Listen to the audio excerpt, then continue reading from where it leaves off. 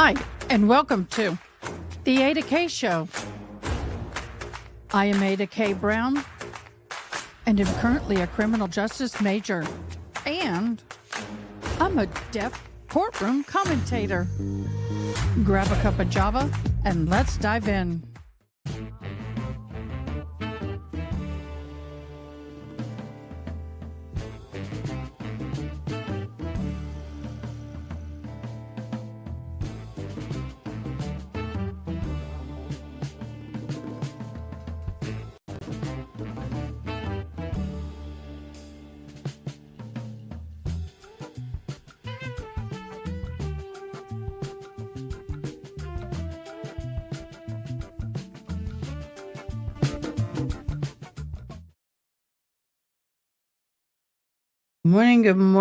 Good morning, everybody. And my bangs are doing crazy things. Good morning. I hope this finds you well. It is day 5 in the Karina Cooper trial. While I gone, haven't had my coffee yet. And we are getting ready for the next witness in that trial. Today, we are also on a verdict watch for the Raoul Valley trial. Let me get the ears fixed. Sorry about that, guys. Gosh, everything's a miss this morning. Valley trial. And then, so we're waiting on that. Now, the jury's been hung in his trial for some reason. I'm not surprised. I'll be honest. I'm so not surprised. But before we go in, as I have been doing for the last couple of days, Kerrville, Texas is my hometown, which I'm sure most of you have heard of the disasters that we are facing and the continued stress and devastation recovery we are in. I'm going to give a quick update. As of yesterday evening, at least 109 fatalities, most or many of them children. Y'all have heard about Camp Mystic. So I think they have 27 of those children have passed. We have at least 5 more of those children have not been found or identified, and 1 camp counselor. Country singer Pat Green reported that 4 family members of his were swept away in the floods. There are, and I've been saying this, that there were more unreported lives, or lives that were not called in to the number, specific number they gave for the flood. And finally, they have a tally between 161 and 180 additional missing persons. This event could put us over 200 deaths in the Texas Hill Country. So that's where we stand. Also needed to let you know that all of us who use StreamYard have been glitching. The latest version of some browsers, except for Chrome, Edge, and Firefox, seem to have introduced a conflict that's causing instabilities within the studio StreamYard. So they're working on that. If we get a little glitchy, that'd be why. So they're working on a bug fix for that. First in chat this morning was Yana, June, and One Sunny Day. Yes, all super chats and super stickers will go to the flood relief. 100% of them. I do have a QR code if anybody wants to do a Venmo. We are taking that. Okay, so let's do a quick breakdown as to yesterday in the Karina Cooper trial. First off, the bat was forensic analyst Keith Martin, who took the stand with a crucial bloodstain pattern analysis. Oh my God. I'm sorry, y'all. It testified that stippling on Ryan Cooper's face indicated a close range unaliving. Confirmed that there were no exit wounds, discussed how blood patterns revealed the body's positioning during the unaliving, highlighting potential scene contamination, from Karina, from when she sat on top of Ryan's body. DCI criminalist Steve Trevithick, TVRDIK, presented footwear evidence, testified about the footwear impressions found at the scene, noted that the impressions did not match the muck boots found on the scene. The tested the doorknob for fingerprints, but found no sustainable fingerprints for comparison. Then DCI criminalist Brenda Reinhardt testified about evidence collected at the Cooper home. Family business dynamics was testified to by Michelle Wilson, which is Ryan's sister and family business accountant, provided the key testimony, discussed her role as a bookkeeper for the family business, revealed finding a phone bill with a post-it note containing Hudson D, a phone number. Suggested that this indicated potential relationship issues. Mentioned that Karina had interest in Ryan didn't agree with. Okay. Key takeaways from this is the prosecution focused heavily on the forensic evidence suggesting scene alteration, close range unaliving, potential motive through family business testimony and relationship issued hints, as though the phone bill, through phone bill evidence. This particular day was built on prosecution's case around the murder scene dynamics and potential underlying issues in the Cooper marriage. There's our recap for this morning. We are currently right now waiting on the scene for the Cooper to start, and we are also waiting patiently for the entrance of Valley and to kick off the next day of trial. So this is Wednesday. Oh, I got to go work on homework. We are going into day 3 of deliberations. Many of us did not believe that would be a day 3 in deliberations on this particular trial. I myself am not surprised. I figured you're going to have 3 classifications of people in the jury room. You got one 100% guilty, one that is on the fence between guilt and self-defense, and then you have a third, which is he's self-defense, boo. I have gotten my external camera working. Yay, finally. It just decided to turn on. Well, I turned it back on, but it decided to, sorry about that, I had to fix that. It decided it wanted to actually work when I turned it back on. So, yay, we're good with that. Good morning, everybody. Good morning, Ronnie. Hello, Tinkitude. Good morning.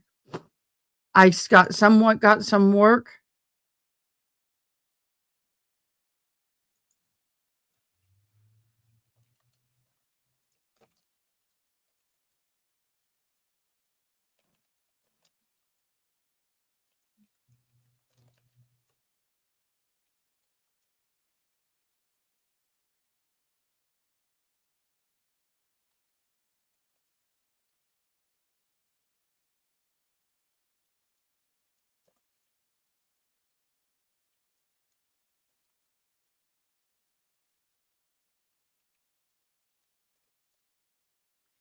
Okay, I hear something going on in one of the courtrooms.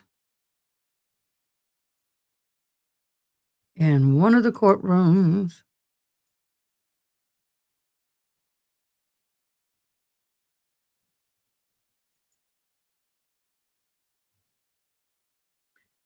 morning, everyone. Go ahead and have a seat. I like this judge. He is so polite.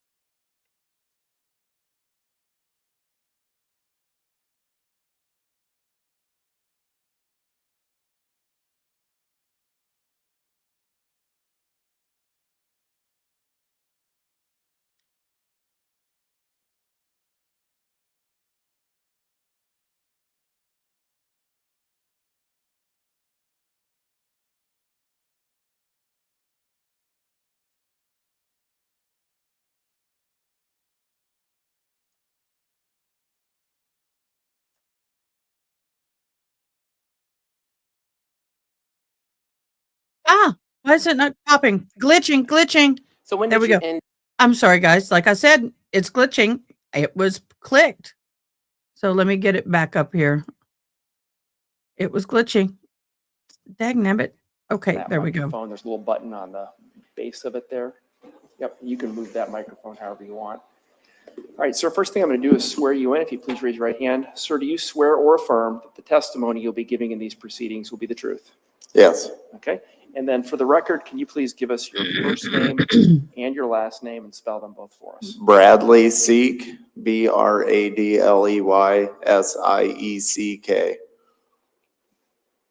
All right, thank you, Mr. Seek. Ms. Williams? Thank you. Mr. Seek, where do you currently live? Toledo, Iowa. And are you currently employed? Yeah, self-employed. Okay. And prior to being self-employed, around September of 2022, where were you employed? Nolan Farms. How long did you work for Nolan Farms? About a year and 4 months or 5 months, something like that. Okay. So when did you end your employment with Nolan Farms? January of 24. Okay. So beginning, end of January? Yeah, end of it, January. While you were employed with Nolan Farms, did you know someone by the name of Houston Danker? Yes. And besides working with him, how did you know Houston? I met him a few times prior, but just short, 5 minutes here or there. That was about it. So mostly just coworkers? Yeah. At some point while you were working with Mr. Danker, did he ask you to do something for him? Yes. What did he ask you to do? Hold his guns. Okay. Did you agree to hold the guns Yes. for him? Yes. Can you describe the circumstances that led to that arrangement? He was moving and his girlfriend, whatever he was moving in with, had a daycare in her house. So I'm assuming he didn't want him there. And is that what he told you? No, he never said that. He just said, can you hold these for me? And that was it. Okay, gotcha. Did you agree to hold the weapons Yes. for him? After that conversation with Mr. Danker, did he give you any guns? Yes.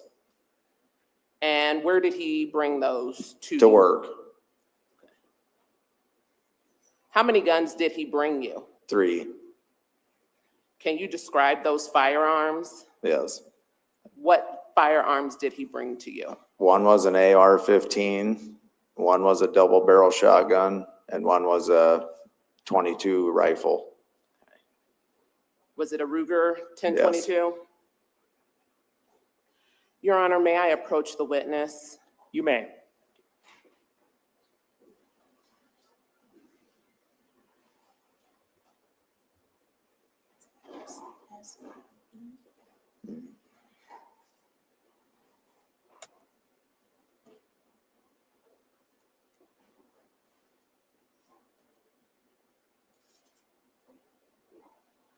Your Honor, I'm going to approach the witness with the one of the firearms in question. I just want to let the court know that it has been inspected by law enforcement and you're safe at this time. All right, thank you. May I approach? You may, and you don't need to ask again with this witness. Mr. Seek, I am holding what has been marked as State's Exhibit 298. Do you recognize this Yes. firearm? Yes. Can you describe it for me? It's What a Ruger, firearm is it? Ruger 1022. Okay. And how do you recognize it? Yeah, that's one Houston give me, one of them. Okay. And did you have this weapon stored at your home? Yes. At this time, Your Honor, by agreement of the parties, we would offer State's Exhibit 298. Any objection? No, Your Honor. All right, 298 is admitted.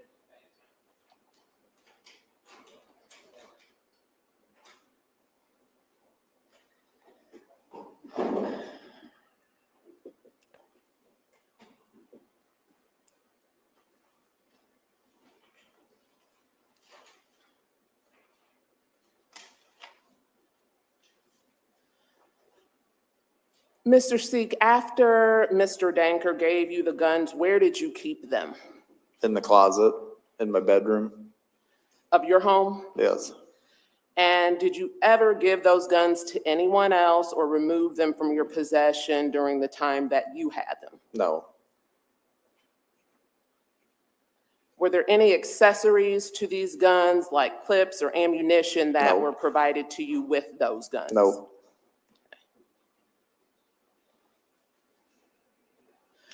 At some point after you strike that, how long did you have these guns? 6, 8 months maybe. Okay.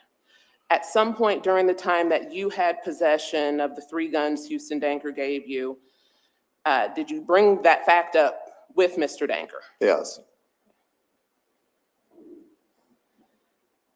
And when you mentioned it, what was his response? Don't worry about it. Just keep holding on to them.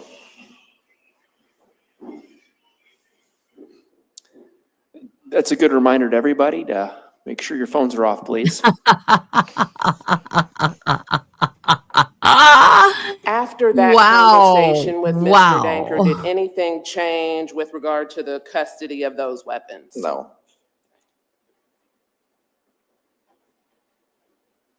And were those firearms, including the Ruger 1022 rifle, accessed by anyone else while they were in your possession? No.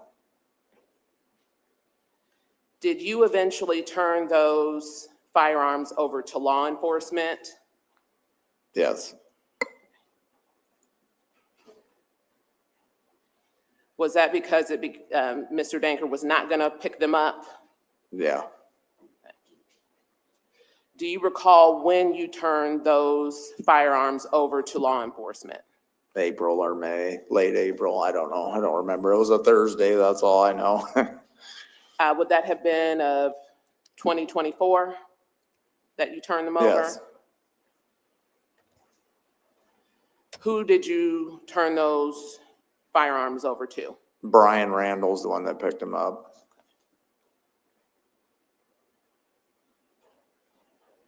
Is that the last involvement you had with those firearms? Yes. I don't have any further questions. Thank you. Mr. Hawbaker, any cross-examination? Thank you, Your Honor. Morning, sir. Morning.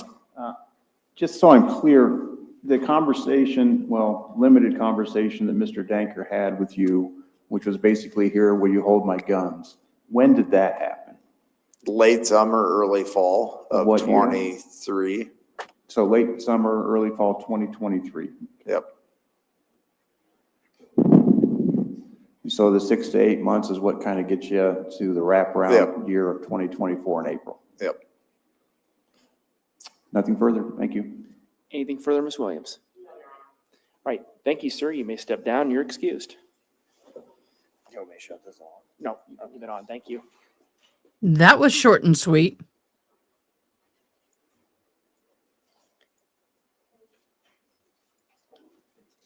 Mr. Kodiaga, is the state prepared to call its next witness? Yes, Your Honor. The state calls Brian Randall. Did he say Brian Randall? I never fully got what this guy actually did, but I guess he was a coworker or employee. Good morning, sir. You come on up here to my far left, if you would.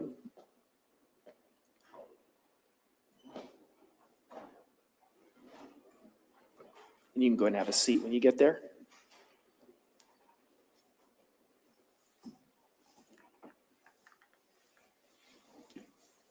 You can adjust that microphone however you'd like. It's on. First thing I'm going to do, sir, is swear you in. If you'd please raise your right hand.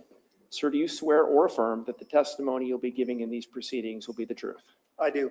All right, and then for the record, can you please provide us with your first name and your last name and spell them for us? Brian Randall, Brian Randall. All right, thank you, Mr. Randall. Mr. Kodiaga. Thank you, Judge. Good morning, sir. Good morning. You've stated your name. How are you currently employed? I'm a deputy for Tama County Sheriff's Office And how long have you been with the Tama County Sheriff's Office? since 2011. You say you're a deputy sheriff at the county attorney's office, at the sheriff's office? Yes, sir.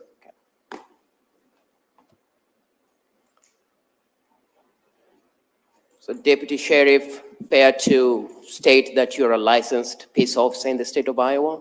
Yes, sir. I graduated from the Iowa Law Enforcement Academy in 2003. In the course of your duties, were you part of the investigation of the case that brings us to this courtroom today? I was. As part of your investigations in this case, did you at some point go to the residence of someone called Bradley Sick or get in touch with him to pick some firearms? I did. Do you remember when that was? There was 3 in total that I received from Brad. One was a .22 rifle, one was a double-barrel shotgun, and one was an AR-style rifle. So there were 3 firearms that you received from Bradley Sick. Yes. And you've described them. Can you describe, you've stated what those items are. Can you briefly describe what they look like or what type of firearms they are? So the AR-style rifle is a semi-automatic style rifle, large caliber, generally with a short barrel. Double-barrel shotgun, it's just two barrels, one side by side, and then a .22 rifle, which is also a semi-automatic small caliber rifle. From your understanding, these guns belong to Houston Denker. Correct.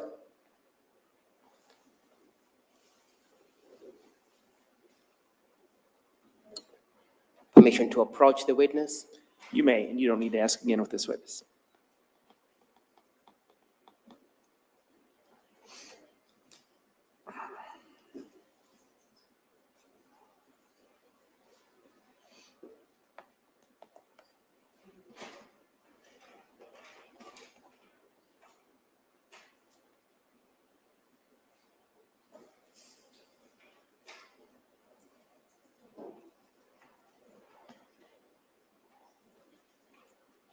I'm going to show you what's been admitted into evidence as 298. Do you recognize what that is? I do. Yeah.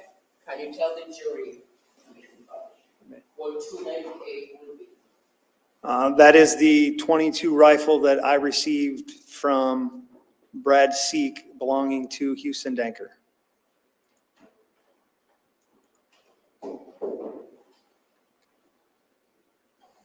As part of the investigation in this case, was that type of firearm of interest that you and your other officers were looking for?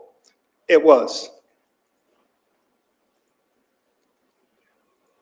When you received this firearm, what did you do with it? It was initially checked into evidence at the Tama County Sheriff's Office, and then it was delivered to the Iowa DCI lab in Ankeny, I believe by Detective Killian. Why was it delivered to the lab? To be tested against the casing that we found at the scene of the homicide. So as part of the investigation, you were aware that there was a casing of a .22 that had been found at the scene, and therefore you needed to confirm if it's the same firearm that had been used, correct? That is correct.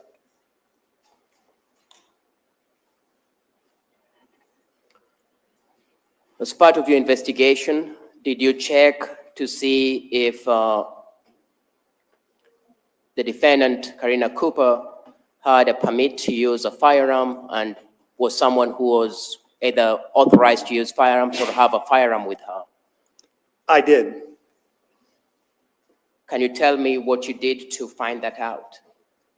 So I checked the records at the Tama County Sheriff's Office. We keep a computerized record of anybody who obtains a permit to purchase or a permit to carry firearms in our database at the Sheriff's Office. I'm going to show you what has been marked as statement 2 or 3 for the purposes of identification.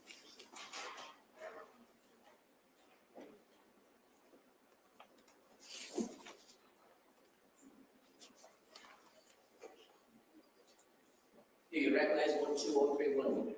I do. What is 203? That would be a printout of the electronic record that we maintain at the sheriff's office showing that Karina has or had a permit to carry weapons. Fair and accurate what you have as a printout from your office? Yes. We move to agree to 203. Any objection? Need to see it first, Judge. All right.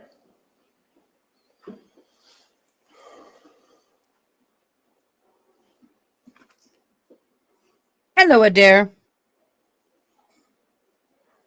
Hello, Chadwick.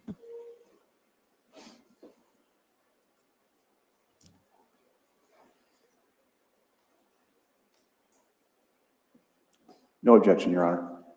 Then Exhibit 203 is admitted. So to get a permit to have a firearm, what does a person need to do? So the initial permit at that time would require you to provide proof of satisfactory training. And that the satisfactory part is determined by the state of Iowa, not determined by the Tama County Sheriff's Office. But you would have to provide proof of training for the initial permit. A renewal permit does not require, we just use the initial training. And that the initial training, does that consist of firing a firearm, using a firearm, being able to handle a firearm? It does.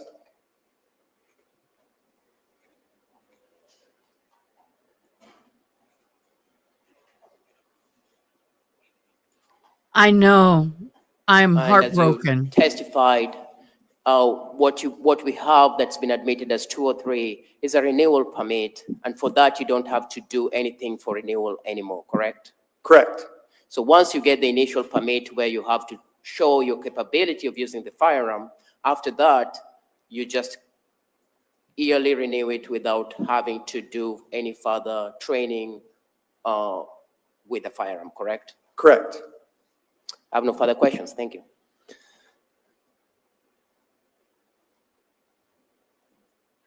Cross-examination by, I'm not sure, Mr. Hawbaker? It's me. I should have lit up my light. Thank Oh, you. that's all right. It's okay. Did you ever go to the scene at the Cooper's house? Did you ever go there? I did. Okay.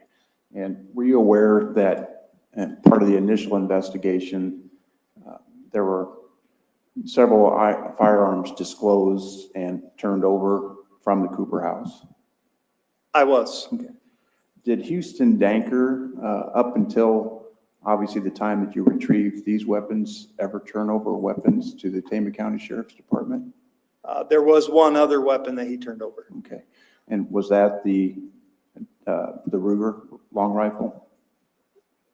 Potentially, I guess, I'm not sure about the Ruger. I personally accepted that from him in November of 2023 and delivered it to the lab. I don't recall the brand. It's from who? Houston Danker. What was that gun? It was a 22. Okay. Was it exhibit 298? 298. Was it exhibit 298? It was not. Okay. So those guns, the only way that you retrieve those is from Mr. Seeks. Yes.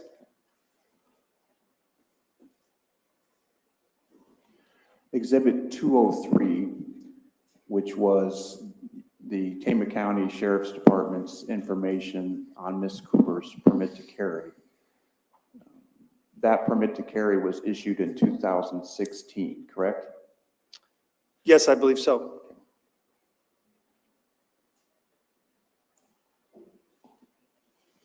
And as part of obtaining a permit to carry, while I could understand why some training might have you fire the firearm, it's not actually required for the permit, is it? Not for Iowa. So it is possible for somebody to obtain the permit and never having fired whatever firearm they may have. It is possible. That's horrible.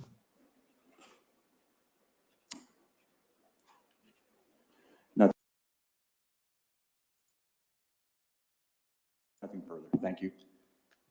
Anything further? No, Your Honor. right, thank you, sir. You may step down. You're free to go. I switched to a new feed that doesn't have the ticker because it's bothering just some people. Trying to All right, is the state prepared keep to it call this next comfortable witness? for all. Yes, if you may have a minute. Your Honor. You may.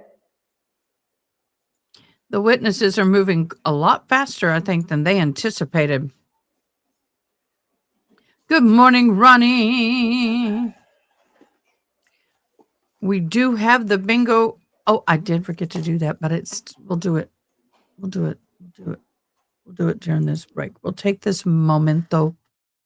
We do have a bingo card, everybody. If you'd like to play, here is our bingo card. Miss June worked so diligently for, and I have not marked anything off. So let's see.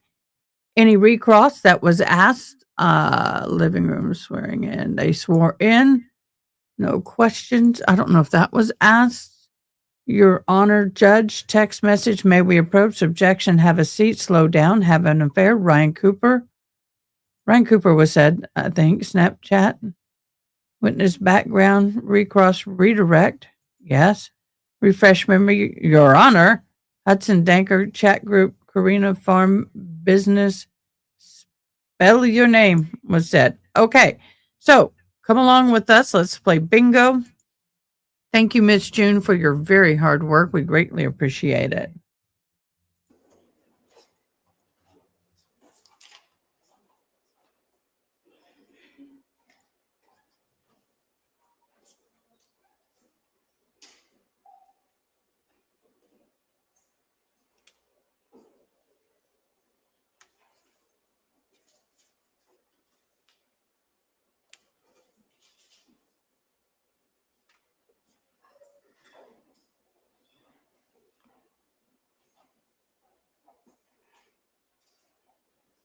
The state calls Jonah Berry.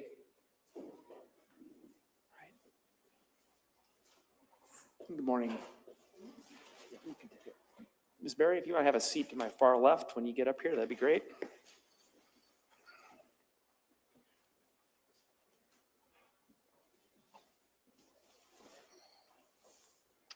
And that microphone's on. You can move it around however you'd like.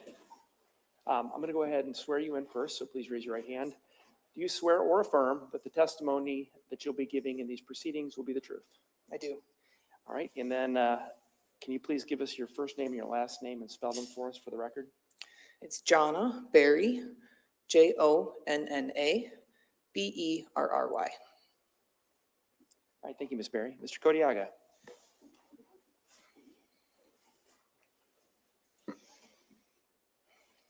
Thank you, Judge. Good morning. Good morning. Can you tell the jury what you do for a living? Yes, I work at the DCI, which is the Division of Criminal Investigations Crime Laboratory. So I work in the toxicology section as well as on the crime scene team. Can you just briefly tell us what the toxicology section is? So the toxicology section tests blood and urine for drugs. Okay. And the crime scene team, can you tell us about that?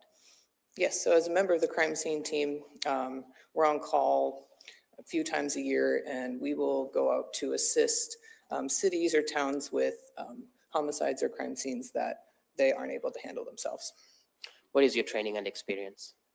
So in the crime scene team, I have a year-long or a week-long course at the Iowa Association of Identification. It was put on in 2016. It was a week-long course on basic crime scene school. And then in 2017, I attended the advanced crime scene school put on by the same association. As part of your experience, you visited various crime scenes over the years? I have.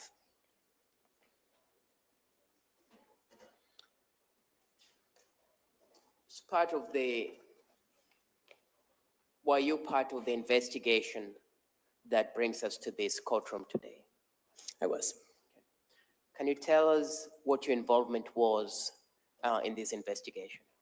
So my partner, Madison Martin, and I went to a residence at 2798 Iowa Highway 8 in Traer, Iowa. And we were asked to process that residence for trace amounts of blood and any other items that may have evidential value to the death investigation that occurred in 2021. And this was in 2024, Do you know what month in 2024? in May. So will around May 8th or on or about May 6th, I believe, would have been the date? Yes, May 8th.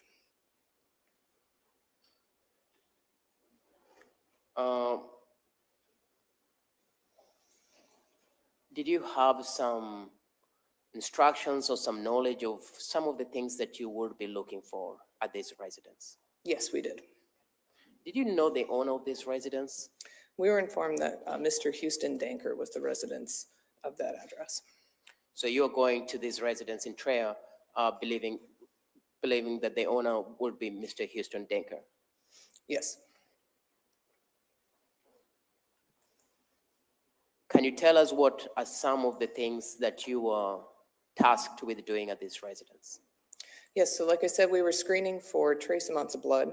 So we used some of our reagents called Blue Star to search for blood. And we also were informed that Mr. Denker may have been wearing a red or maroon sweatshirt and blue jeans at the time. So we searched the residence for that type of clothing as well. So you're looking for items of clothing, Correct. and you're also looking for presence of blood at the residence. That's correct. Can you describe the residence for the jury briefly? Yes, so the residence was located out kind of in the country. It was a 2-story house with a basement.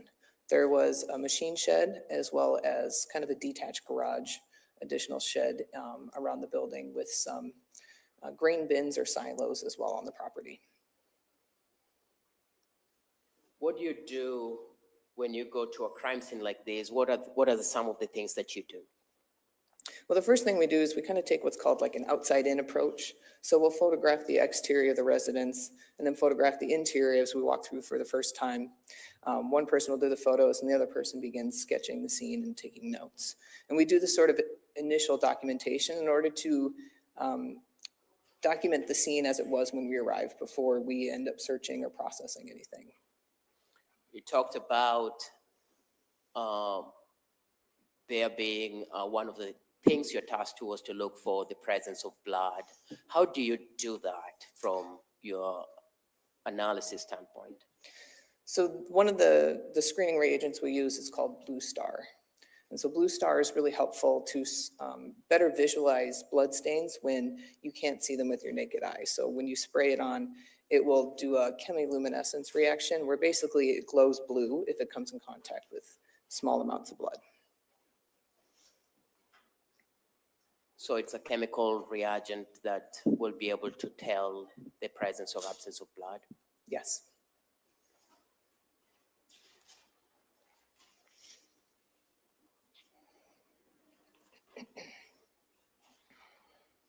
Could you explain the process of applying that Blue Star? So in this process, since the reaction glows blue, the first thing we have to do is make the room as dark as possible in order to better visualize that. Once we can make the room as dark as possible, we'll spray the Blue Star over an area and then document where we see any sort of what we call positive reactions or that glowing blue reaction, yeah. Was there a way that you handled the scene in terms of either cutting it into quadrants or separating it into certain sections?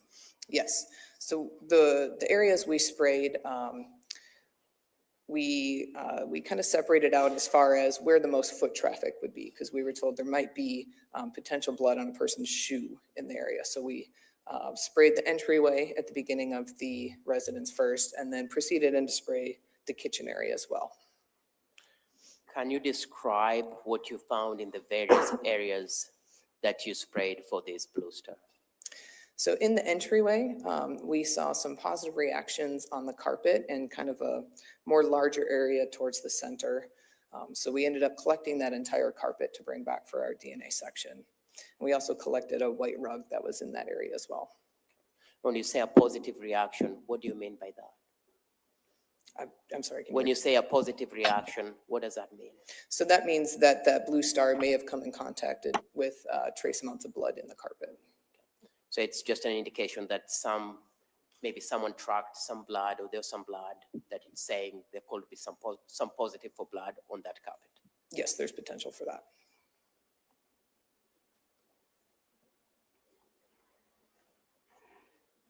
There's some evidence that you found suggesting someone attempted to clean up the carpet or the blood? It's difficult to say if there was any, I can't tell. Moving to the kitchen, what did you find? When we sprayed the kitchen floor, we had a couple small positive reactions on just various areas on the kitchen floor. We just swabbed those areas with cotton swabs to take back to our DNA section. And as part of what you're testifying to, you stated you take pictures of what you see. Yes, that's correct. Well, did that happen in this, when you did this? Yes, we did. Permission to approach? You may.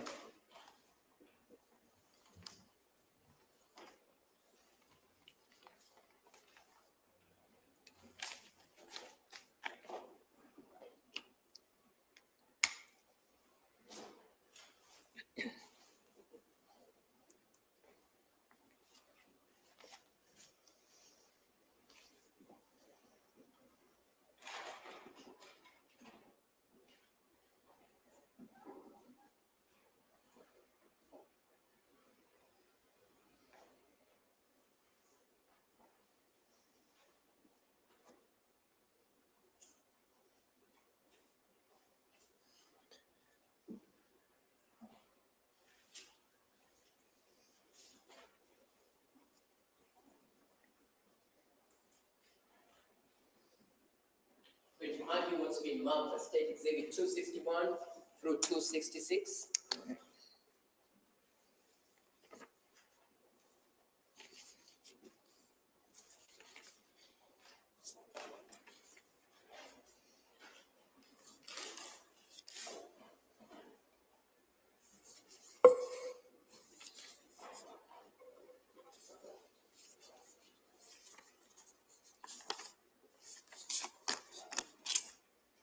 Do you recognize what 261 through 266 will be?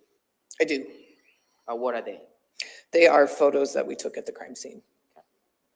Now, do they fairly and accurately depict what you took at that time? They do. We move to admit 261 through 266. No objection, Your Honor. All right, thank you. No objection, then exhibits 261 through 266 are admitted. We'll move to publish.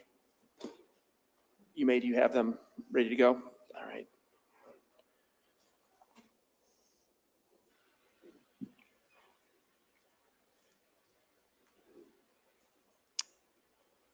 Hold on.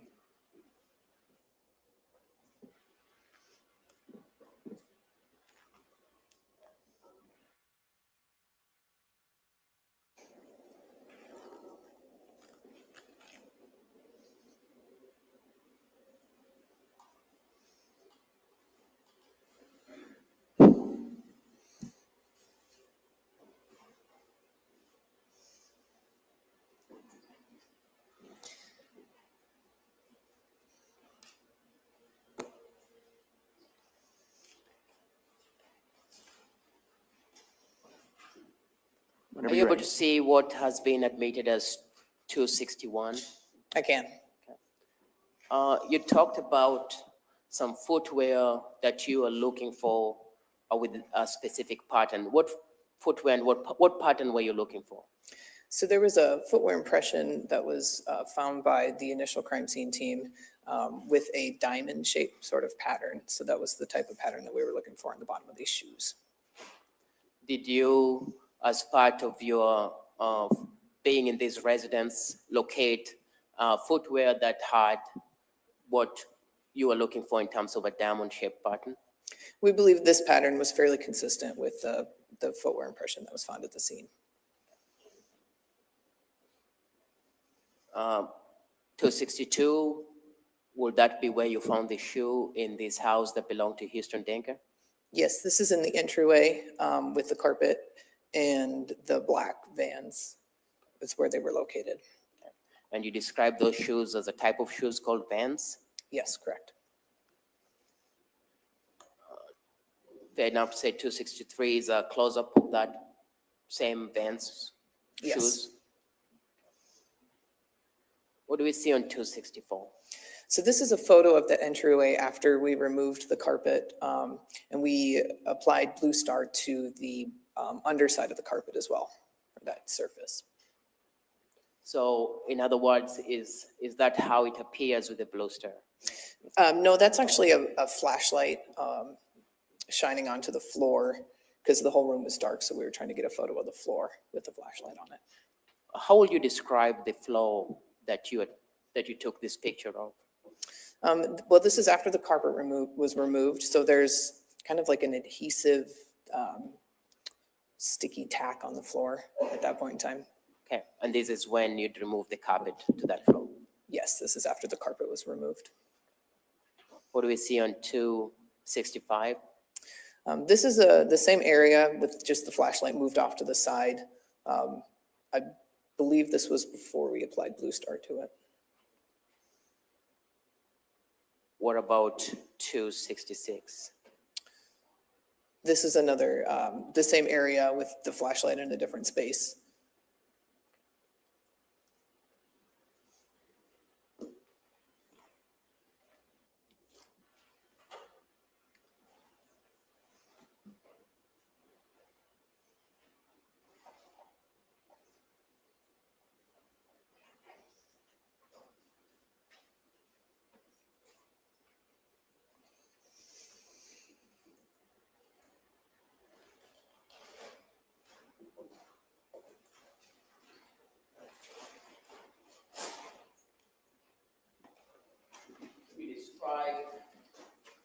You describe the shoes that you took photos of.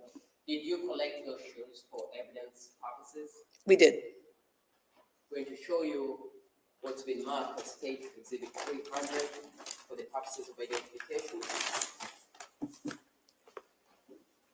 Do you recognize what 300 is? I do.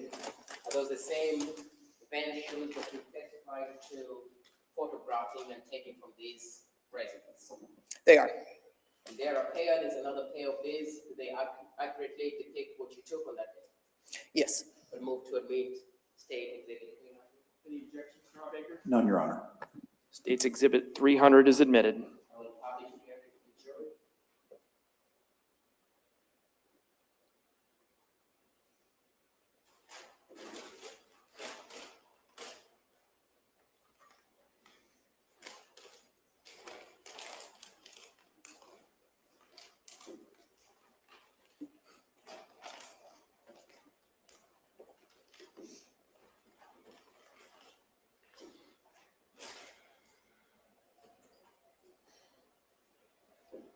Were there electronic devices that you also secured from these residents? Yes, we collected 3 cell phones. Do you remember can you describe what cell phones you collected? There were 2 white iPhones in the kitchen. One had a green case on it, as well as 1 black iPhone in the sort of dining room area on the piano. And fair enough to say these were taken to the lab for further testing too. I believe we transferred the custody to Special Agent Villata at the scene, so he took those. Was there presence of firearms or ammunition or any ballistic evidence that you recovered from Houston Denker's residence? Yes, we recovered 14 22 caliber fired shell casings from the outdoor, kind of around the porch area of the residence.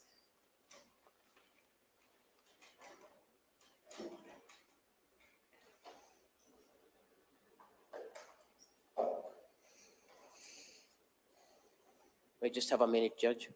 You may.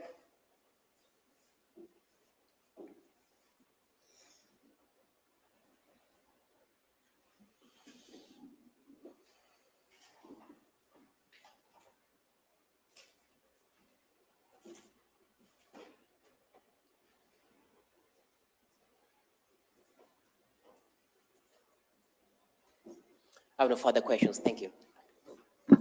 Cross-examination, Mr. Hawbaker. Thank you, Your Honor. Morning, ma'am. Good morning. So your investigation was limited to the visit to Houston Danker's property, is that right? That's correct.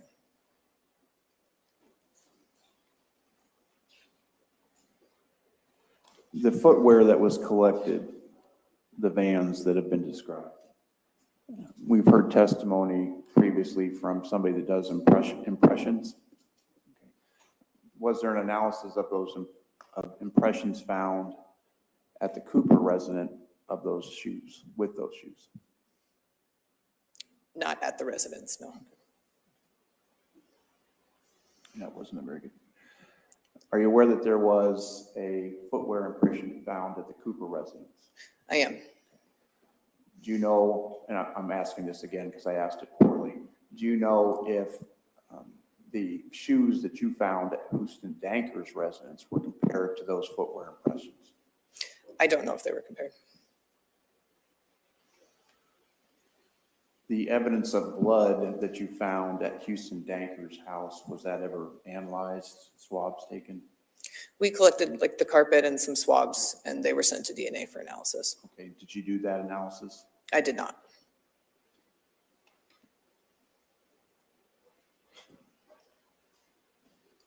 Did you collect the shell casings that you found outside? We did. Did you participate in any matching of those shell casings with firearms found in this case? I did not.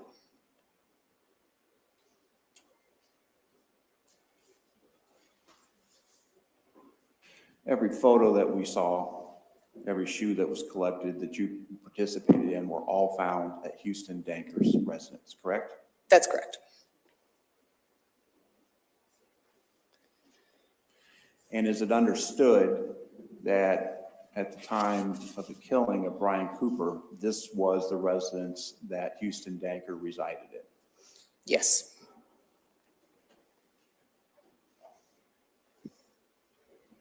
Nothing further, thank you. Any redirect?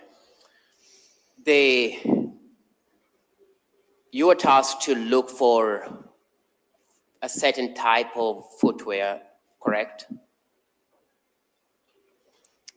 Like Maybe what you rephrase. testified to, you're looking for a shoe that can make diamond patterns or will leave such an impression, correct? Yes, we were looking for that type of pattern. That's what you found that has been now admitted, correct? Those were the shoes we thought were best consistent with the pattern. And fair enough to say there were other people in the lab who were in charge of either doing firearms testing, ballistic testing, and also doing the DNA testing. Your job for this was only to go in and collect some evidence at this residence. That's correct.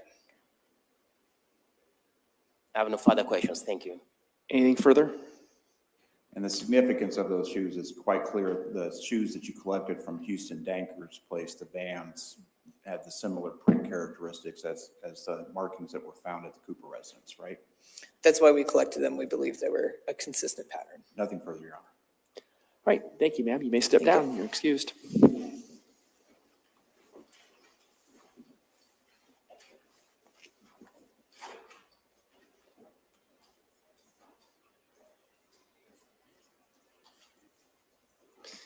All right, is the state prepared to call its next witness? Yeah, the state calls Sabrina C. Heffer.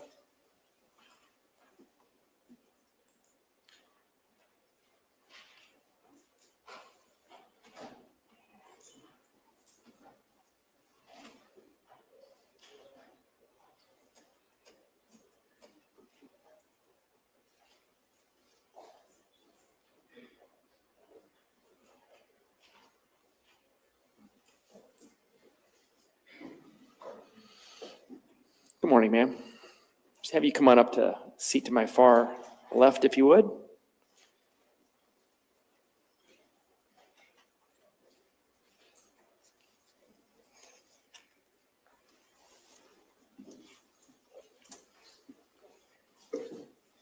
All right, I'm going to go ahead and swear you in. If you please raise your right hand. Do you swear or affirm that the testimony you'll be giving in these proceedings will be the truth? I do. All right, and then for the record, can you please give us your first name and your last name and spell them both? My name is Sabrina, Sabrina, Seehofer, Seehafer. Great, thank you. Mr. Kodiaga. Thank you. What do you do for a living? I'm employed by the State of Iowa Department of Public Safety, Division of Criminal Investigations, Criminalistics Laboratory, better known as the DCI Crime Lab. So we've heard a lot from other DCI crime lab people you work with, like the lady who just left over here, you work with her, correct? Yes, I do. What do you do at the crime lab? My primary assignment is to the DNA section of the laboratory. Can you briefly tell the jury your qualifications in terms of education and professional experience to be in your position? Yes, I have a bachelor's degree in biology from Westminster College in Fulton, Missouri, a master's and a PhD in biochemistry from University of Rochester in Rochester, New York. Once I completed my graduate work, I was employed by the Iowa DCI Crime Lab.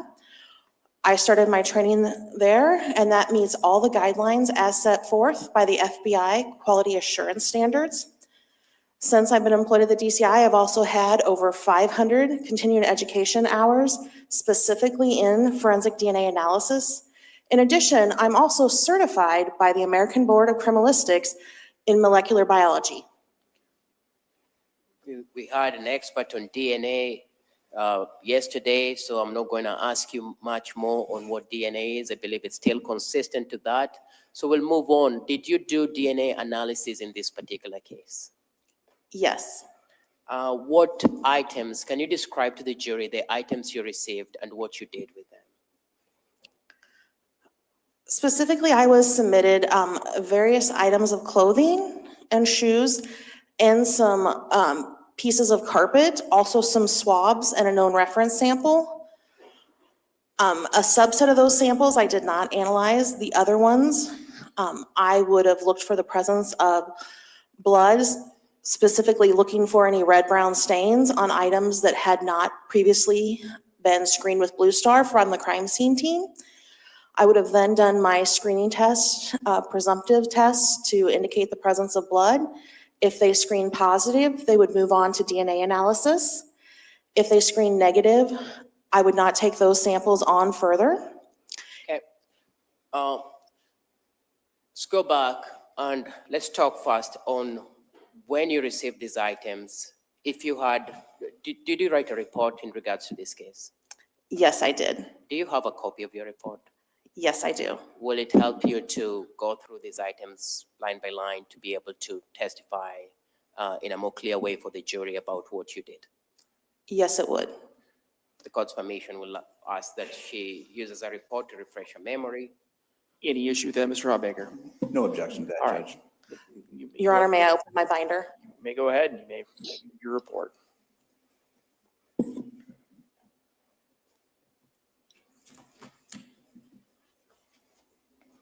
So starting with the items that were delivered to you on or about May 7th of 2024, can you tell the jury what you had and what you looked at? So the items received by the laboratory on May 7th were a pair of jeans and another item that contained 2 sweatshirts and a long sleeve t-shirts. Did you know who these were, or were these items belonging to a person by the name of Houston Denker? That's what was indicated on the receipt form when I received the items for the jeans. It did not in the description indicate who the 3 sweatshirts belonged to, were the 2 sweatshirts and 1 long sleeve t-shirt. When you say you do DNA analysis, what type of screening did you perform on these items that you've just talked about? On these specific items, I was screening for the presence of blood. And how do you do that? So when I'm screening for the presence of blood, I first clean my bench area, individually lay out each item of evidence by itself. I examine that item. So I'm looking for the presence of any red-brown stains on the piece of clothing. I would then circle those areas And then I would collect a subsample of that by dampening 2 sterile swabs and swabbing just a little area of the stain, set those aside, and those swabs would be what I would perform my screening test on. We perform 2 color change screening tests. So I would put the both clear liquids on one swab, one on the other, and then put hydrogen peroxide that pushes the reaction forward. If my screen tests are positive for the presence of blood, one of the samples should turn blue, the other should turn pink. In this case, on all those items, there were 9 stains on the jeans that did not screen positive for the presence of blood, so no DNA testing was attempted. And then on the other shirts, there was actually no stains noted when I examined them, so no screening tests were performed or DNA analysis. As you perform your analysis on these items, do you at that time have a known DNA sample of Houston Denker? I did perform testing on the known buccal sample of Houston Denker. That was received later, submitted to laboratory after I had already examined the items in my report. So you at some point have his known DNA samples, but initially you're just detecting if you can find blood in these items that you've testified about, correct? Yes, so his known was submitted at the end of May, where the other stuff was earlier in May. Was there blue jeans that you tested that was, I believe, that's the item number 46? Yes. And you say blood screening was negative on that item? Yes, in the 9 areas I tested. Were there other items that you tested? Specifically, not on item 46. Those were the only areas. Then I moved on to the next items, item 47. Okay. Item 47 contained 2 sweatshirts and a long sleeve t-shirt. I examined each of those items individually and detected no stains on any of those items. So that concluded my exam on item 47. Okay, what other item did you test? I tested item 52. What was that? That was a pair of black shoes. Okay, can you describe what those shoes were? I would have to refer to my bench notes to describe them. Okay, if I showed you what's been admitted as exhibit 30, exhibit 300. Sorry.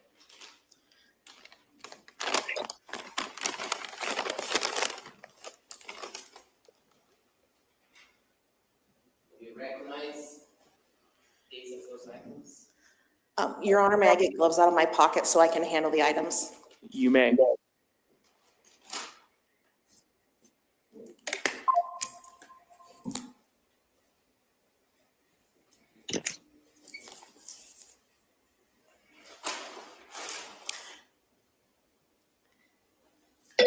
Yes, I do recognize these items.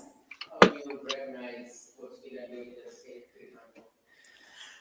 So specifically, these black pair of shoes, you can actually see the DCI case number and the item number and the date I examined these 2 shoes written in silver marker, Sharpie marker, on the outside, just above the sole, on each item of shoe, indicating that this is the actual pair of shoes I examined that is associated to item 52.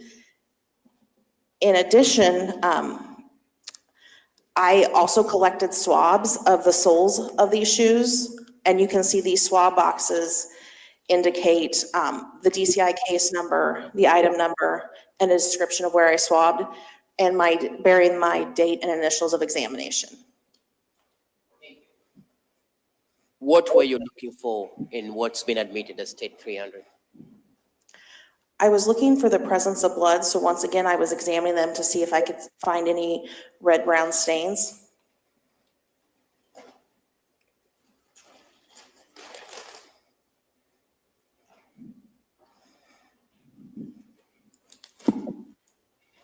And what was the results of your examination? Screening did not indicate the presence of blood on 4 areas of the right shoe, and screening did not indicate the presence of blood on 5 areas of the left shoe. Therefore, no further DNA testing was attempted. You will note on those shoes, you'll see circles with a negative/negative. Those are indicating the areas in which I did my presumptive screening tests on. When you examine items at the lab, do you always find presence of DNA or presence of blood or presence of what you're looking for? No, we do not. Okay. Is it a misconception out there that you as scientists will always have to find that? Yes, it is a misconception. We have as many cases that don't have a presence of a body fluid that do. We also have a good subset of cases where no DNA profiles are developed. And what are some of the reasons why sometimes there's nothing that you find when you test these items? There could be a lot of different reasons. So one, there could never have been any biological fluids or DNA left on the item. Obviously, wearing pieces of clothing, we'd expect some small amounts of DNA. It could have the biological fluid or DNA could be cleaned off or removed. DNA also cannot be seen by the naked eye, but it can be washed off. It can be degraded, such as leaving something in sunlight, different nature factors such as the dirt and different things you spray things with can degrade the DNA and make it in a form that it's such small, tiny pieces of DNA that we're not able to develop a DNA profile from it. Okay. So in other words, things like blood can be cleaned by someone, correct? Yes. Passage of time in terms of if this shoe that you're collecting is 3 years down the road or 2 years down the road, that passage of time can degrade that sample of blood that would have been on that item, correct? Yes. As a piece of shoe or an item of clothing ages out, if it's a small amount of DNA or it's cleaned up, it wouldn't be present there for us to detect with our testing. Were there any other items that you tested? Yes, item 53. Can you tell us about that? Item 53 was a white rug. Once again, I looked for the presence of any areas of possible blood. My screening test did not indicate the presence of blood on 13 different areas of that rug, so no DNA testing was attempted. What about item 54? Item 54 was a large piece of carpet. So specifically in item 54, I did not do any blood screening tests for this. It was indicated when it was submitted in my communication with the crime scene team that collected it, criminalist Donna Berry, that they had already applied a blood screening reagent at the scene when they collected these items called Blue Star Forensic. Because Blue Star Forensic uses the same portion of the blood as my other screening tests, it was determined that I would not do any screening tests and I would just attempt to sample the areas where she saw the Blue Star reaction in that segment of carpet. So she helped me identify those areas and I took cuttings of 6 of those areas and attempted DNA on them. And what were the results of your findings? No DNA profile was developed from 5 of the areas on the carpet. One area did produce a few DNA factors, but those DNA factors were just too weak for any conclusive interpretation. Okay. And from your understanding, this was they came from a house where a person by the name of Houston Denker was supposed to be living at, correct? Yes. Was it surprising? Is it surprising to you that even though this person lived here, you still were unable to find DNA factors or able to retrieve DNA factors from these tests? No, it's not unexpected. Carpet is something that doesn't either holds a lot of DNA or very little, and typically people walk on it with shoes and not your bare feet. So the bottom soles of your shoes, unless you walked in a biological fluid, would not have very much DNA present. So it's not unexpected. In addition, all of our screening tests are only indications of blood, not human blood. So if those areas did screen positive with Jana's for blood, it could also be blood of another animal, where my DNA testing is specific for human DNA only.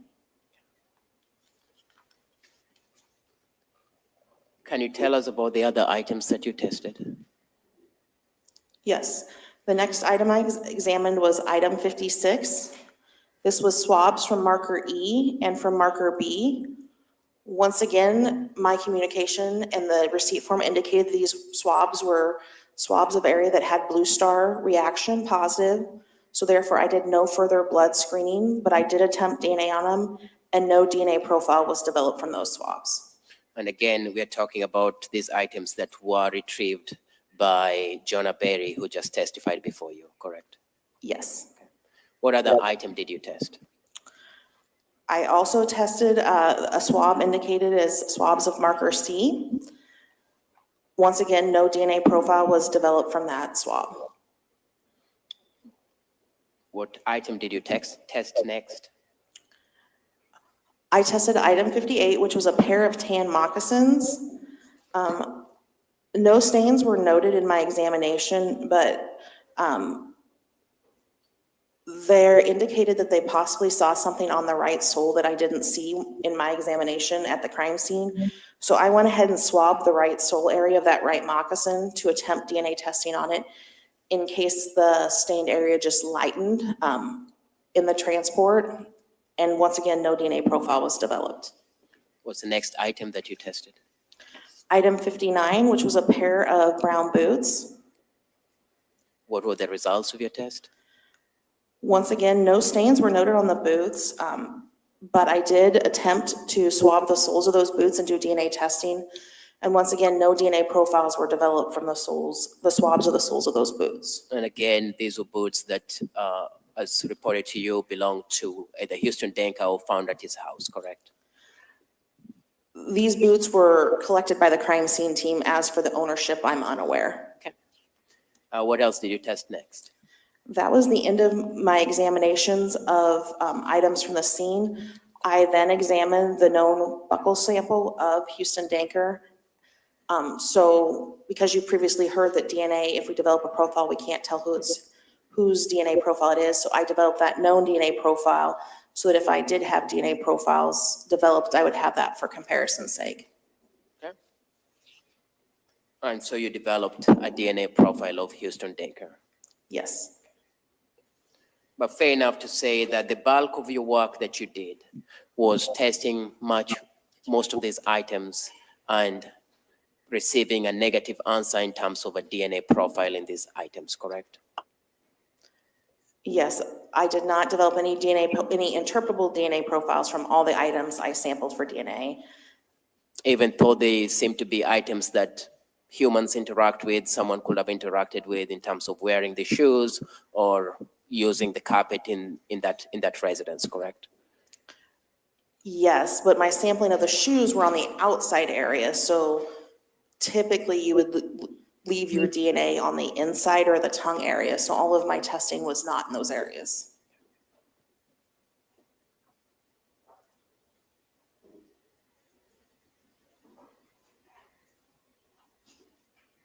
Diane, I feel like my interpreting is date.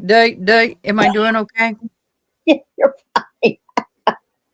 Yeah, he just really likes to talk fast. That's why you got him. And then the understand accent it. makes it harder. Thanks, y'all. It's been hard. I had a very difficult night. I'm going to take a quick little pause. I had a very difficult night last night, and yeah. Let's Are you just say okay? it's another sleepless night. The families are, we're still finding people, and they finally acknowledged that there's 161 to 180 people that have been now registered as missing that were not a part of the first group, along with the 94, 106, 200. the numbers keep changing. We're over 106 deceased, and 4 or 5 of the camp girls are still unaccounted for, and the counselor. And that was the last numbers. They just had a press conference. I will review that in a little bit. But thank you so much. Zach did pop in and let us know he was doing okay since he does live in the area. I'm not sure if he has any family friends that have not been, that have, yeah, we all have family or friends or connections through the restaurants, through the establishments. It's a small community. And like the Hunt store that was destroyed, I was there that very night, that Friday night. And I mean, I left there shortly after 8 o'clock that night after having dinner at the Hunt, or, drinks and stuff at the Hunt store. And yeah.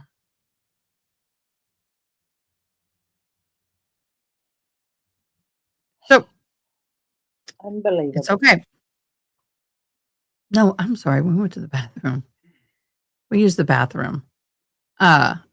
It's kind of funny because the Hunt store used to have a really old bank, and it used to be in the part that used to look like a jail. They had the big iron bars, the rock. It looked like a very, very old jail. And then, but we drove past Camp Mystic that night and turned around and came back just for what we call a Sunday night drive on a Friday night.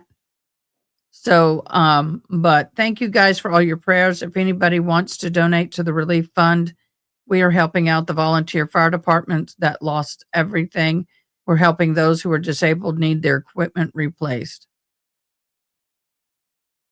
Oh, thank you so much. I have to do this for my mental health more than anything.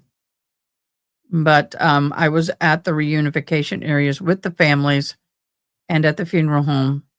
And yeah. And then I have been also working with people who are through referrals, not through the city management, not through the agencies, not anything. It's just word of mouth referrals. So I've been working with some of those families. This is going to be an ongoing thing. But everybody, we're safe. We're fine. We thank you for your prayers. Okay, I want to cover a question that was asked by Miss Ronnie. AdaKay in Texas, do we have to renew the lead shooter license or just as a driver's license? Okay, the lead shooter license was a mandatory for concealed carry, and you could not open carry. The law was changed now that you can open carry but there are very strict places you cannot open carry, and businesses can put signs up that restrict you from open carry. If you want to be able to conceal carry, you can conceal carry too without a license. However, a lot of businesses have signs up that said only licensed concealed carriers may carry within the premises. So if you have a license, which I do, and I will continue to renew, even though you don't have to, it does afford me the ability to carry in a broader area. A lot of businesses are restricting it to license only. The other thing is if you should ever have to defend yourself or that of a loved one and use your lead shooter, if you have a license to carry, you will be handled a whole lot differently than somebody who does not, because they know you have a license. They know you know the law. You've gone through the training, and that they're going to treat you a little bit differently, or they should. So hence a cheap 50, whatever, $100, whatever it is, every so many years is worth it. All right, that answers that question. We're going to go back to the live.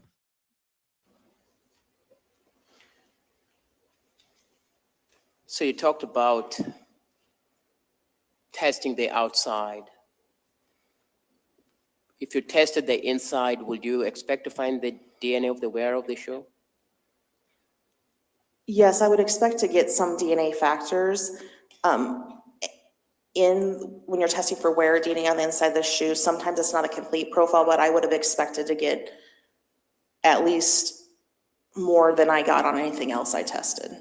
And did you get anything? Or? Only one sample, and it only gave me 3 DNA peaks. So I would have expected to get at least a partial profile or mixture from the inside of wearer shoes. Can you explain that more?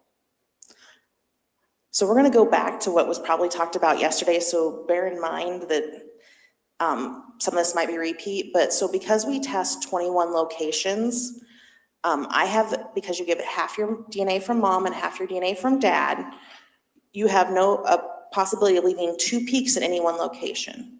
So the 1 2-week profile from the carpet stain, I saw 2 peaks over the 21 locations and 1 peak at a sexing locus or location. So in a wearer DNA, as you continually wear something, you can leave your DNA behind, but because it's skin cell DNA, it can be degraded or slough off. So that's why I said that I would at least expect to get a partial DNA profile consistent with a lot more factors than what I got from the 1 item, 1 cutting that I got a few DNA factors from. Sometimes because people share different items of clothing, you might get more than 2 peaks at locations, which would indicate a mixture of DNA. I have no further questions. Thank you. Mr. Hawbaker, any questions? None, Your Honor. Thank you. All right, thank you, ma'am. You may step down. I'm going to have you start with both of them until I get the names flipped on the things, and then I'll hop in. Because I have to change the names on the thing down there.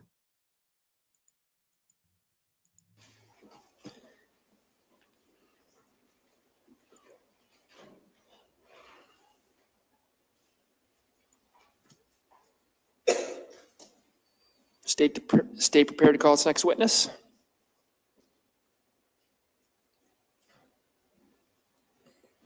The state calls Vic Murillo. The court gives me 1 minute to just check with him. Yep. Okay, I couldn't understand the name. That's okay, I'll get it in a minute. Yeah, I'm glad. Oh, let me check that. You're right. I have to check that. My apologies. Let me get it checked.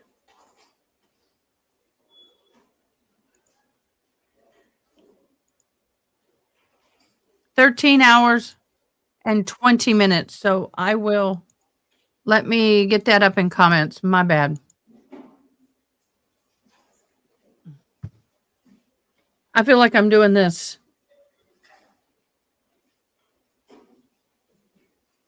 It's okay.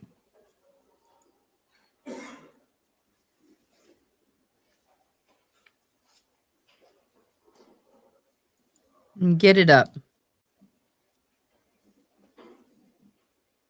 I typed clock and it, oh, never mind. It didn't come back as what I wanted. Okay.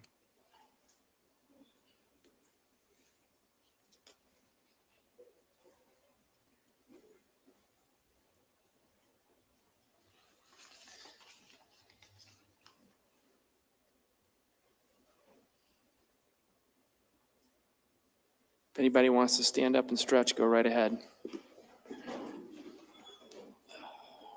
Okay, so what I'll do is I'll post it when it hits 13.5 hours.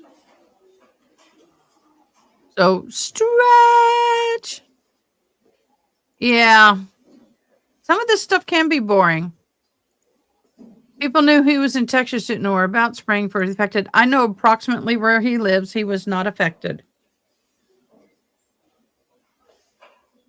in the way that a lot of other people were. So Zach is doing well. Thank y'all for asking.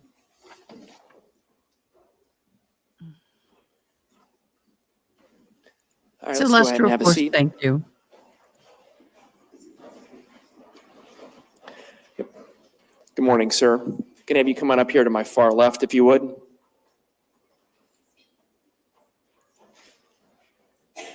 And you can go ahead and have a seat when you get there. Okay, go ahead and have a seat.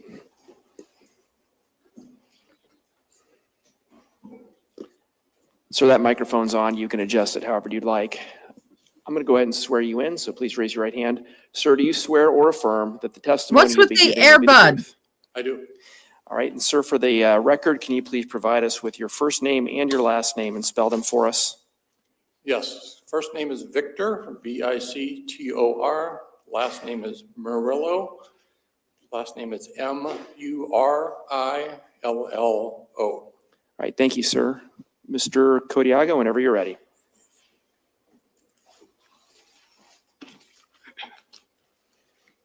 Thank you, Judge. Good morning, Mr. Murillo. Good morning. Can you tell this jury what you do for a living? Well, I'm currently employed as a criminalist, part-time with the Iowa Division of Criminal Investigations State Crime Laboratory in Ankeny, Iowa. Okay. And how long have you been employed in this position? I began my employment in July of 1982. I spent 41 and a half years as a full-time employee of the crime laboratory. I actually retired at the end of 2023 and then was hired back. So I'm back working as a part-time employee, helping with some backlog, with some training, some other things. And I've been doing that for the last year or so. As in the course of your duties with the crime lab, have you been in various positions, and what position were you last in or are you in now?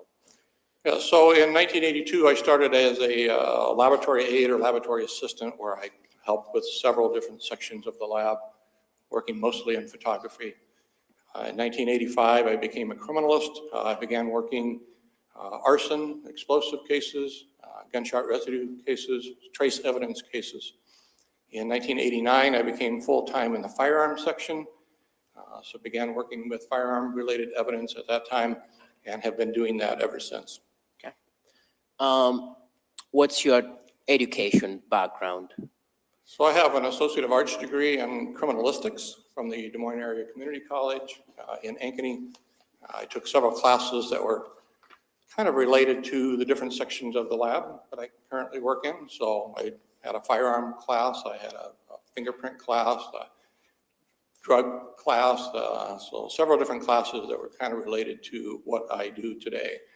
I also have a bachelor's degree from Drake University out of Des Moines. That degree program was kind of a general science program, so a lot of the criminalists are science majors, so either chemistry or biology or physics. So mine is kind of a combination, so I took a lot of all of those types of How do we sign criminalist? classes. So education-wise, formally, that was the extent of my background. Once you become employed in the laboratory, you're going to be assigned to a certain section of the lab, and then there's additional training that you will have to go through. As a firearms and tool mark expert, have you testified as an expert in this in court and various cases in the state of Iowa? Yes, I have. Okay, Diane, I can't do that. What are you saying? Because you're half off screen. I am? Oh, Your hands are half off. sorry. Criminalist is signed how? Give me just a second and I shall tell you. All right, About my I'll trusty keep book. doing this. till Can you then. briefly tell the jury the science of firearms and tool mark that you do? I'm sorry, the type? Can you tell the jury briefly the science of firearms and how firearms work? Yeah, so again, currently I'm assigned to the firearm and tool mark section of our laboratory, so most of what we are going to look at are going to be guns or firearms. We're going to test fire a lot of those guns, do some type of examination on them, and then we also look at a number of fired components. So a lot of fired bullets, fired cartridge cases, trying to match them to one another or match them eventually to a firearm. So fair enough to say, in the course of your career, you've fired or test fired a lot of firearms. Yes, so kind of depends on the day-to-day operation for me. And some days I will look at a dozen firearms in one day.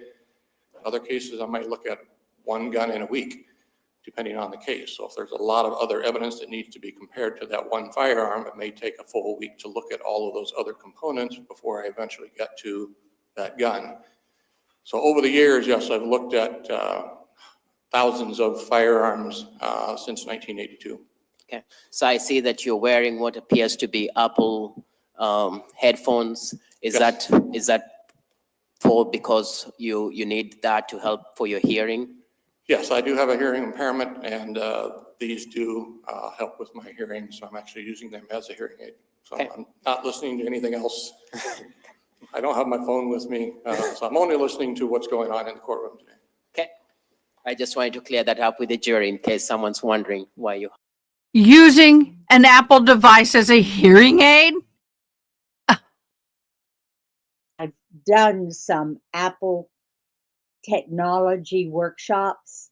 It's awesome what they can do with Apple earbuds now. Criminalist, study, lawbreaker person. What? Yep. Study, lawbreaker person. How about study criminal? That's a lot for one word. How about we'll do the study legal person? Okay. Study bad man. All right, there you go. Have some headphones on. Yes. Okay. I'm going to direct your attention to this particular case that we are here in this courtroom for. Were you at some point in charge of reviewing certain firearms or multiple firearms to test whether they were firearms consistent with a cartridge that had been found at the residence where Mr. Cooper had been shot? Yes, I was the first one to get involved with the firearms evidence in this particular incident. So I looked at several items back in 2021. Okay. And before we go into that, can you just, for the sake of the jurors who are not very familiar with firearms, can you just walk them through how a firearm works, the various components of a firearm, and the terminologies like bullets, cartridges that they've had? Just explain to them what those would be. Yeah, so it's a little hard to explain a firearm because there are a lot of different types of firearms that out there. There are the old style revolvers where you have a cylinder that is filled with a number of different cartridges. Every time you pull the trigger, the gun fires, a wheel turns so that one of the chambers is in line with the barrel. Bullet goes down the barrel towards the target that we're aiming at. We release the trigger, pull it again, cylinder rotates. Another cartridge, live round, is lined up with the barrel, fires, bullet goes down the barrel, and we can continue to do that until we fire all, usually like 5 or 6 of those cartridges in that cylinder. There are also semi-automatic pistols and rifles where we're going to have a magazine that is going to hold several cartridges at a time. Could be anywhere from 6 to 7 cartridges or live rounds of ammunition to 30 or more cartridges that are held in that magazine. That magazine is usually inserted into the bottom of the gun, whether it's a handgun or a rifle. And then there is a bolt or a slide that's going to be reciprocated. It moves back and forth on top of the firearm to cycle the ammunition from the magazine into the chamber. Maybe it is a good idea I'm doing this one, huh? Yes. I know gun. Yes. Oh, lead shooters. It's Lead fired, shooters. it pulls the fired cartridge case out of the chamber and ejects it. So it's left somewhere close to that weapon when it's discharged, but the bullet still goes down the barrel towards the target that we're aiming at. So every time we pull the trigger, the gun fires. There's nothing mechanical that happens other than that slide or that bolt moving back and forth. It chambers the round for us and it extracts and ejects the fired cartridge case for us. So all we have to do is pull the trigger and it fires. We release the trigger, pull the trigger again, and it will fire again until we've used up all of the ammunition in that magazine. So the ammunition is the live cartridges that we're talking about that go into that magazine or go into that cylinder. Ammunition is basically what we call a cartridge or a live round. So that cartridge is made up of 4 components. One is the cartridge case. A cartridge case is kind of like a cup, coffee cup, if you will, that holds all of the other components. At the bottom of that coffee cup or that cartridge case is a primer. It's a small pressure-sensitive explosive material. Okay, I'm going to sign this because I have a deaf person and it's easier for me to pause this and sign it because I know where he's going, but he's jumping a little bit. So give me a split second, okay? Okay.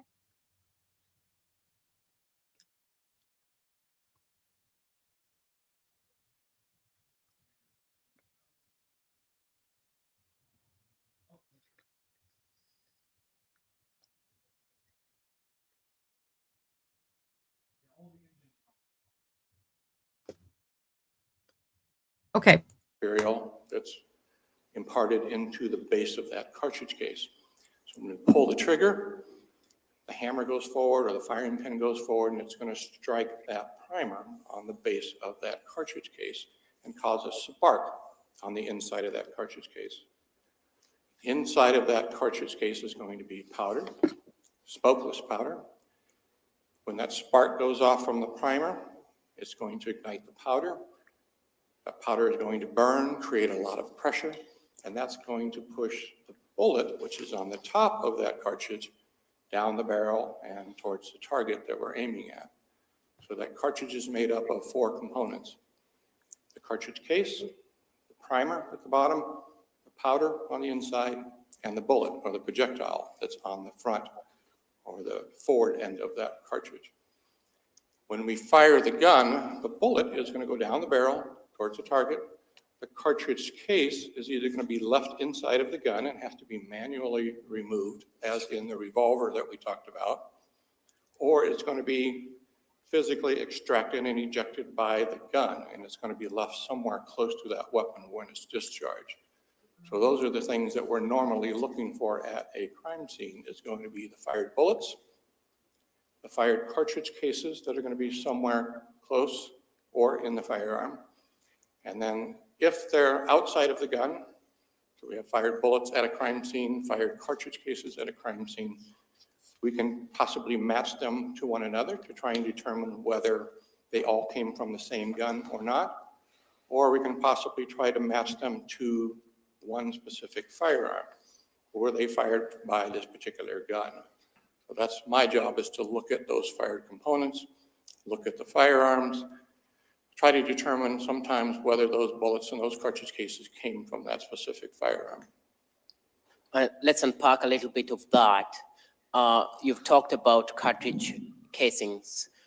Is that what sometimes people call casings, just or shell casings? Yeah, it's known by a number of different nomenclatures, a little different for everybody. So yeah, it could be a casing. Sometimes we call it cartridge case. I refer to it as a cartridge case. Okay.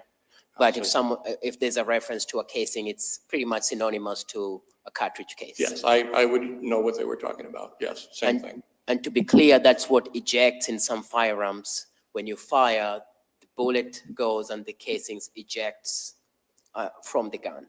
Correct. Okay. When the casing ejects from the gun, does it sometimes behave in an unpredictable manner in terms of where it will land or how it will travel? Yeah, that cartridge case, when it ejects. Okay.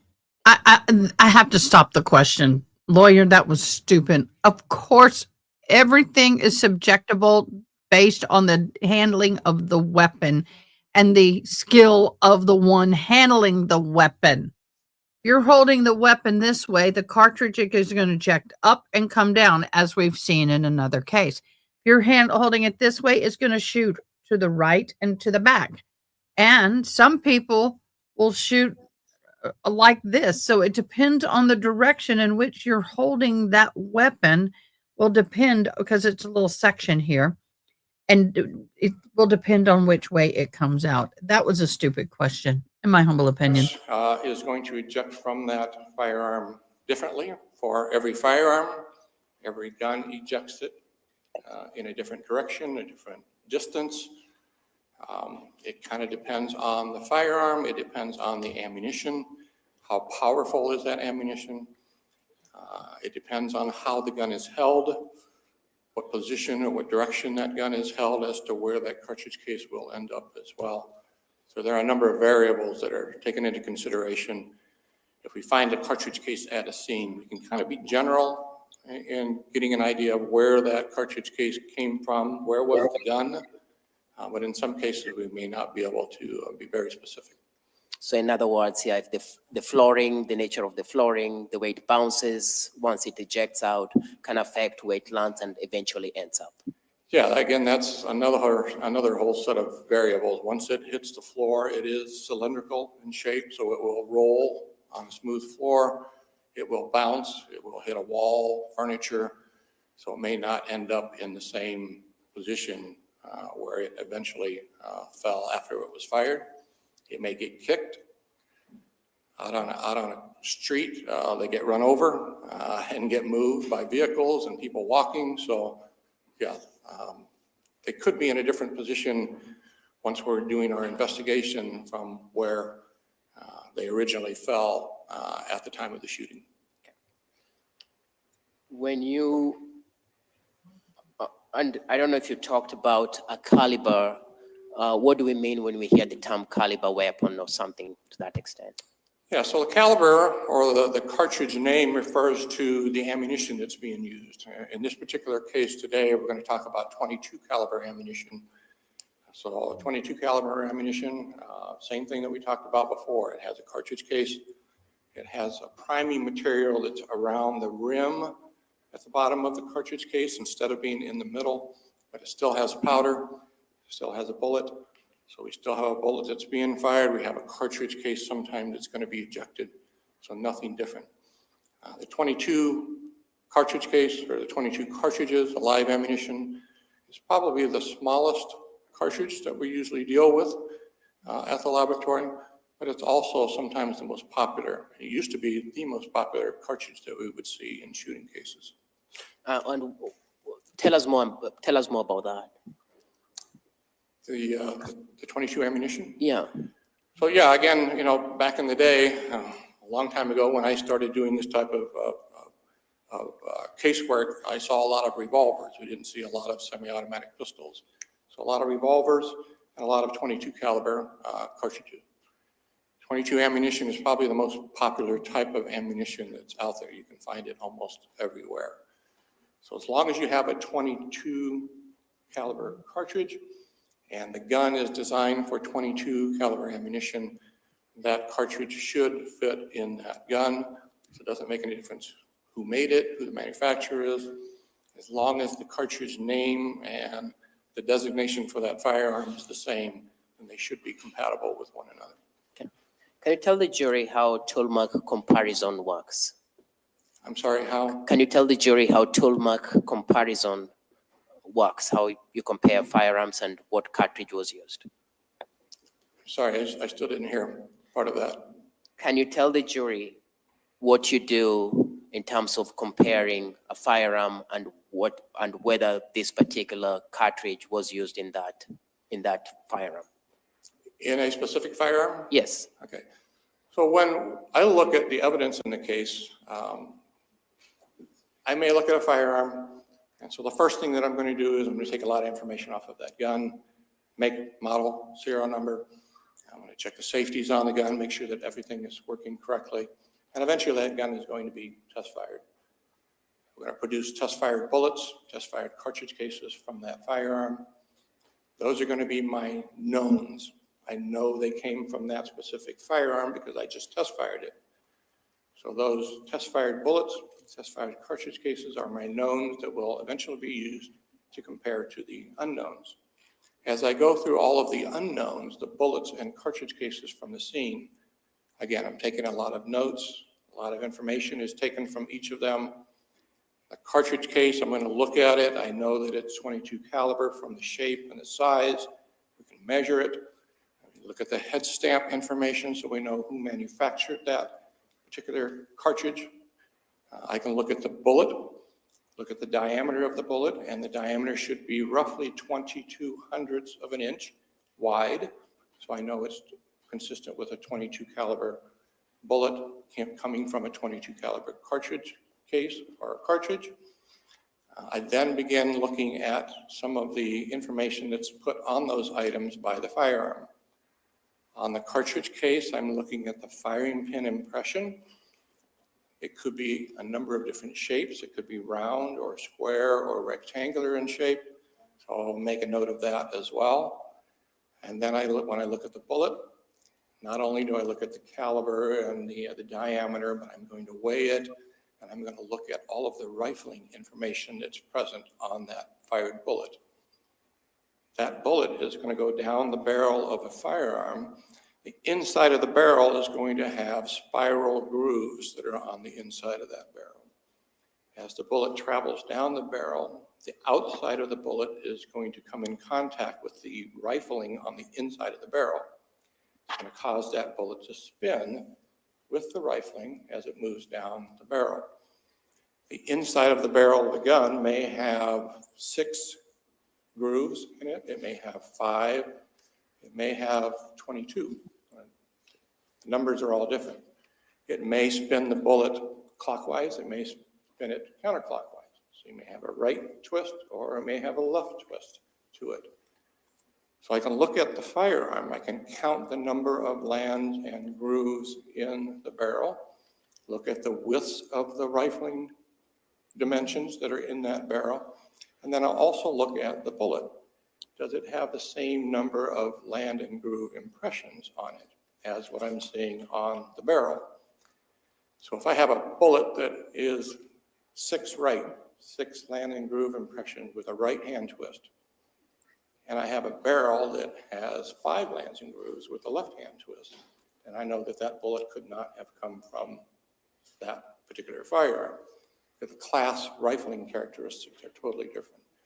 So that's my job initially when I'm looking at those items, to look at the cartridge case, firing pin information, breech face information, the bullet, take as much information off of that bullet as I can, the caliber, what the bullet is made of, whether it's lead or copper plated or brass plated, the rifling information that's present on it. I can count the number, I look at the direction, I can measure the dimensions of that rifling information. From all of that information, I can put it into a computer database and get an idea of the types of firearms and makes and models of guns that could have fired that particular bullet. And that may be good investigative information that will usually show up in my report. So in, Mr. Kodiak, I was going to actually stop you. I think now's a good time to take our mid-morning Yes. break. So we've been going a little over an hour and a half. So ladies and gentlemen, we'll take approximately a 15-minute. Okay, guys. So we're going to zoom a little bit of that. Right now, we are getting close to 14 hours. We're not quite there, but we are getting close to the 14 hours. Somebody asked what this blanket I have. The ladies of the church where the reunification was happening, there's a lady who makes these, and they're really, the yarn itself is about that thick. You can see they're really, really thick. And it's a nice weighted, it's a good weight, and it is so soft. And they gave me one because I was cold, and I gave it back to them. They said, "No, you keep it. It was meant for you." I'm like, "Thank you very much." That's a nice little blanket. And what I love about it is I have some of it on the floor, and I got my bare feet on it, and it's soft and warm. Got the little holes my toesies are playing with. But it's made with a lot of love.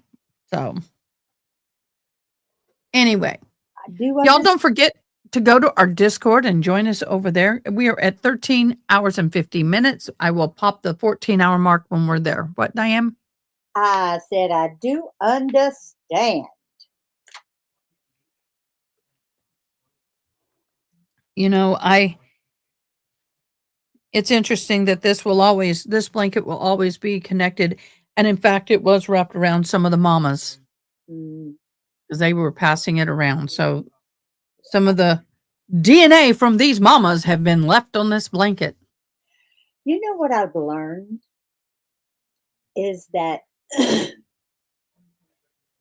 DNA from all of your grandmothers way back, your great, great, great, great, great, great, great grandmothers is in you. Yep. DNA, That absolutely maternal. fascinates me because it was passed down to, through the generations and Mhm. it's passed to your daughters and your sons. And that absolutely fascinates me. Well, And the interesting thing also is that I was old. My daughter, probably only about 10 years ago, someone made the comment that you carried your grandchild. You were pregnant with your child and grandchild, and I went, "What?" Well, yes, when a woman is conceived, her ovaries form. Every egg she will ever have is in that ovary at the moment of once she forms in your womb. So you're carrying your child, and your child is already carrying your grandchild. And it absolutely. was like, that hit me like a ton of bricks. Okay, so caliber size exactly. Let's talk about this. 22 caliber is a small caliber, small projectile, small case, small powder charge, everything. They're people stoppers, not for hunting game. Well, I don't know. We have a lot of people that hunt game with the smaller critters with it. Size are just saying something much simpler. Yeah. 22 caliber long is for hunting small games like squirrel and rabbit. Yes, you may say that, but do you know how many people do not use the long for hunting? They will use the Sure. I'm just going to get the bangs over there. They're driving me crazy this morning. They will use the regular 22 for hunting as well, which is stupid, but yeah. All super and chickers will be, oh, I don't have my earrings on, will be donated. Yes, they will. Yes, they will. I got some new earrings. Well, Hey, mine. They purdy. they purdy. They bling. I'm doing a bad thing. Interpreters, you're not supposed to wear bling, but I just can't You help can wear bling here. I don't care. it. It's my channel. Okay, so I was going to show y'all something. These earrings I've had for over 10 years, and they're starting to get a little bit Worn.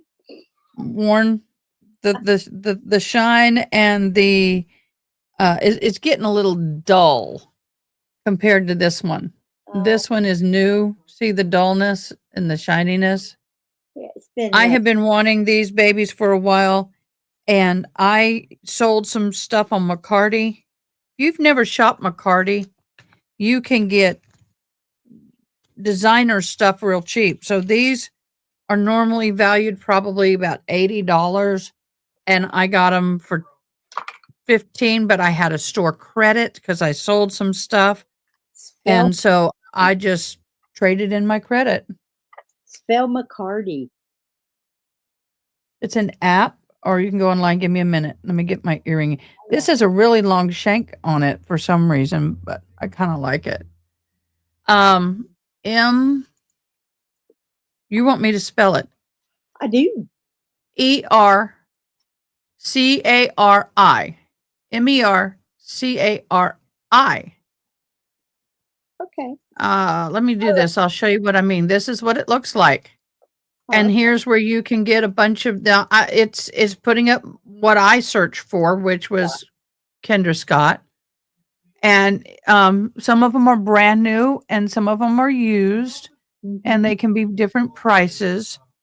But see, this is the ones that I just showed you. Oh, those are in silver and gold. They're not real gold. They're brass or something plated. But anyway, you can do anything. Google. See, this is the ones I normally wear. Yeah. But the original price on those babies were more than that. So if we are all needing to save money, we are all needing to be mindful of our money. Money. So with that, if you are looking for earrings of a nice brand, but you just don't want to pay the money, go to McCarty. My sister turned me on to that page, but I don't usually go and just buy stuff right now. Things are very tight, but when I have a credit somewhere, I will use it. And so people usually go for the cheaper option most of the time. So I have a black earring like the gold ones but I'm missing one. These are my missing earrings because the kitty likes to get involved. You know what I do when I only have one earring? I wear mismatched earring. Yeah. So I was going to show y'all something. These earrings are 10 years old. These are the ones that everyone compares me to with somebody else. These are over 10 years old. You can see how much they faded next to Yeah. this. Yeah. Let me get one in one. So this is the old one. This is the new one. Big difference. Almost starting to look silver because they do have they are silver underneath. But I was able to get this pair and a replacement of these. And the other thing is for my credit. And the other thing is that the kitty likes to grab my earrings. So I'm getting in the habit of when I take them off of putting them in these. Why are you doing that? Quit it. Putting them in these little Ziploc bags. Now, this was a birthday gift that somebody gave me, my best friend in New Mexico. And these little things go in here. I just wish I could get replacement bags because I need more. But these are my. Well, see, I need to. If I should ever find them, I have them. look who But makes anyway, the box and see. huh? Look who makes the box. And Oh, I see if- did. I've already tried to find them. Okay, check with the sign letters ILY all at once is I love you. ILY. I love you. I love you. I love A you. lot of times, though, deaf people will pop it up like, see ya. Love Yeah. you. Bye. So, anyway, educated you guys. So, if some of you like Michael Kors purses and things like that, I will not pay $400 for a purse. I did that once and I had it for 20 years. I still have it. I just don't use it that much anymore because it's doesn't fit my lifestyle anymore. Mm. Coffee is good. Yeah. So right now we are waiting also for the jury verdict and we're coming up on 14 hours. They have been. Have a. Okay, we're going to go back real quick. They just popped in. They have been deadlocked. They have really struggled. So here we go. And with that, Mr. Kodiaga, you may resume your direct examination. Thank you. Okay. ILY. I think I when we love stopped, you. we discussed briefly about firearms, how they work, what your examination entails. And I don't know if you talked to the jury about the purpose of your examination in trying to find a firearm that has been, or a cartridge or a bullet that has been fired from a particular gun, and what that tells, whether guns or bullets tell a story based on what they leave behind. Can you just explain that briefly to the jury? Yeah, so I think I talked a little bit about it. On that cartridge case, you're going to have a specific size and shape of the firing pin impression. On the bullet, you're going to have information that's there that we can look at and try to compare that to the rifling on the inside of the barrel of the gun of a suspect firearm. So those are the first things that we will look at. When we actually do a comparison, we're going to look at a little bit more. So when we get a firearm and I'm going to test fire that gun, I'm going to place one of the test fired cartridge cases underneath a comparison microscope and then place an unknown underneath the microscope. And I begin looking at both of those items at the same time, side by side. I'm going to begin looking at what we call unique individuals. Okay, guys, I'm going to drop the sign language here. Let me explain why, Diane, if you want to go for it. What he's talking about, 80% does not have a sign for. Yeah. I'm having to literally create just for cylinder. It's this, that. I mean, it's too much. the deaf person's not on right now. They had to go back to work. They'll hop on in a little bit for their break. There I will will be- go back when that deaf person is on later, and I will go and do a Zoom with them, and I will explain all of this to them. I think that we've gotten the explanation. Now we're just regurgitating. What do you think, Diane? I think you're absolutely right. And so if we had a deaf person watching, then I would continue. But this is, I would have to stop and start to keep up because we don't have signs for this. It is so technical. It's excessively technical. And that's when we would break it down, pull the person aside and break it down, right? Yes. Visual characteristics that are inside of that firing pin impression, tiny little scratches, impressions, tiny little markings, and the same thing on the bullet. The outside of the bullet will not only have that rifling information present, but there are going to be tiny little scratches and striations that come specifically from that barrel of that gun that it was fired from. So I began looking at all the tiny little scratches and striations. It kind of looks like a little barcode, if you will, little lines, thin lines, thick lines, deep lines, shallow lines. And there's a specific pattern that's going to be on every bullet that comes from that particular barrel. And that pattern is going to be unique to that particular firearm and will be different than the pattern that we will see on every other firearm. So that pattern that we're seeing on the fired bullet, the markings that we see on the cartridge case are going to be unique to a specific firearm. So we can look at the test fires from the gun, look at the unknowns, see if they have the same pattern. If they do, then we know that they came from that particular firearm, the unknowns. If they have a different pattern or different shape or different size or different number, then we know that that bullet or that cartridge case did not come from that particular firearm.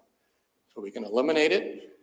We can identify it and say, yes, it definitely came from that particular firearm. Sometimes it's inconclusive. You may be able to look at some of the markings and there's just not enough information there. I don't know whether it came from that gun or not. I'm just not sure because of damage, or maybe the gun just isn't producing any markings. There are a lot of different variables, again, that are taken into consideration. So we may call it inconclusive. And the fourth thing that we will sometimes look at is tiny little pieces of evidence that really have no value, and sometimes we'll say that they're unsuitable. So those are the four things that we normally will come to conclusion with when we look at those items. But hopefully what we can do is find the correct firearm and eventually match those bullets, cartridge cases to a specific firearm. As part of your job in this particular case, were you tasked with trying to find, there was, I believe, what you've referred to as a cartridge casing that was found at the scene of this crime. Were you trying to match that cartridge casing to certain guns that were delivered to you to see if those guns had been used to fire that cartridge casing? Yes. May I approach? You may. And you don't need to ask again with this witness. Thank you, Robbie. Texas strong. Going to hand you what's been marked as state exhibit 294.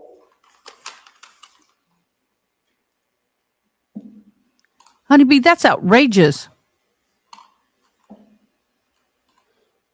Do you recognize doing what it. 294 would be? Yes, I do. Can you tell the jury what 294 is? Sorry, 294, State's Exhibit 294 is my item 6 as it came into the laboratory. This is a fired cartridge case that came from the scene, and one of the items that I initially looked at that's in my initial report. So you identify 294 as the casing, what we've called casing, colloquially, or cartridge casing, that came from the scene that you were tasked with trying to find which firearm had fired that casing. Correct. We'll move to admit 294. No objection, Your Honor. 294 is then admitted. You've talked about that casing. You determined that that casing was fired from a 22. Correct. So as we look at that cartridge case, I can tell that it is a 22 caliber, probably from a 22 long or a 22 long rifle cartridge. They both use the same cartridge case. And I can also see the manufacturer. I think this one was made by Winchester, which is a popular ammunition manufacturer. So all that information is in my notes, including the size and shape of that firing pin impression that we talked about. Because it is a fired cartridge case, it's going to have an impression from the firing pin when it hit. And so that information was also documented. And when you say 22 long, that's a long rifle.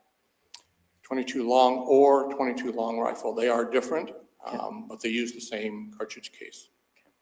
Now, did you have certain firearms that had been either retrieved from the scene or had been brought to you that you're trying to eliminate or find if they're the ones that had fired that cartridge casing? Yeah, so initially I looked at 2 bullets. I looked at a fired cartridge case, and there was 1 firearm that was also submitted along with those items. So I compared those items to that 1 firearm initially. And you said you looked at 2 bullets. Can you tell us what those were or what you looked at? Those were, they're my items 20 and 21. They were bullets that came from the head of the decedent. Okay. So bullet and bullet fragments that came from Mr. Cooper's head. Yes. Okay. I'm going to show you what's been marked as State Exhibit 296 to 97 for the purposes of identification.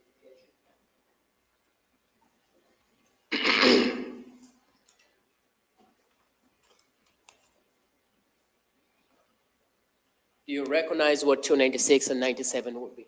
Yes. Can you tell the jury what they are? Item 296 is my item 20. There are actually 2 different bullets, 22 caliber bullets that were in that item.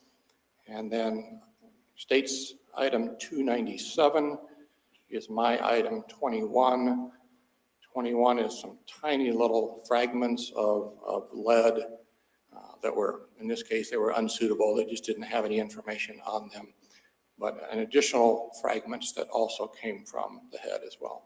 And your lab is also attached to the state medical examiner's office, correct? Yes. Okay. Now, when you examine, first I'll move to admit 296 and 297. Any objection to 296 or 297? No, Your Honor. 296 and 297 are then admitted. You observed, thank you. You observed 296 and 97. Can you describe to the jury what the characteristics or what you observed in this, what has been admitted as 296 and 97? Yeah, so I kind of talked about 297. Again, it's just tiny little fragments that were unsuitable. There's no rifling information. I couldn't get a caliber, nothing. It's just very, very small fragments of lead that were of no value.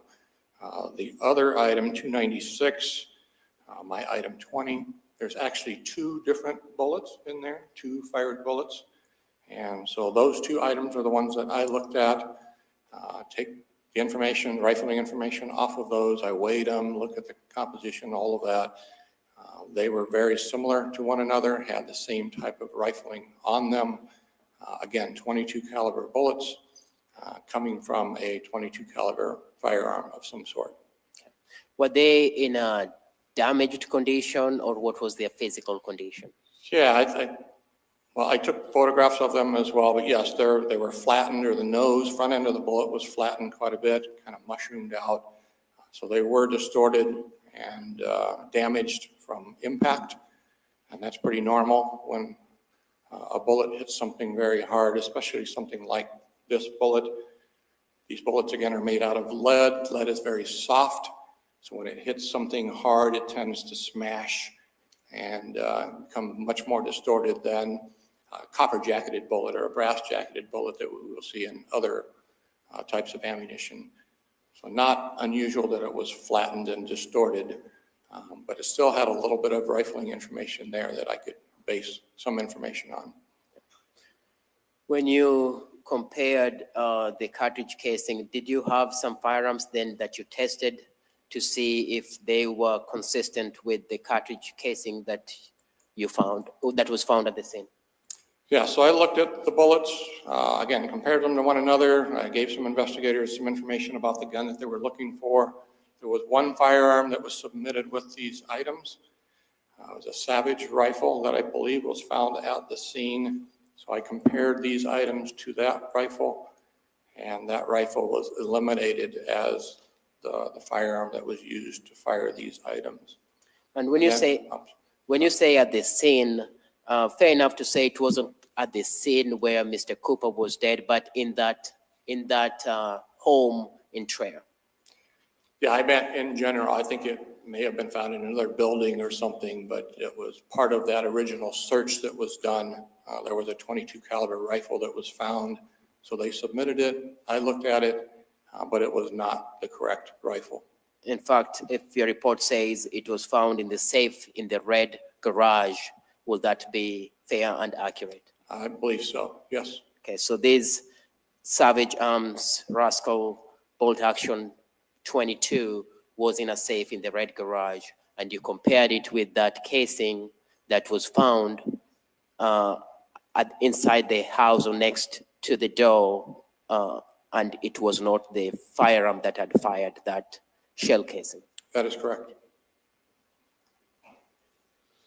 Did you compare another firearm or any other firearm? Yeah, there were 3 other firearms that were submitted. One about a month later, I think it was a Ruger pistol. And then another year or 2 later, there were 2 additional firearms, another Ruger rifle, and also a Marlin rifle that were submitted. So I looked at all of those firearms as well, compared them to these items, these unknown items, and did a comparison of those items as well. And what was your findings from comparing these firearms to that cartridge casing that was known? So those additional firearms were also eliminated as a suspect firearm. So they were not used to fire the bullets or cartridge cases in this incident. Okay, they were not the firearms that killed Ryan Cooper. Correct.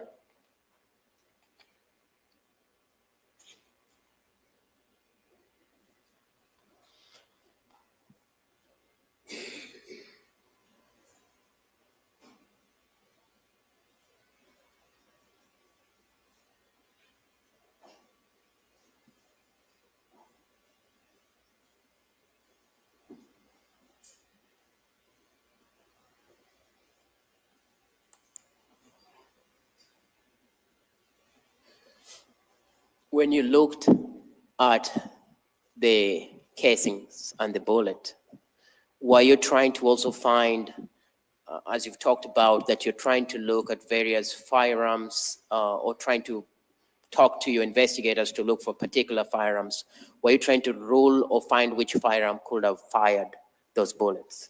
Yeah, I think I mentioned earlier, I can look at the cartridge case, look at that rifling information that's on the bullets, measure the dimensions of that rifling information. It can be entered into a computer database. We actually have a couple of different computer databases that we use, and those databases will tell us all of the makes and models of guns that have those specific dimensions in their barrels.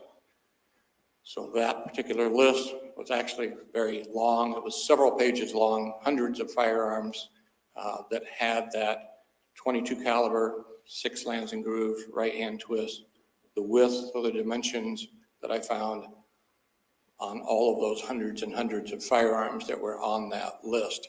So that list was generated. It's part of my notes. And also in my report, I indicated there is a long list of firearms that could have been used to fire this particular bullet. Hopefully, in some cases, we like to narrow it down so we can say this is the one gun that you're looking for. But unfortunately, the .22 caliber, six right rifling that we found on these bullets is probably the most popular rifling dimensions that we see on .22 caliber rifles. So there are a lot of firearms that have those dimensions, but there was a list that was generated. Did that list include a Ruger 1022? Yes, there was a Ruger 1022 that was on the list that I originally generated. So as part of what you generated and what you're looking for was a possibility of this being that the bullets that killed Ryan Cooper came from a Ruger 1022 long Yes, rifle. that is one possibility, yes. Okay. Now, how loud is a Ruger 1022 long rifle in a closed, small living room space? Well, any firearm is going to be extremely loud, especially in a small room. Sound waves are going to bounce off of the walls, so you're going to hear it much more loudly, if I can say it that way. So it's going to be kind of the equivalent of a very large firecracker if it were to go off in that room. Every gun is a little bit different.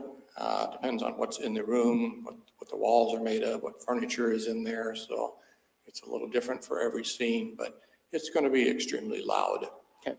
But in a wall that's not from, there's no reason to believe it's soundproof or anything to that extent, and a small room in the quiet of the night, it will be a loud sound. Yes, it will.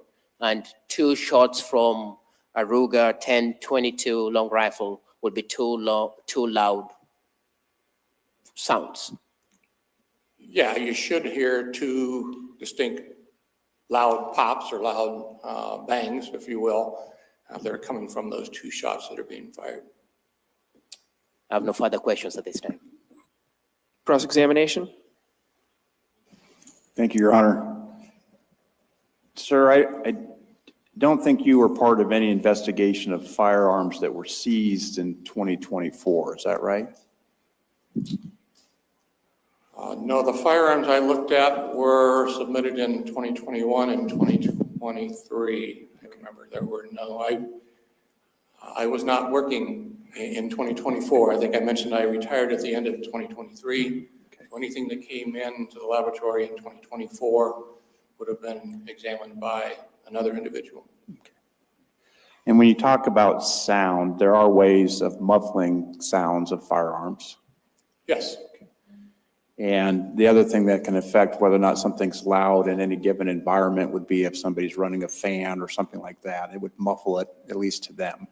Yeah, if there's other sounds in the room that could, it's not going to make the sound of the gun any less, but it's going to kind of drown out what you're trying to hear. Yes. It's going to obscure your hearing of it, right? It could, Yeah. yes. And the 22, that's a small caliber bullet. It is, yes. And I assume since the projectile that it has to get moving down that barrel is one of the smallest, that the amount of powder that's needed to make that happen is less than larger caliber bullets. Yes. And oftentimes the sound is related to that kind of mini explosion that happens in the chamber, right? Yes. Nothing further, Judge. Thank you. Anything further? We just have a minute, Judge. You may. We need a conflab. Conflab. You haven't heard that one in a while, have you, Diane? What is it? Ooh, conflab. It's a British way to say Nothing else from we the need to state. Thank you. confer. All right, thank you, sir. You may step down. You're excused. Conflab.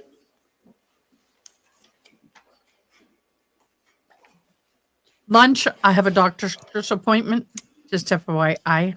Oh, well, Is the state prepared to call its next witness? I still have. State calls to Christine Hart. You. I missed the name. Dang it. I'll get it again. Hold on, Diane.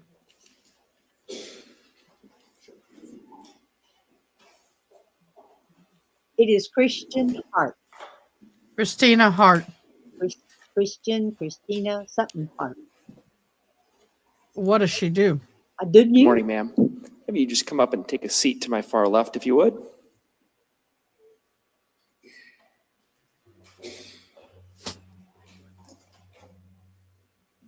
When that microphone's on, you can adjust it however you'd like. I'm going to swear you in first, so please raise your right hand. Do you swear or affirm that the testimony you'll be giving in these proceedings will be the truth? Yes, I do.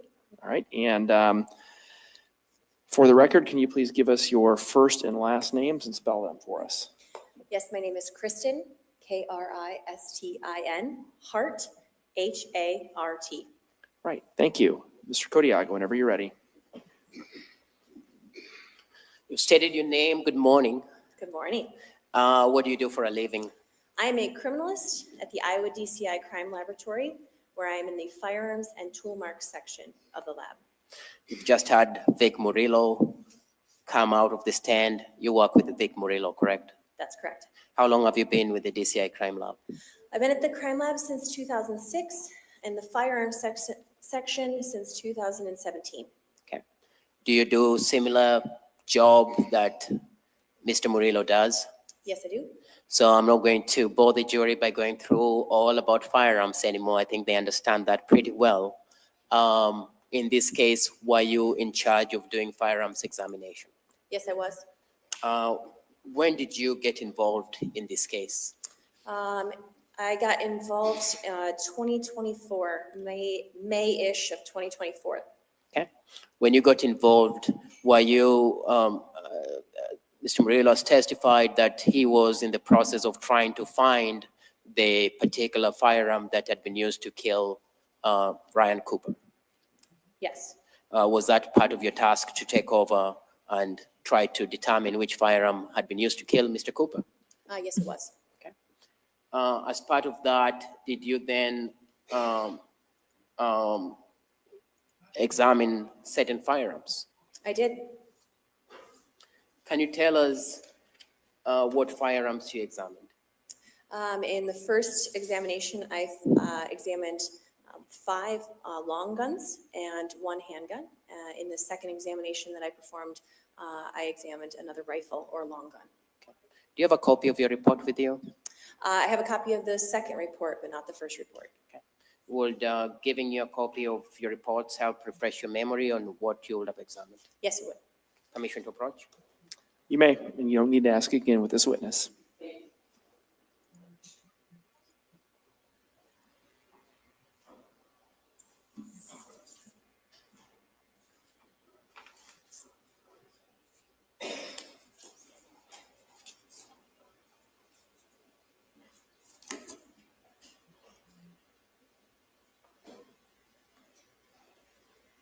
You have a chance to look at your reports and see what you examined.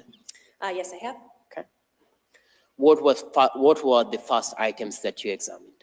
So like we talked about in the report, I've noted here that there was a pistol, a .22 pistol, and then 5 .22 long guns or rifles.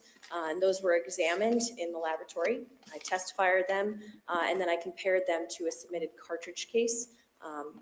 And the conclusions of that cartridge case are also in that report. Okay. Now, beginning with that, there was a cartridge case that's now been admitted as State 294. Was that the cartridge case that had been found at the residence where Ryan Cooper was killed? So in my report, it's lab item number 6, and yes, there was a cartridge case that was submitted for examination. And as you say, lab item number 6, when the cases come to you, they get a different number. Back at the residence, it was like a placard 5. When it comes over to the lab, you give it a different number to identify it, so it became a 6. Yes. And in this courtroom now, we've also given it a number as 294. Sure. Okay. Now, when you talked about examining these and ruling out this firearm that as the firearm that fired that cartridge case, correct? That's correct, in this first report of mine. Okay.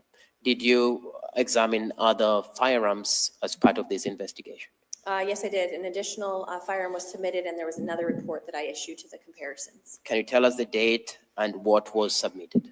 Yes, so on May 31st, my report was issued on May 31st, submitted to the laboratory on May 7th, 2024. There was some items of evidence, including a rifle and the original cartridge case. Additional cartridge cases were also submitted a little bit later, but to the findings of that would be in my report, item 13, or report 13, that comparison was done. Okay.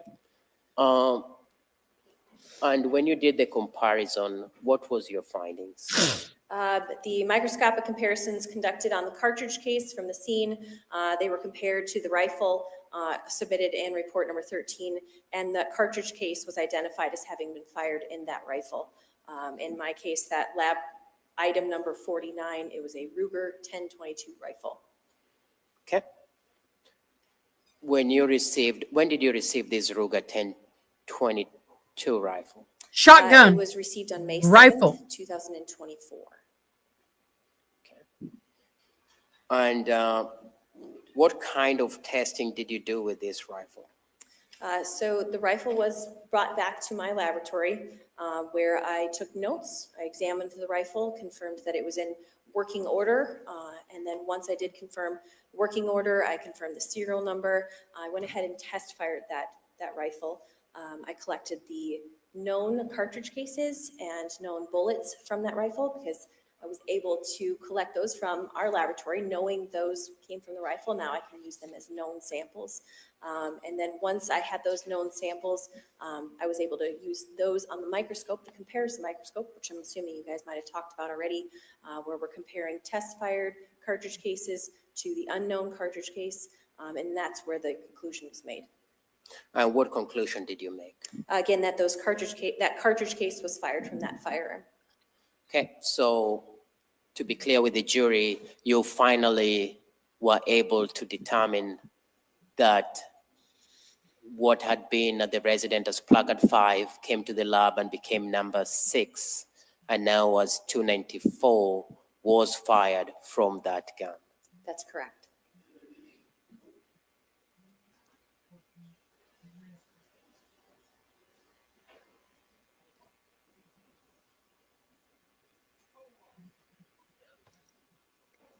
Shotgun.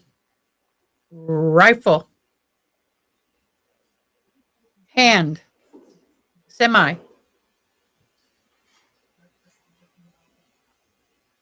Sorry, I'm gonna approach and show you what's been That one. evidence as 298.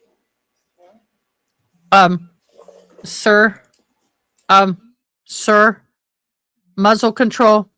Now that weapon is pointing at people in the audience. Sir, you did not show her that it was clear.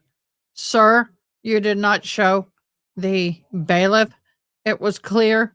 And sir, you don't know what the hell you're doing. Oh my God, lawyers who don't own and have been trained with weapons shouldn't handle them.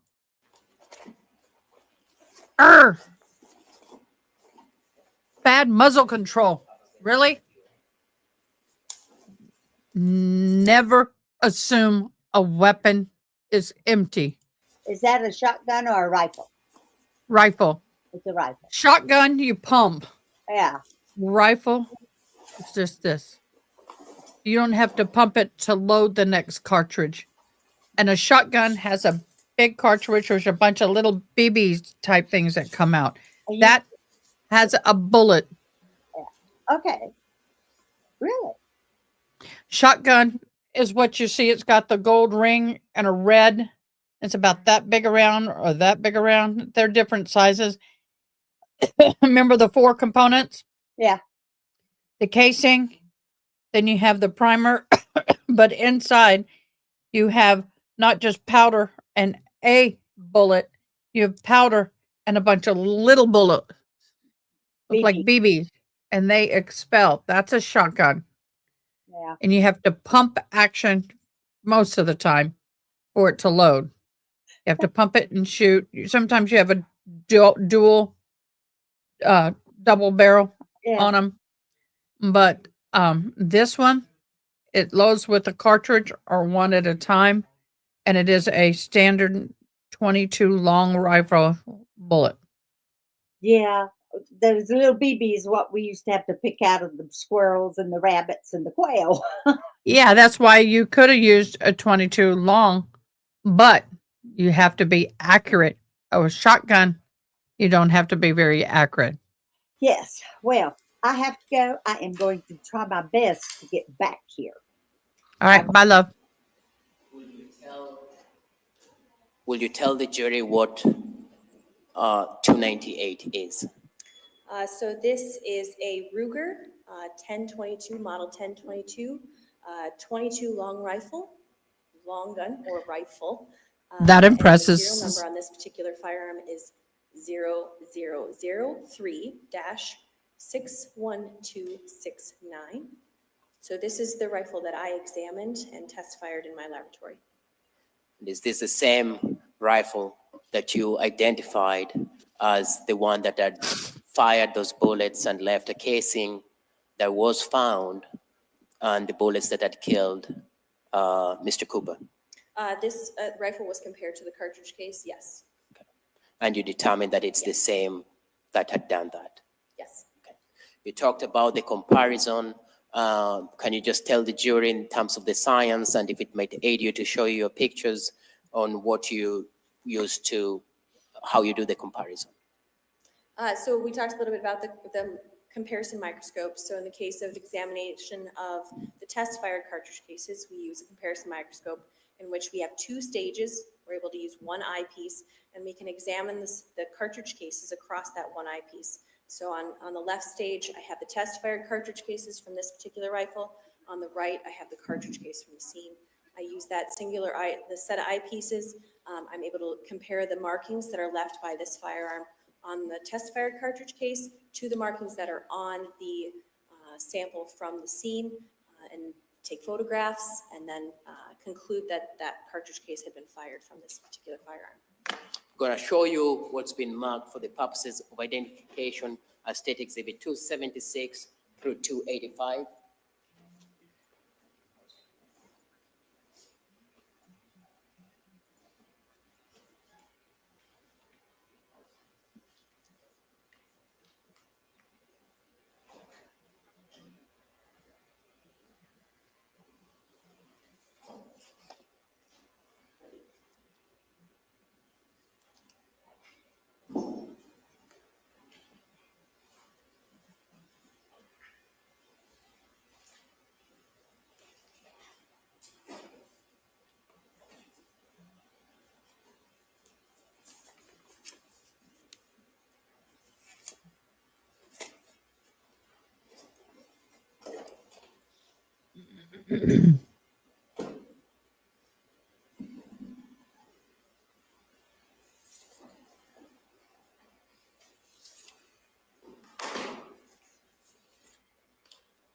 Do you recognize what I've handed you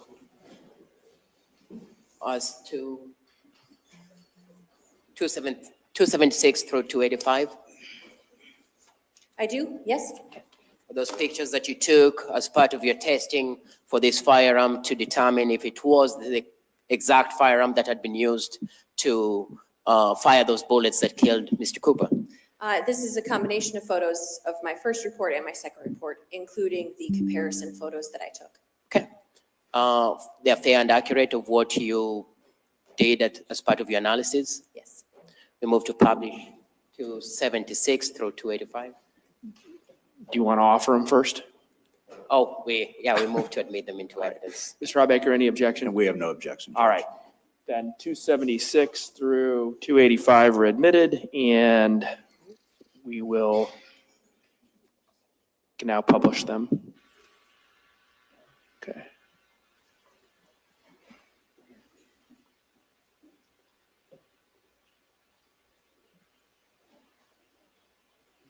Are you able to see that clearly, Ms. Hart? I am. Okay. Can you tell us what we see on what's been admitted as 276? Yes, I can. So to start, what you're looking at here is what I would see through my comparison microscope. So I'm using a set of eyepieces, as I talked about, and on the left, you have an image, and on the right, we have an image. So I have two stages, I have two spots to put two different cartridge cases. In this particular photo, we're referring to report 11. So we see my lab item 38 down the bottom left-hand corner. That's the test fires from the item 38, or the rifle that was submitted. And that on the right side is the cartridge case that was collected from the scene. In this particular photo, you're definitely seeing that there is a difference in the firing pin strike. which is at the 3 o'clock position on that cartridge case. On the left, we have a very narrow rectangular strike. On the right, we have a more typical square rectangle shape firing pin impression. So that's just showing what two different firing pins will look like. This is an exclusion. These are two different class characteristics. So we're seeing two different shaped firing pins. And so that's referring to that report 11 where that firearm was eliminated as having fired that cartridge case on the right-hand side. Okay. So here you're doing the elimination. This is not the one you're saying, nope, this is not it. Correct. Okay. And that's how the part of the science works, is you can do that microscopic comparison. That is correct. What do we see on 277? So again, on the left side, we have a different test fire from a different rifle, again from that report number 11. Item 39 is actually another rifle. So you're seeing, again, that rectangular shaped firing pin. However, you can tell there's a different shape. That firing pin's a completely different shape from the firing pin impression on the right-hand side, again, at that 3 o'clock position. So again, it's a class characteristic that's different, and therefore there's an elimination. Move to 278. Again, another test-fired cartridge case on the left, and this is a very distinct, different marking left behind by that firearm. On the left-hand side, that firing pin and that cartridge is moving around in that chamber. So you see some shearing there on the left. That's what that big kind of oval-shaped reflective area is. Versus the evidence on the right-hand side. So again, this is another elimination. And that elimination is every firearm kind of leaves a fingerprint, so you can tell which prints were taken, if I use normal layman's understanding of fingerprints. Yes. Okay. What do we see on 279? So now this is a picture of item 49, and this is found in report 13. This is the Ruger 1022 rifle that I just showed you a little bit ago. The firing pin impression on the left from the test-fired cartridge case from that rifle has very similar characteristics from this view. Now this is a blown-out view. This is a zoomed-out, distant view, an overall picture of that cartridge case. And so you can start to see, if I refer you to the top 12 o'clock, actually 11 o'clock position, we've got the ejector, we've got a mark in that top left corner, and then you work your way around to the 3 o'clock position, and that firing pin shape and the marks that are in that firing pin are consistent with each other. And from this position here, this overall just gives you a general view. I'll take additional photographs of that breech face marks, of the ejector marks, of the firing pin impression. So that's what you're going to see in the subsequent photos.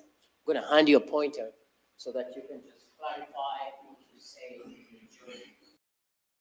I know I'm cutting in, but I have to share this. I love my college. They just reached out to me and asked what they can do, free counseling. Do I need food? Do I need an extension on my work? Do I have a safe place to stay? San Angelo State University, you freaking rock. Thank you for going through your student list to see who is connected in Kerrville out of all of your distant learning students. Thank you so much.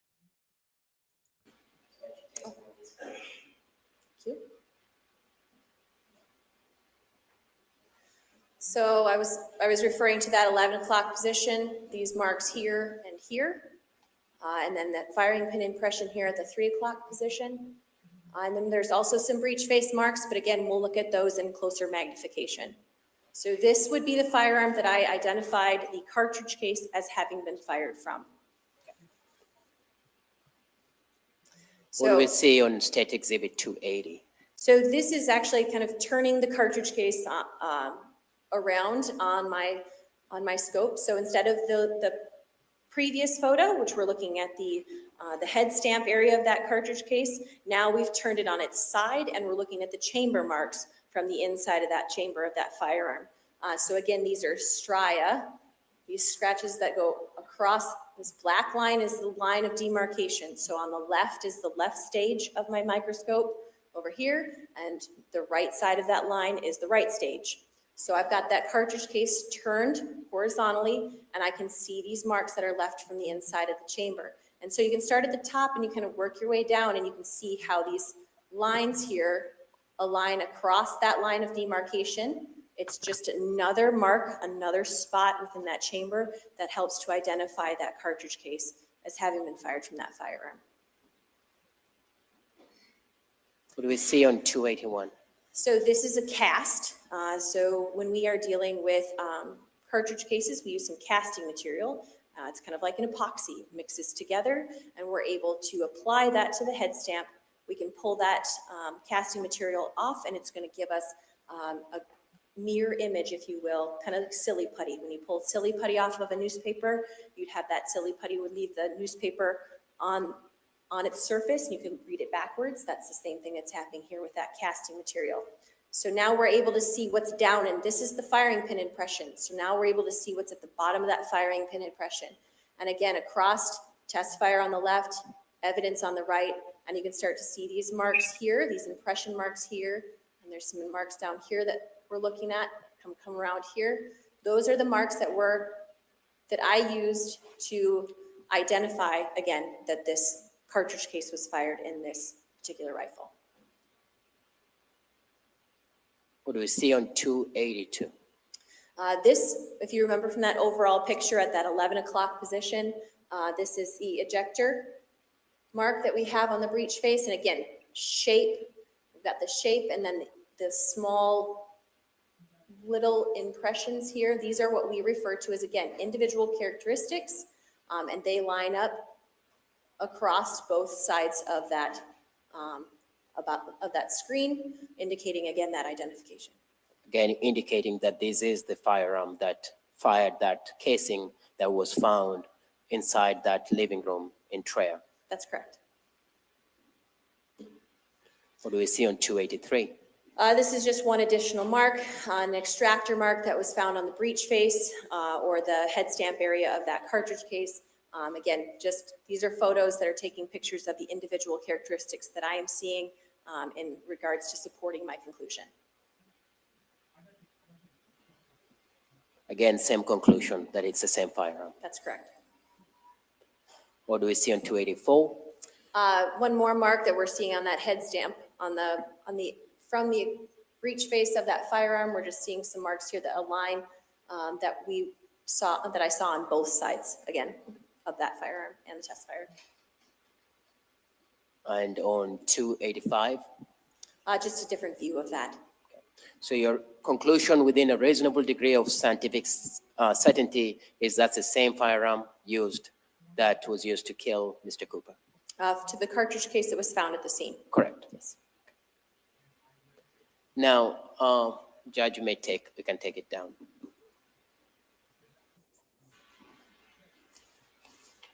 When you examined this firearm, the Ruger, did you find it to have a muffler? No, it did What not is have a a- suppressor. Yeah, what is that? Can you explain that to the jury? A suppressor just acts to suppress the sound of the shot being fired. There's no suppressor on this firearm. That's correct.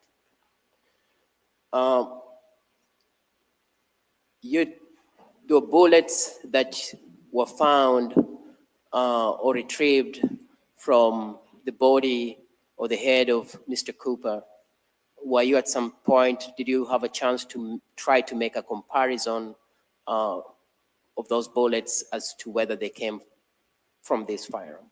Yes, I did. And what was your findings in that regards? In this particular instance, the bullets were in poor condition. The rifling information that was located on the bullets compared to the bullets that I captured from the rifle, so the test-fired bullets, unfortunately, I did not have enough individual characteristics to make a conclusion in regards to an identification or an elimination. In this particular case, it was an inconclusive result. It had similar rifling characteristics, so the shape and the size and the number of lands and grooves that were present did align between the unknown bullets and the test-fired bullets. However, there wasn't enough information to go any further than that. And when you say poor condition, what do you mean? Is that they were damaged and you're unable to use them because of the damage they'd incurred? They were damaged. The 22 bullets are lead bullets, so they're very soft. So they tend to, one, damage easy, and two, they don't usually have great individual characteristics that are captured from the rifling information inside that barrel. And so in this case, they just lacked the individual characteristics, those small marks, to make any type of conclusion. And when you talk of the damage, like I said, they were retrieved and have been admitted as 296. 296, they were damaged. Will the damage be when they pierce through skin and meet bone on the face of Mr. Cooper that could cause the kind of damage that you're talking about? Yes, it would. Talk of this firearm. When this firearm is fired, as you said, you didn't find it having a muffler when you tested it. What kind of sound will it make? A loud sound when this firearm is fired, especially in a small, closed quarters of a house? Yes, it would. Now, did you find this firearm to be in good working condition? Yes, it worked properly for me in test firing it. And when you say that, can you just explain what that means? Again, we go through the firearm, we take notes, we make sure it's in functioning order. It did not malfunction in any way. When I pulled the trigger to the rear, it functioned as I would expect a rifle to function. When I test fired it, I didn't have any issues with misfires or anything like that. Okay. Now, again, sounds like a silly question, but to use this firearm, you would have to hold it. That's correct. It has a trigger function. It does. Can you tell the jury what that is and how that applies, how you fire this firearm? Sure. The trigger must be depressed to the rear to release the firing pin. So that the trigger has to be depressed with each round fired. As a semi-automatic, so with each pull of the trigger, a round is fired. So when you say that, when this firearm, we've had evidence that Mr. Cooper was shot twice on his face.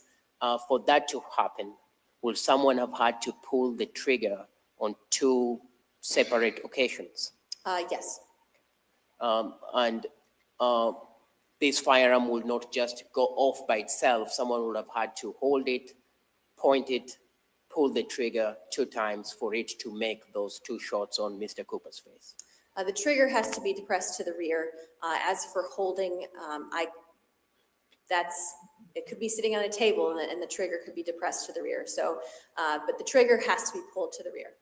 And just to clarify that, the firearm won't go off by itself. It just won't do that from what you tested and found it to be in good working condition. Correct.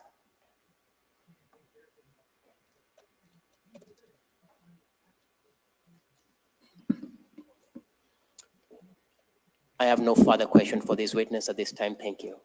Any cross-examination, Mr. Rotbaker? None from us, Your Honor. All right. Thank you. You may step down. Yay! You have another witness this morning?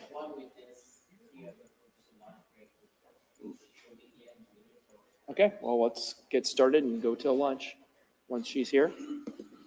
If anybody wants to stand up and stretch while we're waiting a minute, go ahead. Stretch!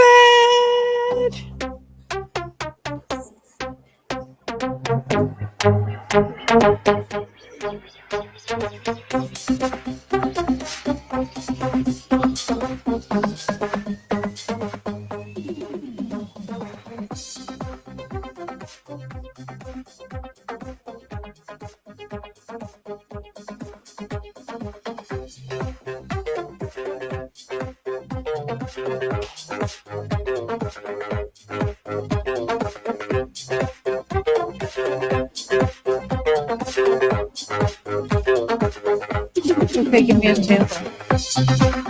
Thank you.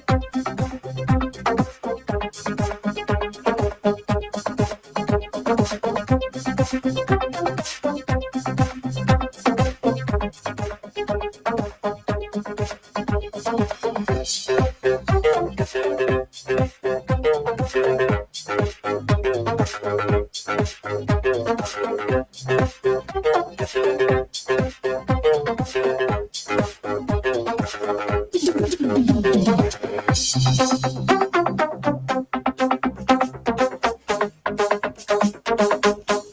all go ahead and have a seat.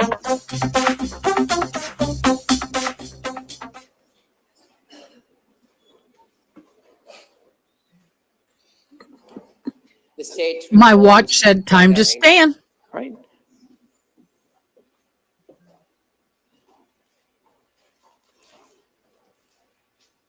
Didn't we just see Brenda Reinhardt? Recall. Go ahead and swear you in Oh. again. Do you swear or affirm that the testimony you'll be giving today will be the truth? Yes. All right, and just for the record again, just give What us was your her name. position? I My forgot. name is Brenda Reinhardt, Reinhard. Mr. Kodiaga? Thank you. What do you do again? Ms. Reinhardt, it's still morning. Good morning. Good morning. We've recalled you. You were here yesterday. Your testimony yesterday had covered DNA and tests that you've done in this particular case. Yes. And as part of this investigation, did you also have a chance to examine a rifle, a 1022 Ruger rifle with serial number 003-61269? Yes, I do remember that rifle. I would have to look at my notes to confirm the serial number, but yes. Will it help to look at your notes to just confirm that serial number? Yes, if I may. Go ahead.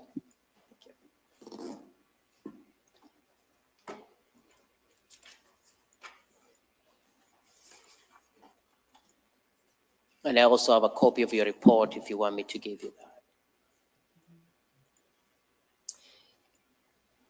Yes, it was 003-61269. Do you remember when you would have examined this rifle for DNA? Yes. Can you tell us when you examined it? I examined it in December 17th of 2024. And permission to approach? You may.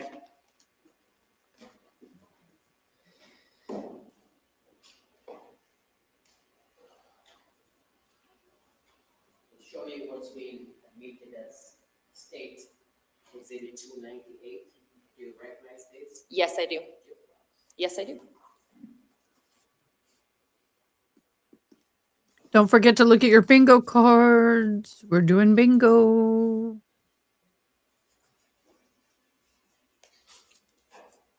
Love him too.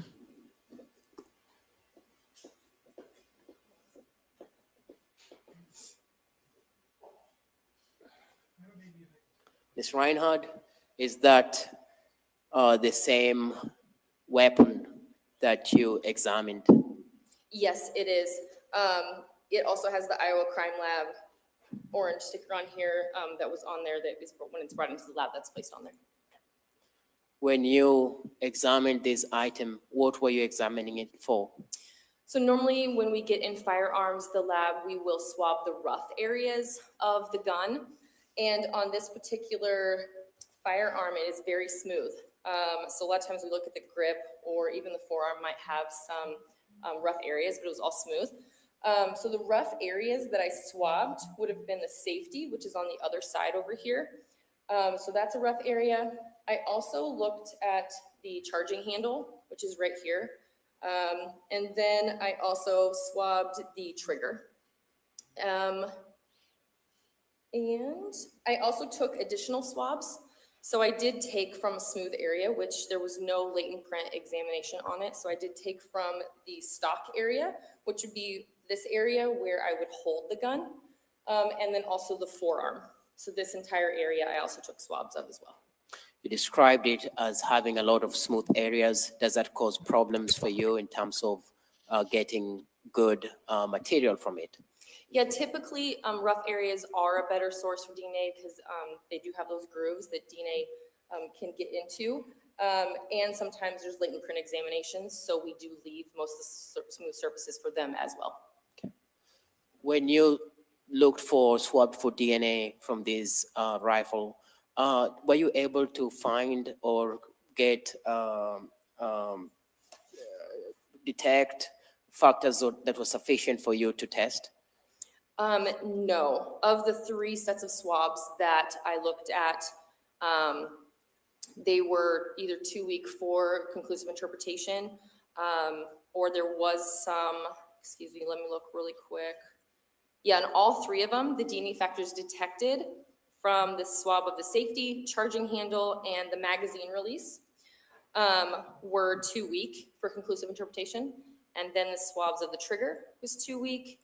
And the DNA factors from the swabs of that forearm and the forearm right here and then the stock area was also 2-week for conclusive interpretation. And in layman terms, what does that mean? There's just too little DNA. So I couldn't tell, even if you had a known sample that was brought into the lab, I have nothing for comparisons, too little or too weak. So even if you have Houston Denker's DNA at that time or the defendant's DNA at that time, you cannot compare because what you're getting from the firearm is just too weak to be able to say, yes, that's Karina Cooper touched it or Houston Denker touched it. Correct. And fair enough to say, you talked about this yesterday, but just to highlight that to the jury, what are some of the reasons why you can't find, why you end up at a result of 2-week for interpretation? It depends on how often or how long an individual has touched or handled a gun. I know if you're a gun enthusiast, you might clean your gun a lot. So they could have been wiped off, it could have been cleaned. Gloves could also be worn. And smooth surfaces, that's also another area. But yeah, guns, we don't really get great DNA results depending on how it was handled. Okay. And by the time you're testing this gun, it's sometimes in 2024? Yes, it was 2024 when I examined the gun. So time has passed from when this gun was suspected to have been used in the killing back in 21 to 24. So this passage of time to people handling it, to cleaning it, to all those factors will lead to the results of 2-week for conclusive interpretation. Yes, I don't know how it was handled between those times. I'll retrieve the weapon and then I'll have another question.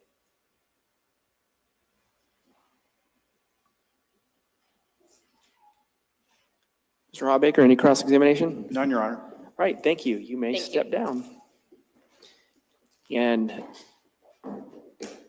my understanding, Mr. Kodiaga, was that's it before lunch. Is that correct? That is correct, Your Honor.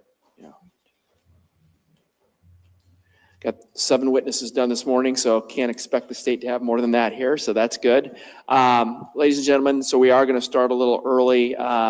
You folks coming back and being ready to go by 1:20, does that work? So we start, say the same amount of break. Is that going to work from your end? It will. Okay.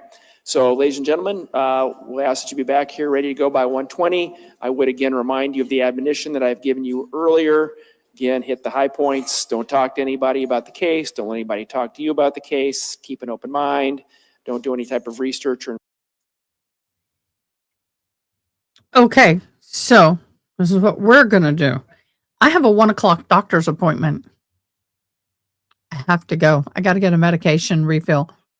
And so we are still looking at this. Yeah, I know. So what I'm going to do is I'm going to go have my lunch. We're going to come back. And then when I leave, I'll leave it on court. If they're not back yet, I'll leave it here. My appointment only takes less than 30 minutes, so it's no big deal.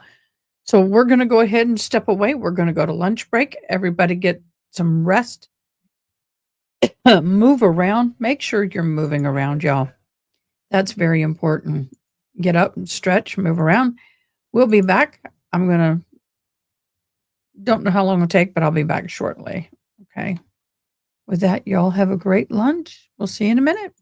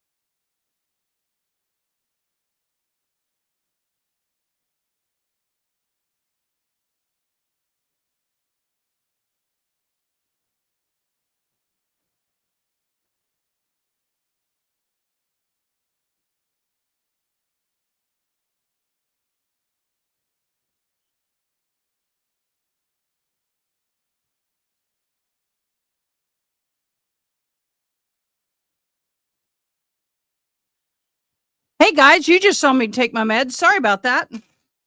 Oh well, people take diabetic meds all the time, you know, or rheumatoid arthritis or whatever. So sorry about that. I didn't know the camera was supposed to be off. Go figure.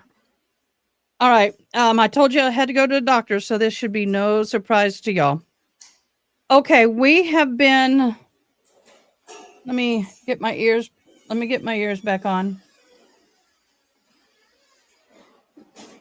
Ow! Yes, I have All to right, give everyone, go ahead and myself have a seat. rheumatoid arthritis shots all the time. So, yep, that was my RA shot. Okay, guys, don't forget to like, subscribe, share, and play Okay, we our are back on bingo. record after our lunch break. I hope We do have everybody had a good voice, lunch. and hey, that was perfect We, timing, have wasn't our it? jurors, council parties here, and My I uniform? believe we're ready for another witness by the state. Mr. Engel, are you prepared to call your next witness? The state is prepared. That Judge, wouldn't the state hurt. would call DCI agent Hollywood.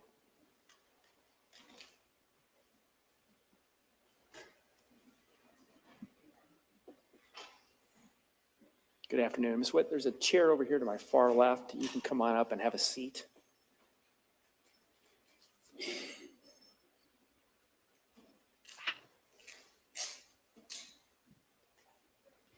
And you can move that microphone around however you'd like.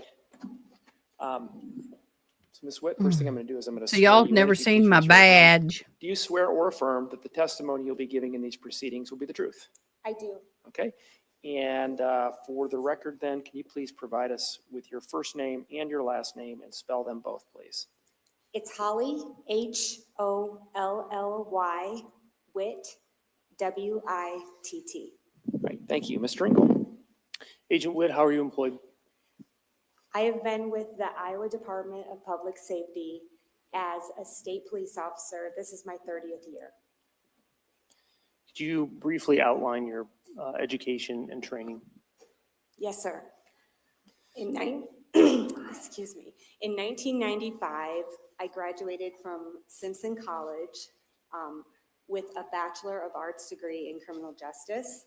Immediately after that, I went to the 22nd Iowa Department of Public Safety Academy. So this is an academy with Division of Criminal Investigation, which is the division that I'm in now, state troopers, narcotics agents, and fire marshals. It's an approximately 22-week academy. I graduated from the State Police Academy, which is held at Camp Dodge in Johnston, Iowa, and I've been continually serving as a state police officer since that time. You said you've been with DCI for some time. What are your duties or your roles with DCI? So my current assignment is with the Major Crimes Unit. My office is in Dubuque, Iowa. And then, so I do, DCI is an invited agency. We assist county and local, sometimes federal law enforcement with investigations, but we have to be invited in. I came back to the Major Crimes Unit about 4.5 years ago. And during that time, a position was opened that was an application process. So I competed against other candidates to be the technology agent for the Major Crime Zone. So my primary focus is to make technology more accessible and understandable to law enforcement and juries in the context of criminal investigations. And how do you go about doing that? So I do a lot of search warrants for cell phone records. I'm also a mobile forensic examiner. I have training in software. So today you're going to see visual depictions of business records from companies such as US Cellular and Snapchat. I just try to make technology understandable in the context of a criminal investigation. Do you have any certifications outside of the training that you just discussed? I'm certified to operate a number of mapping softwares. They're just a visual depiction of business records. I'm also a cell phone forensic examiner, and then there's continual ongoing training, like for example, law enforcement and Google, they have law enforcement summits every year that talk about the newest technologies that the companies such as Snapchat, Facebook, Google are rolling out. So it's continual ongoing technology. Technology is always changing and evolving. Were you assigned to assist with the investigation into the death of Ryan Cooper? Yes. Do you recall when you were assigned to assist? Yes, I was contacted by case agent Ryan Herman on June 18th, 2021, via the telephone. And one of my primary responsibilities is doing what we call a tech triage, talking about potential options with technology available in the case, things that I would want them to do to preserve a cellular phone correctly, and just asking about general contact numbers and reminding the agents to ask about anyone under 20 can say, I called someone, and that can mean I actually texted them.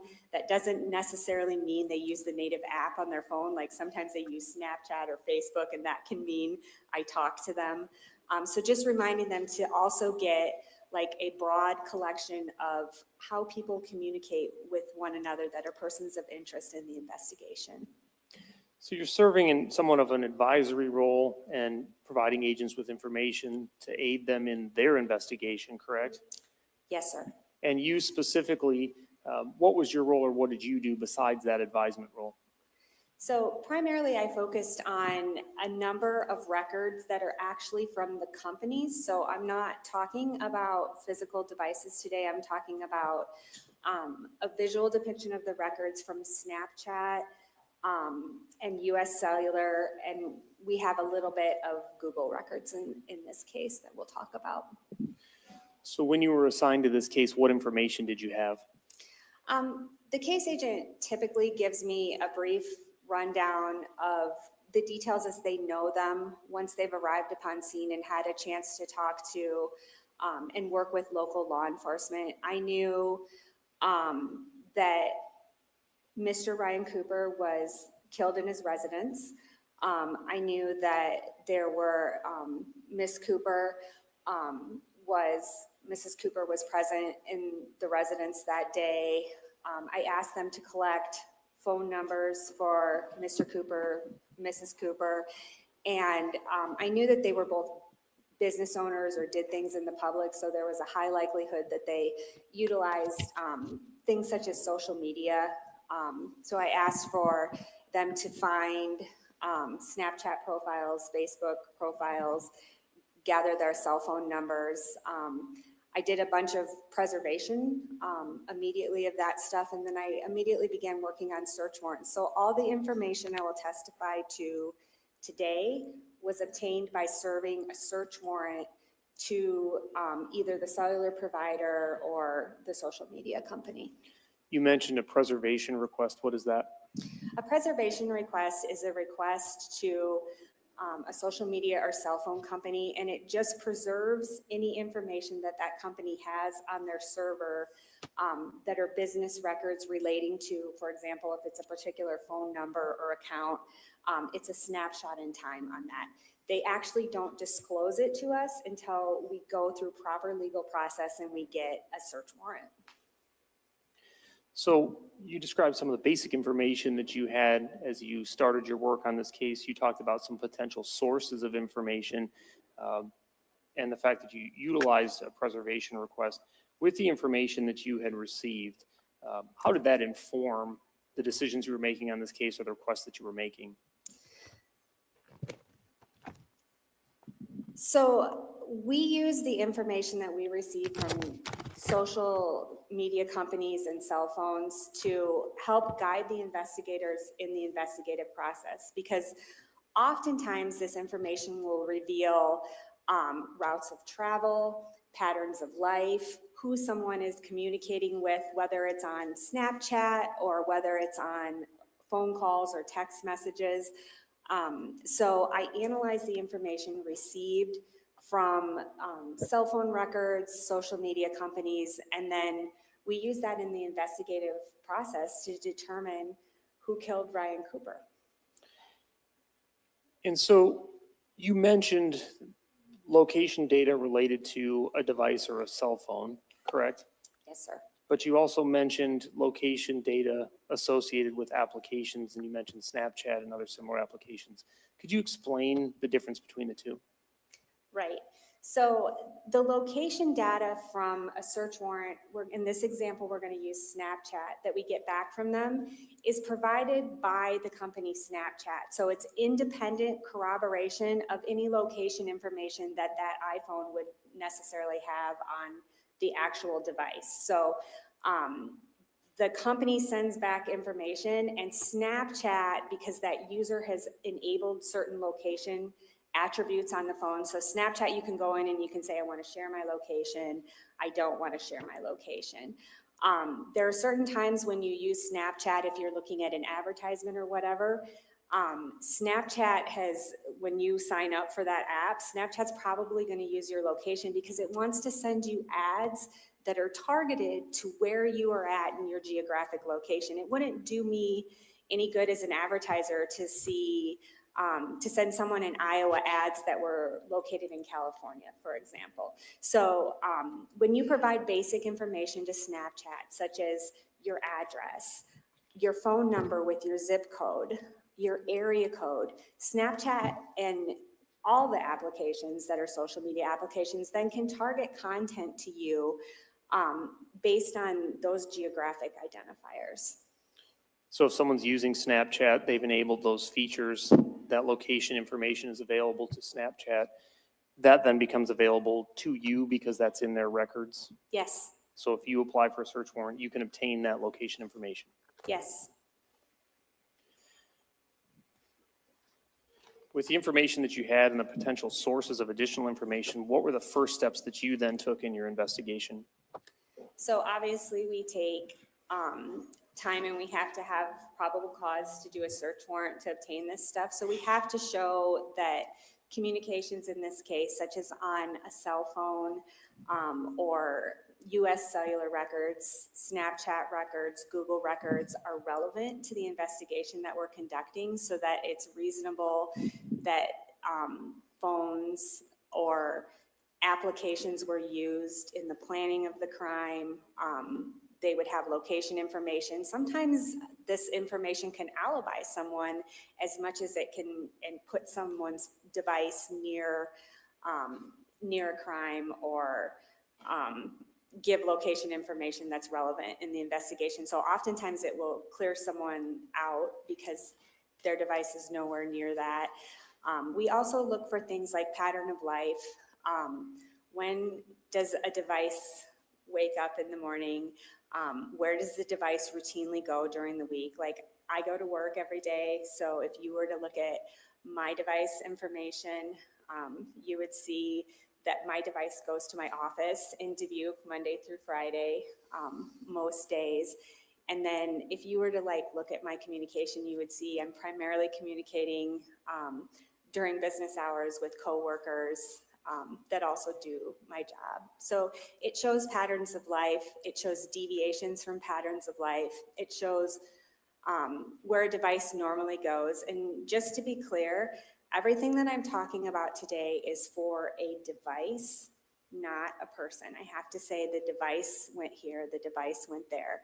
But there are times that I can say there was a user manipulated event. For example, an outgoing phone call or a sent Snapchat. That's an event that has to take place, that a user has to physically manipulate the device to do those things. I just want to make sure that it's clear what you're talking about, because you were referencing a device versus a person. And I think there may be a misconception that if you see a device moving, that also indicates that that person is moving. Can you just explain a little more clearly what the difference is when you talk about a device versus a person, and when you can state that someone is manipulating a device versus when a device may just be, again, separate from the person? Yes, sir. So let's do the easy one first. So even in US cellular records, something such as an outgoing phone call would be a device manipulation. That means someone actually has to physically be with that device to make that outgoing phone call. There are things in records that aren't dependent on a user using a device. So such as location where a phone is at, or where a Snapchat location would give you. That isn't dependent on a person necessarily. Guys, the doing clock has something with stopped. Snapchat. Sometimes those are. Connection. Here we go. We got something. We don't know what. Waiting for audio. Waiting for audio. Really? Come on. Still no audio.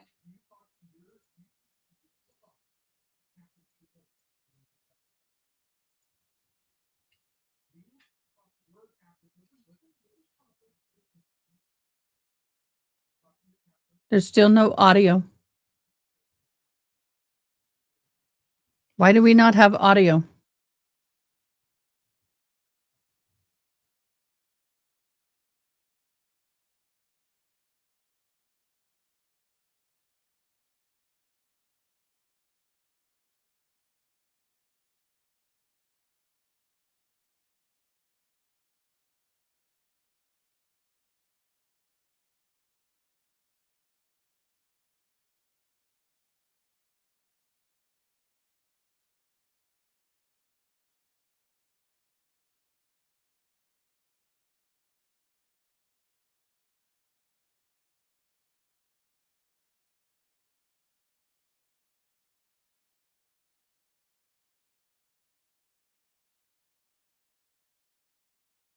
Are y'all hearing any audio? No, Okay, let me get you in, Miss Diana. I'm muting you. We're going here. Let me refresh.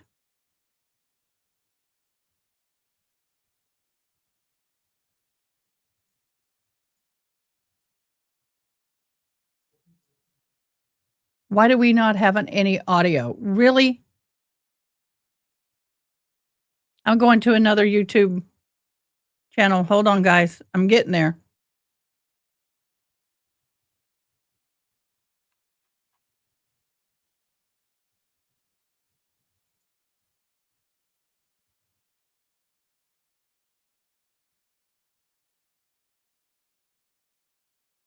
I don't know what's going on. Give me a minute. Why do we not have any sound?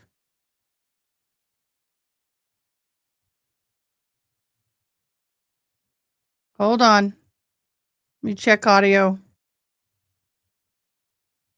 Audio is where it's supposed to be. Let's see if y'all can hear. Were y'all hearing this trial? Yes. So why do we not have any sound?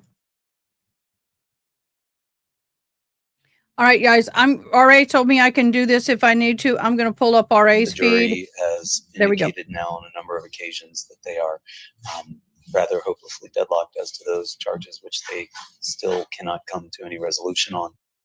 Let me share this page. There we go. Okay, let's get to the beginning. I apologize, Dan. Just let me get to the beginning. No verdict. Chip Smith, which wow. is basically another attempt at the court to There's ask a partial the jury verdict. to continue its Partial. deliberations. The court is hereby denying that request on behalf of the state.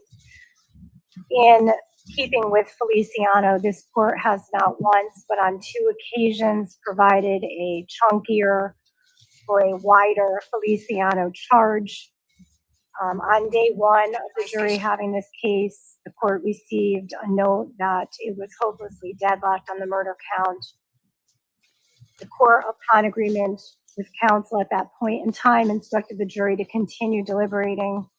At that time, I instructed the jury to review the evidence, discuss and consider the opinions of other jurors, to explain the views and listen to the views of other jurors, including the majority, to listen to what the minority had to say, as well as the minority to listen to what the majority had to say.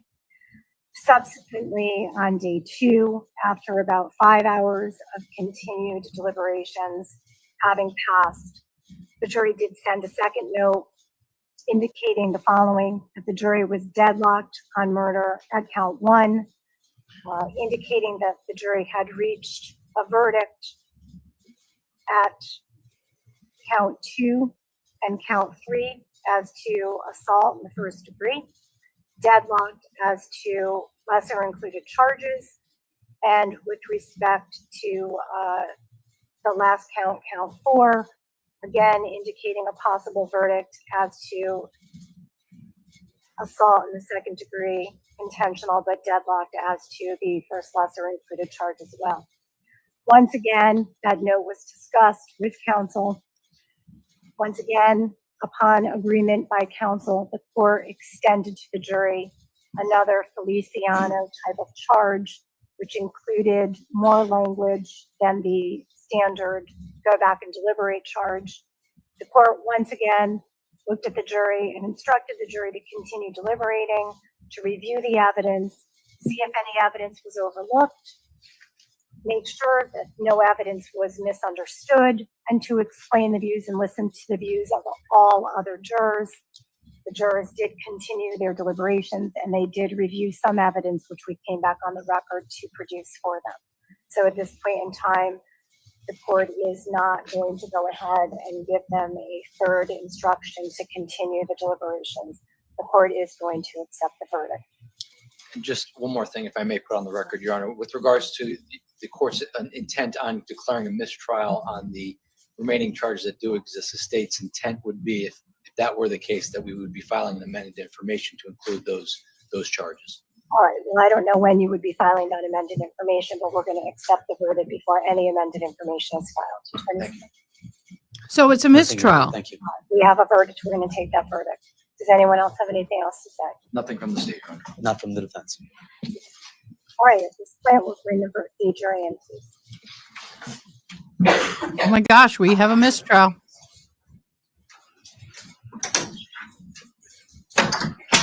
I didn't catch all of the verdicts. My hearing aids were. We'll go back and rewatch that section.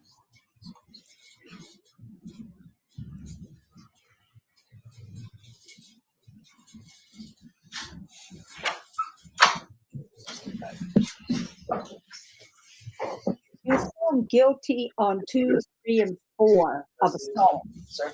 The rest of the jury. Hold on, I can't hear. I gotta mute you. We'll talk in a minute.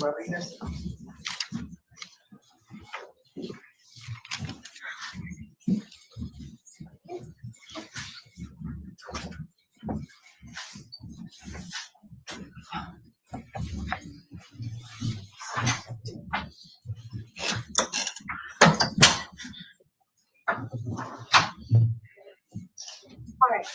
It appears as though all of our juror members are present. I would seek the counsel's stipulation as such before I begin. The state will stipulate to the presence of the jury, Your Honor. Defense stipulates, Your Honor. So I first like to inquire as to the foreperson. The foreperson, please just stand. Thank you.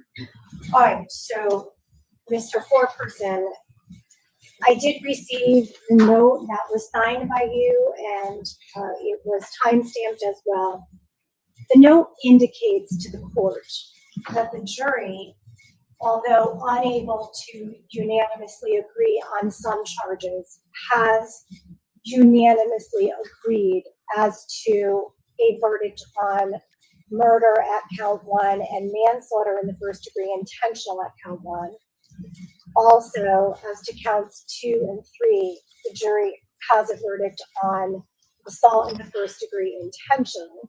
And then lastly, as to count 4, the jury has reached a verdict as to assault in the second degree intentional.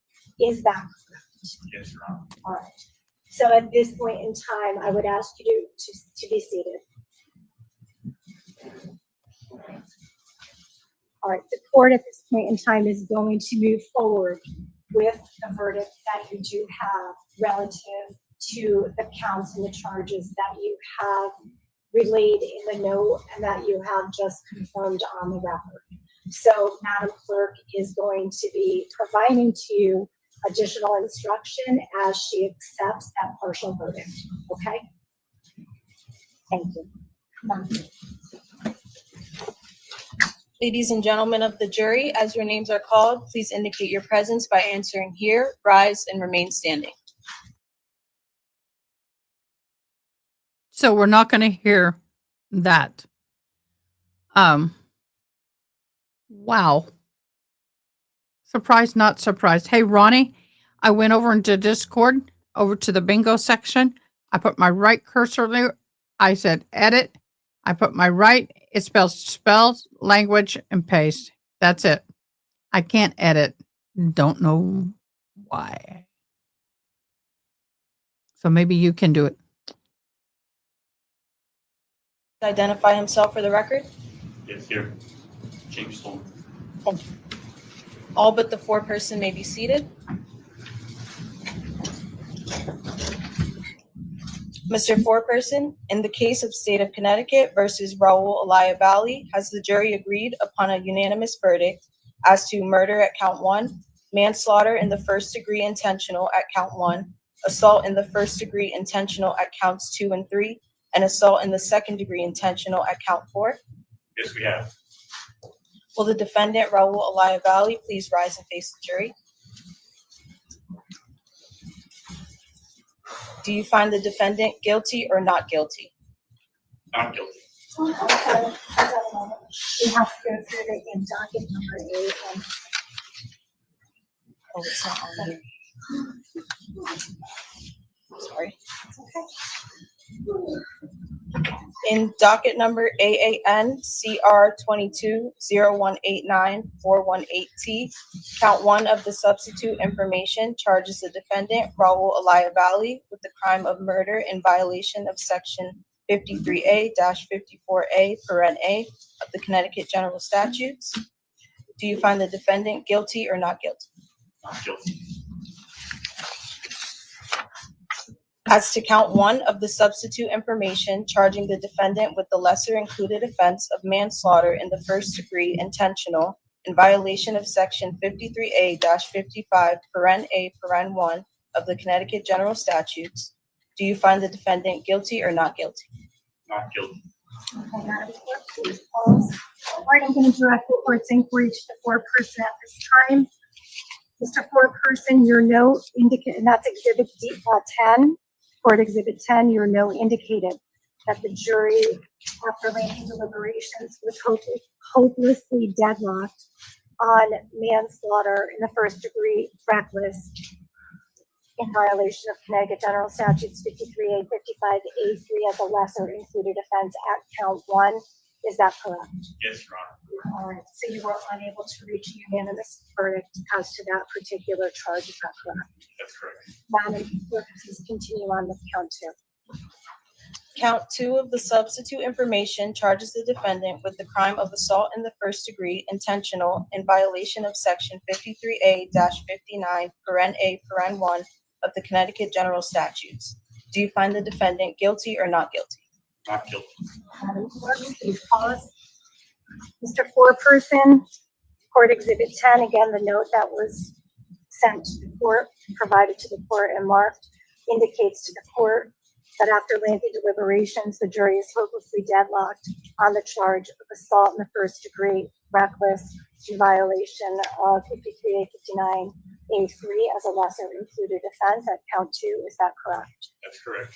All right, so you were unable to reach a unanimous verdict regarding that particular charge as a lesser included offense. That is correct? That's correct. Thank you. Madam Clerk, please continue on to count 3.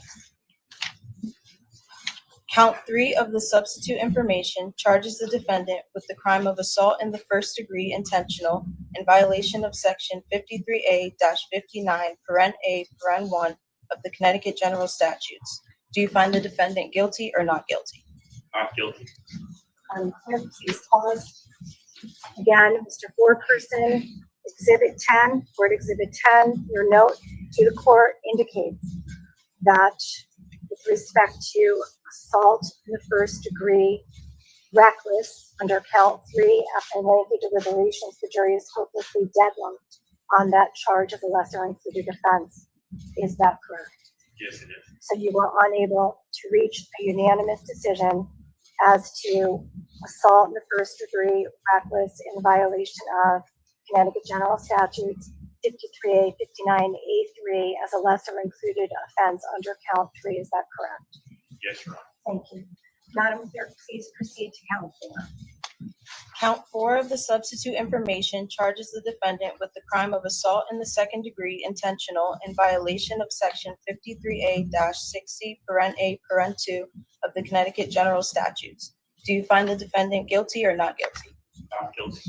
Madam Clerk, please pause. Mr. Courtperson, Court Exhibit 10, the note that was forwarded to the court indicates that at count 4 as to assault in the second degree reckless. After lengthy deliberations, the jury was hopelessly deadlocked on the above charge. Is that correct? That's correct. All right, so is it correct that the jury was unable to reach a unanimous decision as to assault the second degree reckless in violation of Connecticut General Statutes, section 53A-60A3 at count 4? Yes, Your Honor. Thank you. Madam Clerk, you may proceed. Your Honor, may the verdict be accepted and recorded? Yes, the verdict shall be accepted and recorded. Ladies and gentlemen of the jury, listen to your verdict as it is accepted and recorded. As to the first count of the substitute information charging the defendant with the crime of murder in violation of section 53A-54A (a) of the Connecticut General Statutes, you say the defendant is not guilty. Is that your verdict? Yes. As to count 1 of the substitute information charging the defendant with the lesser included offense of manslaughter in the first degree intentional in violation of section 53A-55 (a) 1 of the Connecticut General Statutes, you say the defendant is not guilty. Is that your verdict? Yes. As to the second count of the substitute information charging the defendant with the crime of assault in the first degree intentional in violation of section 53A-59 (a) 1 of the Connecticut General Statutes, you say the defendant is not guilty. Is that your verdict? Yes. As to the third count of the substitute information charging the defendant with the crime of assault in the first degree intentional in violation of section 53A-59 (a) 1 of the Connecticut General Statutes, you say the defendant is not guilty. Is that your verdict? Yes. As to the fourth count of the substitute information charging the defendant with the crime of assault in the second degree intentional in violation of section 53A-60 (a) 2 of the Connecticut General Statutes, you say the defendant is not guilty. Is that your verdict? Yes. Ladies and gentlemen of the jury, please rise. You heard your verdict as it was accepted and recorded. You heard your verdict being read back as to each of the 4 counts. Is that your verdict? So say you all. Yes. Thank you. You may be seated.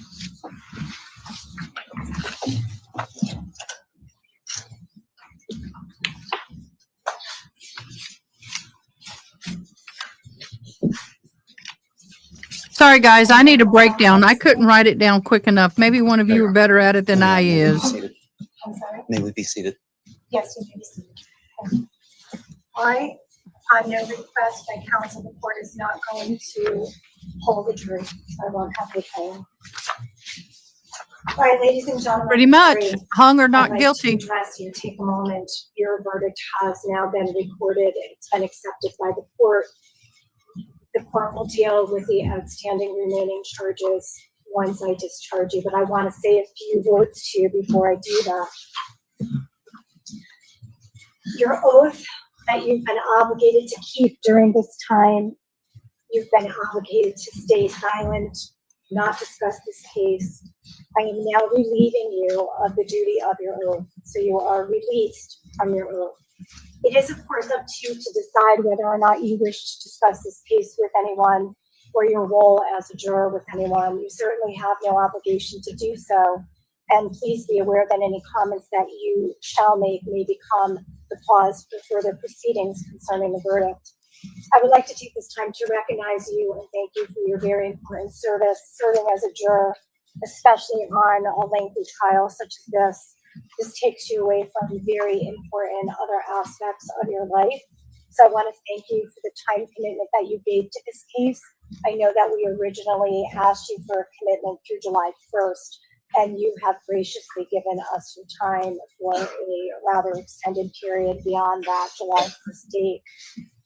Inevitably, a decision by a jury will gratify one party and disappoint another. It's a very difficult job that you have. It's a difficult job for a juror to be asked to make a decision, such as important ones like this. And I understand, and so does everyone involved, that the decision that you make here today is not an easy one.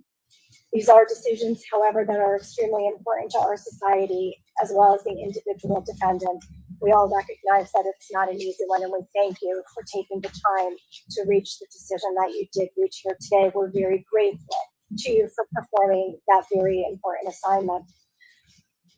I want to also thank you for your careful and diligent attention to these proceedings. I know that sometimes it's very difficult to get through evidence. It's not always as exciting as it's portrayed on TV or in the news. You as jurors have to stay alert and awake and dedicated to every moment of evidence that's presented before you.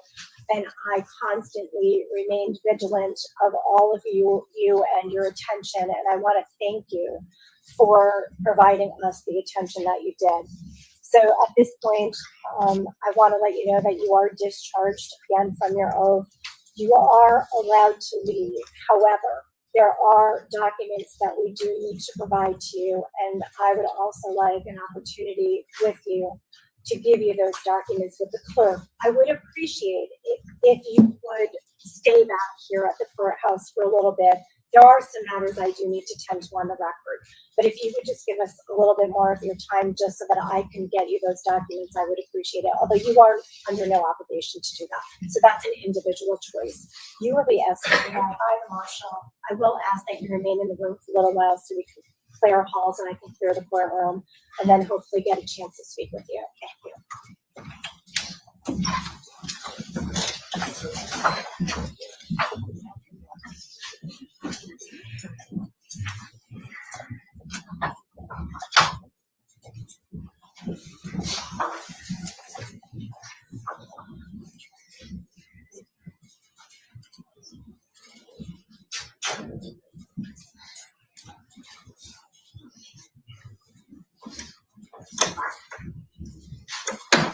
Attorney Smith, at the end of evidence, at the close of evidence, you moved for a judgment of acquittal on the 4 charged offenses, paying most attention to the murder charge at count 1. The defendant has since been acquitted as to all of those charged offenses in the substitute information. What is your position relative to the motion for judgment of acquittal on those 4 offenses? Withdrawn, Your Honor. So the court's noted that for the record. With respect to count 1, manslaughter in the first degree reckless, Connecticut General Statutes, Section 53A, 55A3, count 2 and 3, assault in the first degree reckless, Connecticut General Statutes, Section 53A, 59A3, and count 4, assault in the second degree reckless, Connecticut General Statutes, Section 60A3. After the jury's inability to reach a unanimous verdict, the court would like to memorialize on the record the following. On day 1 of the jury having the case, after about 2 hours of deliberations, the jury sent a note stating that it was hopelessly deadlocked on the murder at count 1. The court, upon agreement of counsel, instructed the jury to continue deliberating, instructing the jury to review the evidence, discuss and consider the opinions of other jurors, to explain views and listen to the views of others, including the majority, to listen to what the minority had to say, and the minority to listen to what the majority had to say. Subsequently, after a total of about 5 hours of deliberations having passed, the jury sent a second note to the court indicating that the jury was deadlocked on murder at count 1, not guilty of first degree assault intentional, deadlocked on first degree assault reckless at count 2, with the same indication for count 3 on the same charges, and not guilty second degree assault intentional, deadlocked second degree assault reckless at count 4. Once again, upon agreement of counsel, the note was disclosed to counsel. Obviously, it was reviewed, it was discussed, and I directed jurors to continue deliberating, instructing the jurors to review the evidence, see if any evidence was overlooked or misunderstood, to explain the views and listen to the views of all other jurors. The jury continued their deliberations into the 3rd day. And now, once again, on this 3rd day, after more than 11 and a half hours of deliberations, the court received a note from the jury, now Court Exhibit 10, indicating a partial verdict, and that as to the other charges, the lesser included offenses, that after lengthy deliberations, the jury was hopelessly deadlocked. Due to the jury's inability to reach a unanimous verdict, even after extended deliberations, as to manslaughter in the first degree reckless, Connecticut General Statutes 53A, 55A3 as a lesser included offense at count 1, assault in the first degree reckless, Connecticut General Statutes 53A, 59A3 as a lesser included offense at counts 2 and 3, and assault in the second degree reckless, Connecticut General Statutes Section 53A, 60A3. The court, in accordance with the Connecticut Practice Book, Section 4245, and with no objection by counsel. Counsel, do either of you want to object? I know before you indicated you didn't. Objecting to a mistrial? No, Your Honor. All right. Hereby finds it necessary to declare a mistrial as to those offenses and all other lesser included offenses charged to the jury under counts 2 and 3, to which a verdict was not returned. The court does not take the ordering of a mistrial lightly. The court is not ordering a mistrial simply for the sake of ordering a mistrial as a matter of convenience. Rather, the court, based on the history of deliberations as cited herein and the notes provided by the jury, finds that the circumstances make it impossible at this point to reach a verdict fairly as to all parties, and as such, with a finding of manifest necessity in accordance with our rules, does enter the order of the mistrial.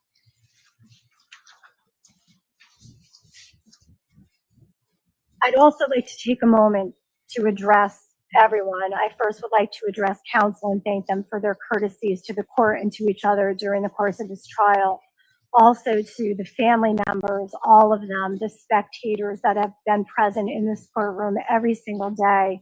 I want to thank you for heeding the court's expectations as to courtroom decorum. I know that this was an extremely emotional trial, and I appreciate the conduct that was displayed continuously throughout this process. Once again, I understand that a jury's verdict will never fully satisfy one side or the other. Not everyone will walk out of here satisfied today.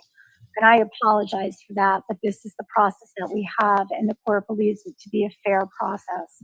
I also want to indicate that my appreciation to courtroom decorum extends to every single member of the media. I think you've portrayed this matter as fairly as possible in the news, and I think that your courtroom decorum here, in following all the rules that were placed on the media by way of court order, have been met with professionalism in terms of your business and your duty to your job. So I want to thank you for that. At this time, I'd ask counsel if there are any other matters that the court should take up. Nothing from the state at this time, Your Honor. Not from the defense, Your Honor. Lastly, I would like to address Mr. Valley. Mr. Valley, you too have shown respect to the process in terms of your decorum and your behavior and conduct here in the courtroom. You have been acquitted of the 4 charges that were held against you and stated in the substitute information.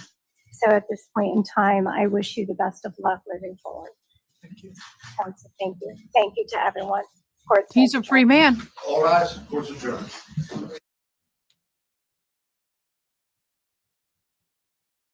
Yes, he's crying, and he should be. Trying to.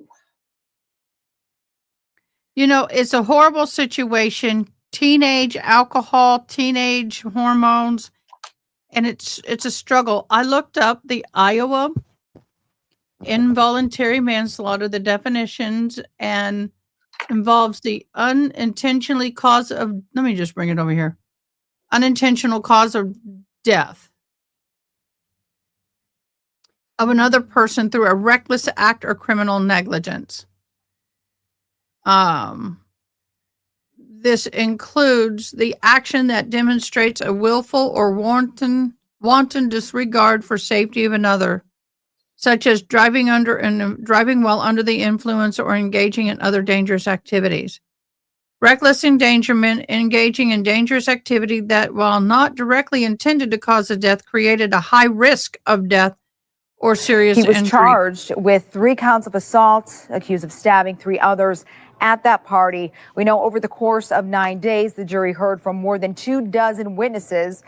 25 witnesses were called in this case, actually. They would have to bring the charge, they would have to reinitiate those, like they did with Karen Reed. They would have to go back and say, we want to move forward on these charges.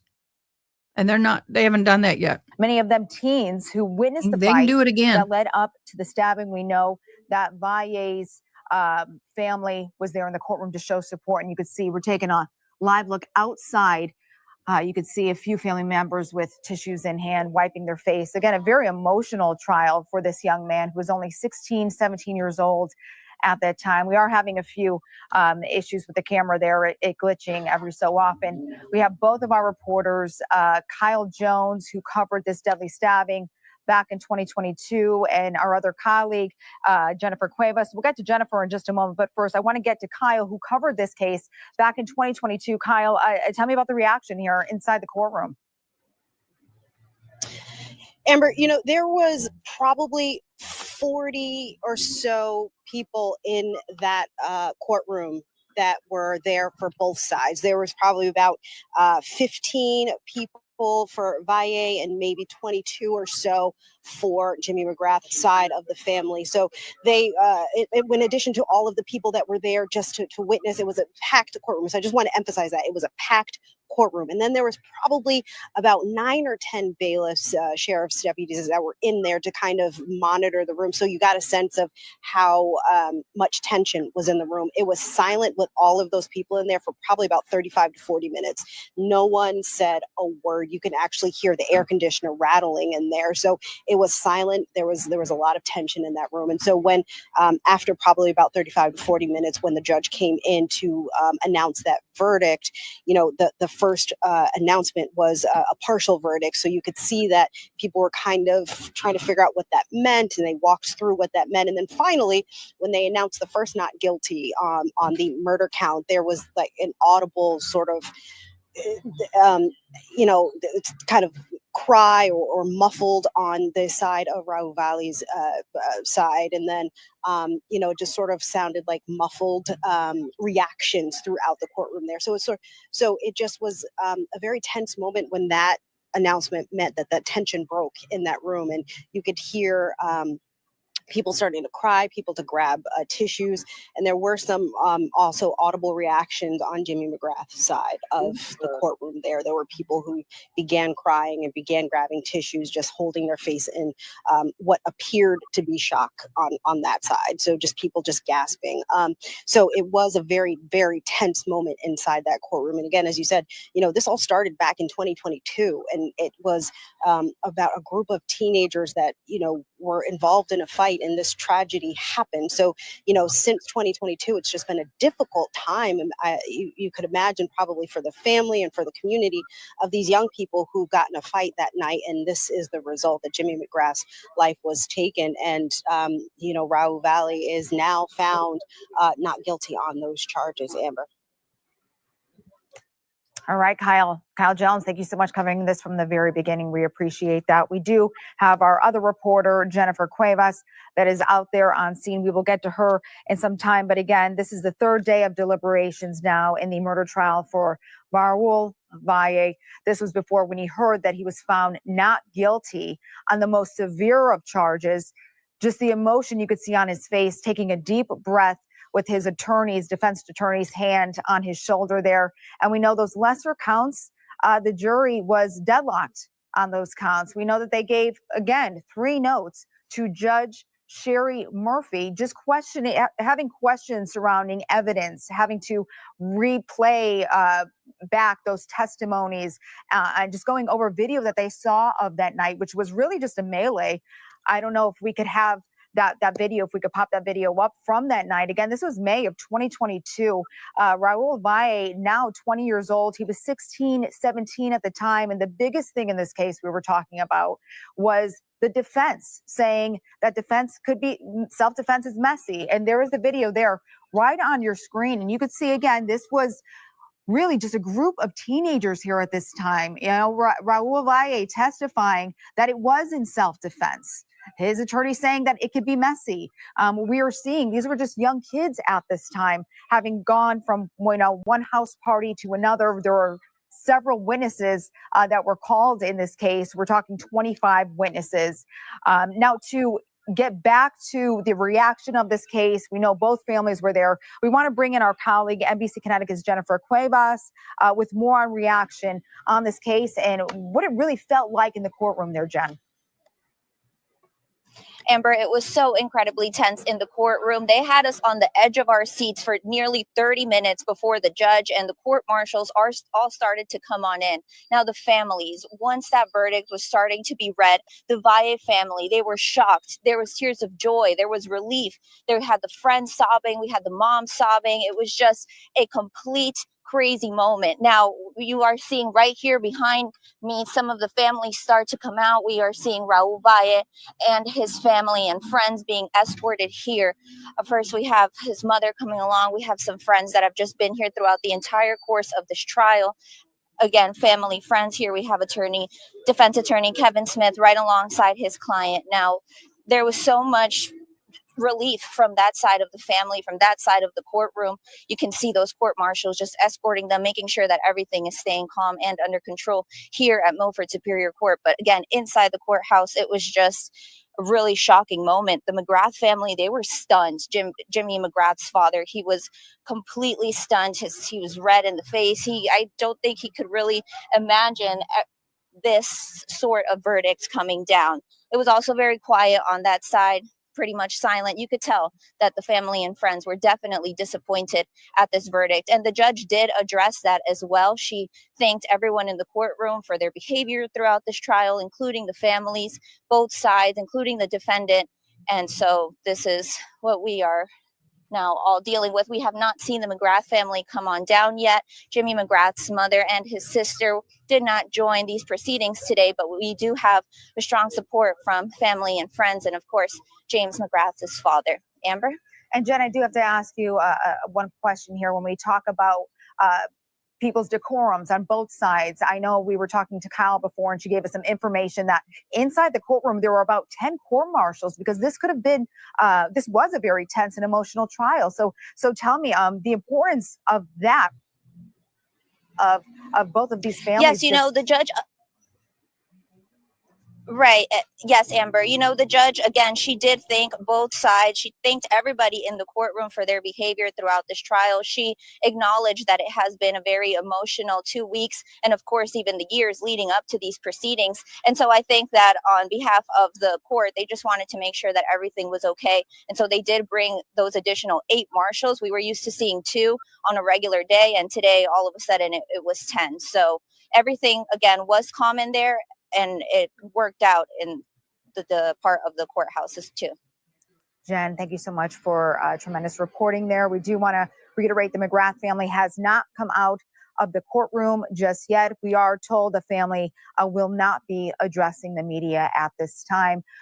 We do want to bring you more information on this case. We'll have much more live reaction on the news at 4. And remember, you can get any updates anytime in the free NBC Connecticut app. We'll see you this afternoon, starting at 4. Okay. I got a question. So hold on, let me get you on. Okay. So unless the state chooses to indict him again, he's free? Well, do you think he'll control his temper? I think so. I think that this was a very usual but unusual. Yeah. I think that this kid was in a situation he'd never been in before. I think all those kids that jumped on the car and started jumping and banging and causing that ruckus, the homeowner's son threw the first punch in the whole thing. Okay. Number one. Number two, I think that those kids that jumped on the car, surrounded the car, created a mob mentality in the event. And because of that, it led to consequences that nobody wanted Or expected. or expected. And I do believe this kid was fearful. I would have been if I was in that car. There was a lot of bad decisions made by not just this kid. I think there were other kids that made worse decisions that caused it's just a snowball effect. And I think other kids should have been charged. What about the kids that were beating them up that got up there and testified with immunity? I don't agree. All those kids should have had immunity. I think it taught them that they can get away with doing something wrong if they squeal to the police. I don't know. This thing is just a cluster bleep. Yeah. It's a cluster. Breaking news. Whoa. What was that? Cluster is what it was. Yeah, I know those. And I think that this was a no-win situation. I think that they need to sit down and look at this, and all of the kids involved need to do some soul searching, because I have to tell you, I don't think this kid is solely responsible for the life that was lost or those that were injured. In fact, there were some of those that were injured who were the ones who were jumping on him and fighting him. You need to be held responsible for your own actions. And if you hadn't have jumped in and gotten in the middle of it, you wouldn't have been stabbed. Yeah, you were close enough that you got stabbed. And my thing is that you put that boy in a place of fear. If I had 4 or 5 people jumping on me and I had a weapon, it's coming out. I'll tell you what, it's coming out.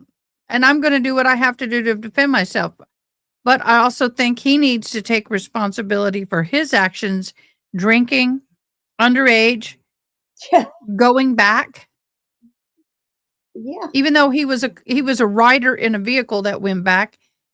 I don't know. There's no answer. There's no right answer. No matter what I say, it's not going to be right or wrong.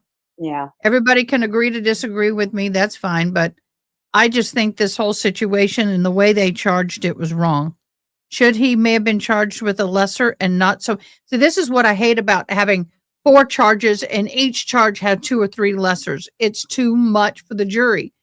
Nail it down. First, second, third, that's it.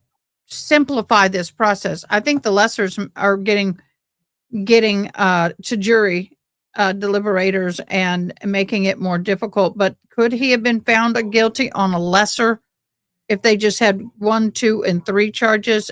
I think it would have been possible. Maybe. I don't know. Okay, so we're going to switch gears back to this trial. Okay, I'm going to be in here. We don't have any deaf watching right now, do we? I'm going to be in here and I'm going to be listening, but I'm also going to try to get some more order to this office. So I'm going to do this. I'm going to just put you in the background and you're still there. I see you out. If you see me pop you up, there's a deaf person. All right, now we're going to get back to this trial. There's something on phones called US cellular records called timing data. And that's like, if you've ever seen the Sprint commercials where it says, "Can you hear me now? Can you hear me now?" That's network engineers testing the efficiency of the network because they don't want things like dropped calls or areas where there's no cell phone coverage. That runs in the background of US Cellular all the time. So the cellular network is constantly checking in with the cell phone to make sure that there's good coverage in the area that you're in. Because if it wasn't, you would switch to a different carrier. And so that's essentially all cell phones, right? Yes, sir. And when you say the network is checking in, what does that look like? So the cellular network is just a fancy term for the infrastructure that exists. So you and I can use our cell phones to make wireless phone calls. Timing data is the part that they test the efficiency of their network, making sure there's no dead spots. And that runs, the system engineers are constantly using timing data, and that's recorded in their normal business records on an ongoing basis. But because it has a location base, we have to get that with a search warrant. So if we're talking about some of this timing data, it's essentially, if I understand, the network checking in or pinging off a device. So timing is a measurement because radio waves travel at the speed of light. So it's just a measurement that's reproducible. We can reproduce it from the business records, from the cell phone to the network and back to the cell phone. So then it's a known distance and it's recorded in the business records, and we can reproduce that timing data measurement visually. So you can see, now this is still an estimate, but the phone is at or near that location, recorded in the US Cellular business records that are certified as true, accurate, and correct. And companies keep these through normal course of business. They need them for billing. They need them to make sure their network is running efficiently. So these are records that companies keep in the normal course of their business. And so knowing that, and you had talked a little bit about looking for some US Cellular records, did you in fact apply for a search warrant and obtain records from US Cellular?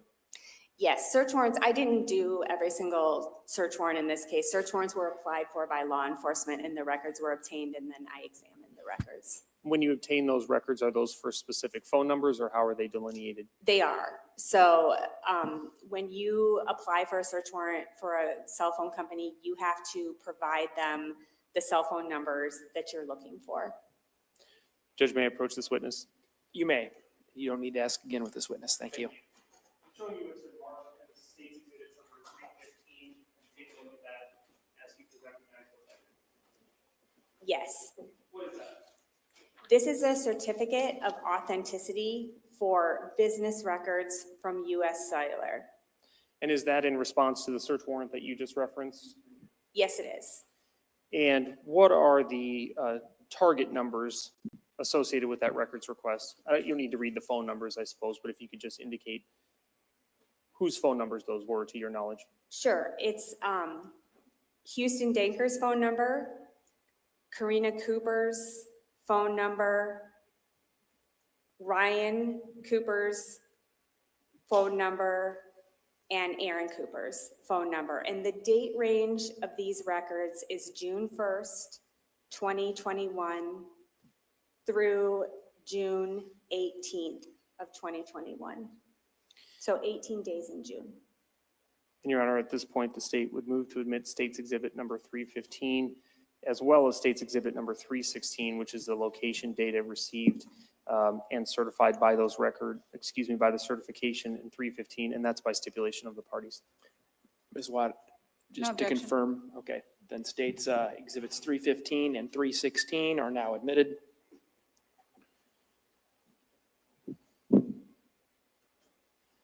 All right, had you prepared a demonstrative exhibit associated with your testimony here today? Yes, sir. Would it aid in your testimony to use that demonstrative exhibit? Yes, sir. With the court's permission, I'd ask to publish that demonstrative exhibit. Any objection, Ms. Watt? No, Your Honor.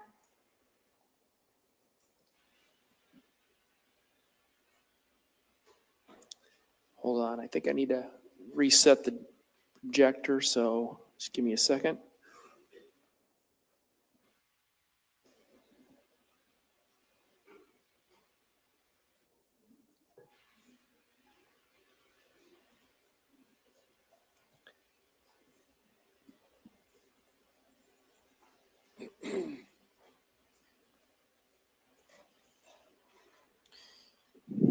Agent Witt, is this the demonstrative exhibit that you prepared?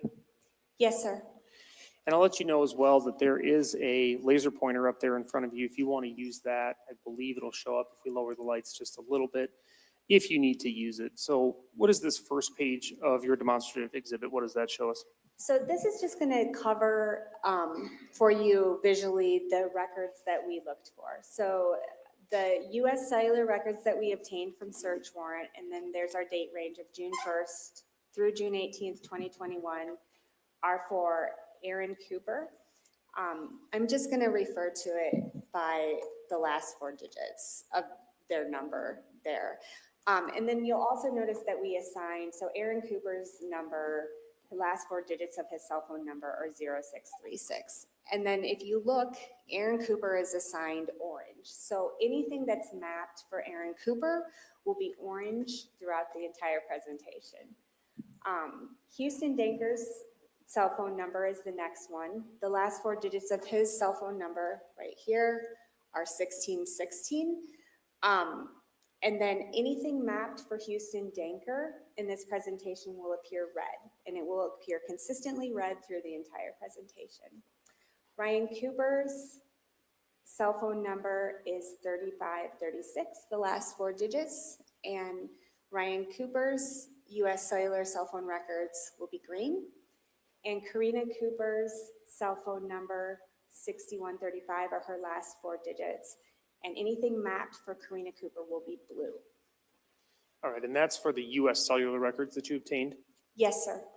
And now I think the next heading is Snapchat. What information did you obtain from Snapchat? So we obtained information from 2 accounts from Snapchat.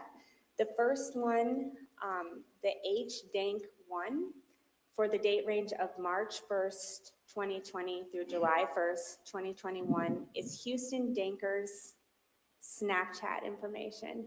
And we will keep that red. So if you see locational information from Houston Danker, that will be consistent with the color for his cell phone mapping as well. And then the second Snapchat account obtained for the same date range is Karina Cooper's, and her Snapchat username is right here, Karina Coop, and that will remain kind of the blue turquoise color consistently throughout the records.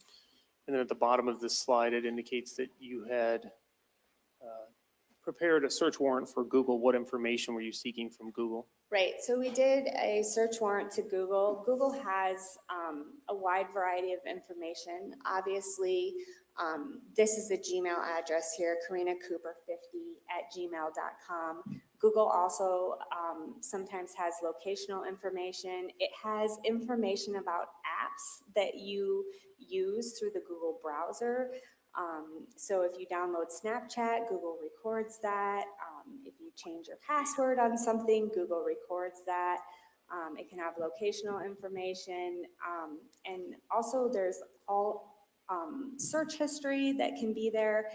And when we do a search warrant to Google, it depends. It's user controlled. So people that have a Google account can set their privacy settings however they want. So sometimes we see their entire search history and location information. Sometimes we don't. It just depends on how they have their privacy settings set.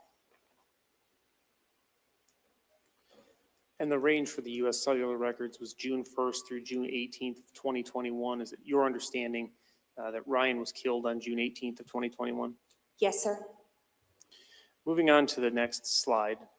What are we seeing here? So this is just to give you an example of some cell sites. So if we look here in the middle, this is like a typical cell phone tower is how I would describe this with the 3-sided array. Here's one side, here's the second side, here's the third side. But I want you to steer away from using the term cell tower because this is also a cell site.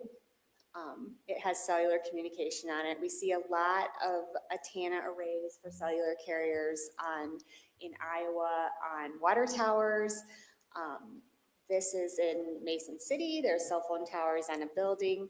So this is just to kind of generally explain to you that cell towers communicate through RF frequency radio waves with cell phones. And then cell towers are kind of the middleman in the cellular network. They also help facilitate communication to the rest of the cellular network so our mobile phones can talk to each other. So this is just to kind of orientate you to cell phone towers. When you see cell phone towers mapped here, I'll point it out on the map to you, but these cell phone towers are mapped by their latitude and longitude. So we don't map by the business address in the cell phone records because that can be like a mailing address. So we always map by the physical latitude and longitude of the actual cell site.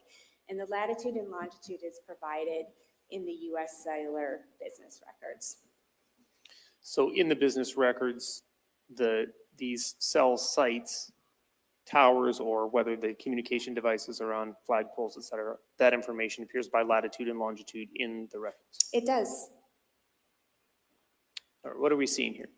So this is just to orientate you what mapping looks like. It's going to be pretty simple.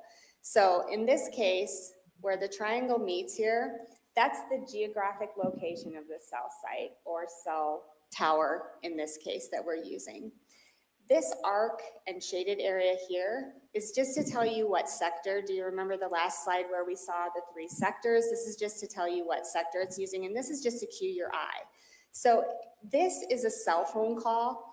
If I was mapping the cell phone call, this is just an example for us, I would just say that on this date and this time, this cell phone was using this cell site and it's somewhere in this sector.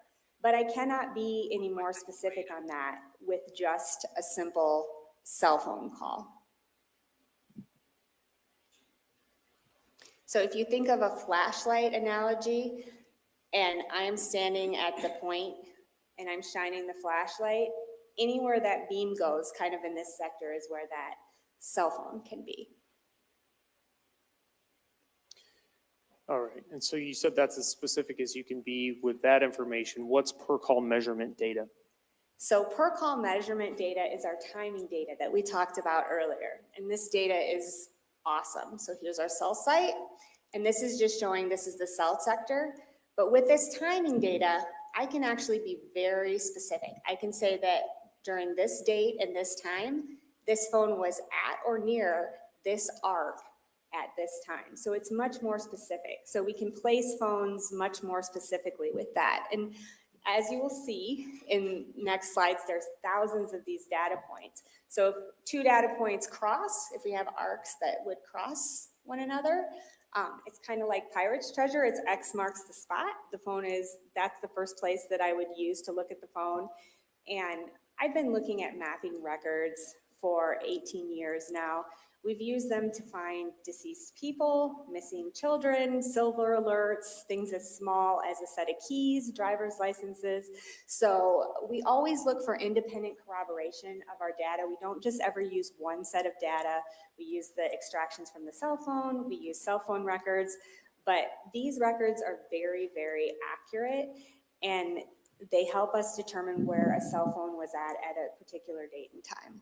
So these records you stated are very, very accurate to the point that you can find sometimes fairly small items.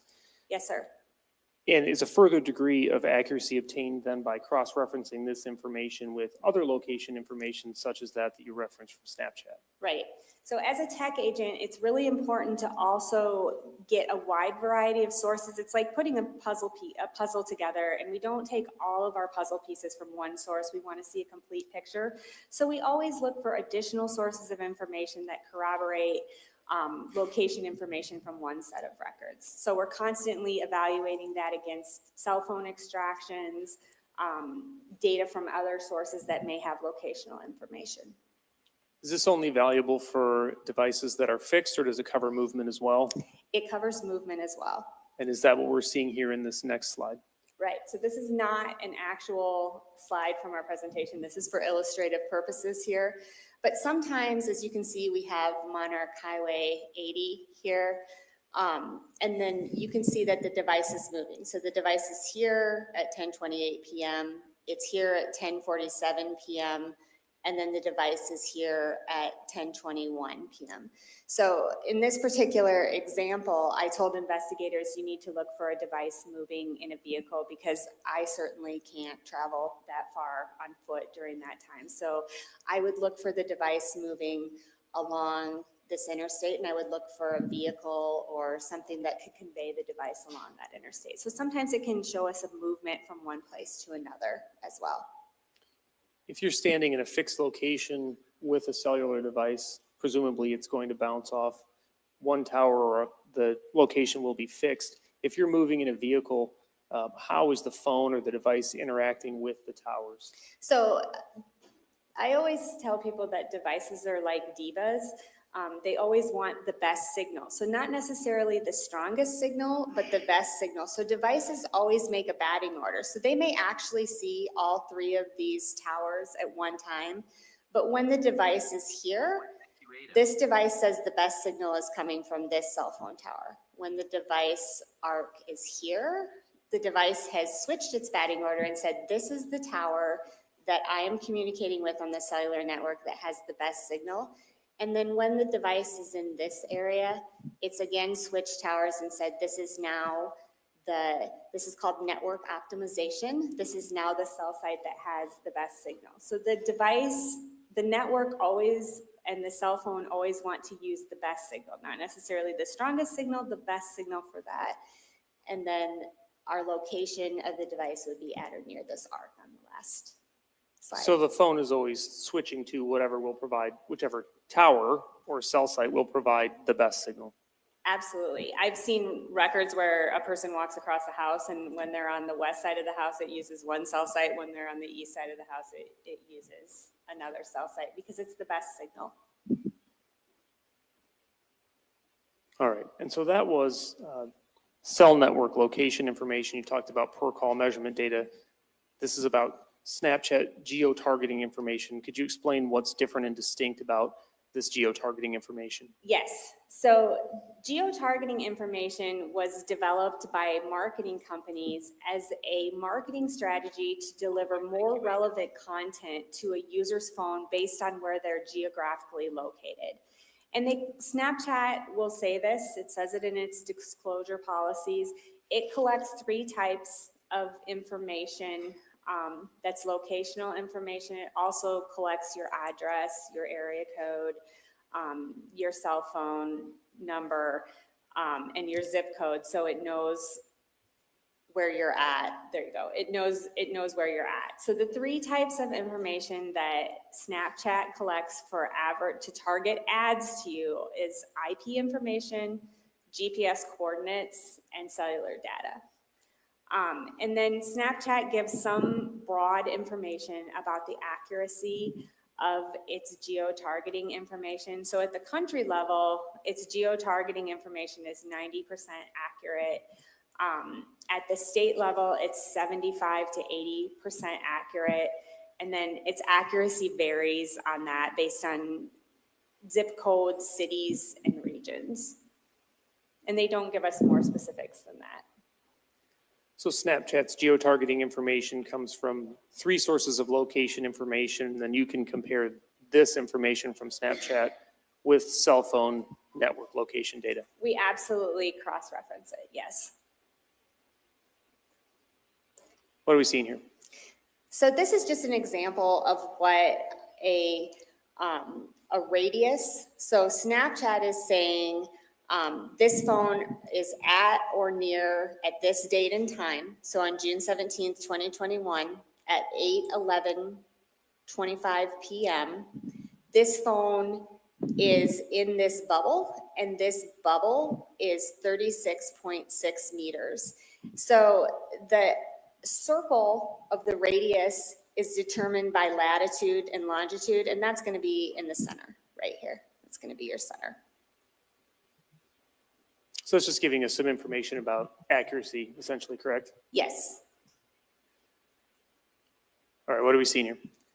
So this is just to give you a reminder or cue. When you see mapping for Houston Danker for his cell phone number or Snapchat, it's going to be red. When you see mapping information for Ryan Cooper, we are just using his cell phone in this, it's going to be green. And then when you see mapping information or visual depiction of records from Karina Cooper, it's going to be blue for US Cellular, Snapchat, and then there's some Google information. Yeah. All right, you've noted key locations in Traer, Iowa. What are these key locations? Right, so this is just to orientate you to the lay of the land and where things are at here. We're gonna start here on the west side of the screen, so north is up on all of the slides today.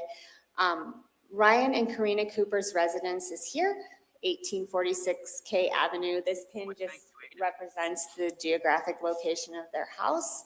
Aaron Cooper's residence is here, 1856 Highway 63. This is Highway 63. It turns into 96 here, and then Highway 63 at this intersection continues north-south. Here we have the city of Traer. This is 2nd Street or Highway 8, as it's referred to. And then Houston Danker's residence is going to be on the east side of this slide, and it's 2798 Highway 8. This is just a different view. So the thing that I want you to notice is we have more population density here. This is obviously the city of Traer. You can see more streets. Again, this is the Cooper residence, pretty rural, surrounded by farmland. I think there's one small residence here and one residence here, one here. This is the Aaron Cooper residence, and then Mr. Danker's residence. So we're just showing you the geographics that this is rural Iowa. Okay. So what are we seeing here? This is, again, just to show you our roads here. This is 63 north-south. This is Highway 63 east-west, and then this is K Avenue. Their street address is actually K Avenue, so you'd come up here, and then there's a driveway to their house. Right And is there. this just a satellite view of that same property? Yep, it's just to get you used to looking at the maps so you know where things are geographically located at the maps. And we're going to show you the maps in the simplest format, so you're going to see them mapped in the other sequence, but we just want you to recognize that there's farmland around here, K Avenue, Highway 63, and then there's our T intersection here. All right. So what are we seeing in this slide here? So Ryan Cooper's cell phone starts its night out at the Traer Sports Complex. And when you're seeing the darkening of the lines here, we call that pancaking. It just means that the phone's in the general geographic location for a long time. So our arcs appear darker. And then what you're gonna see is that the phone is gonna leave the sports complex. It's gonna go up through Traer, and then the device is going to end up in the general vicinity of the Cooper residence here at 1846 K Avenue. And the time frame of that is the travel here from the general vicinity of the Traer Sports Complex to there.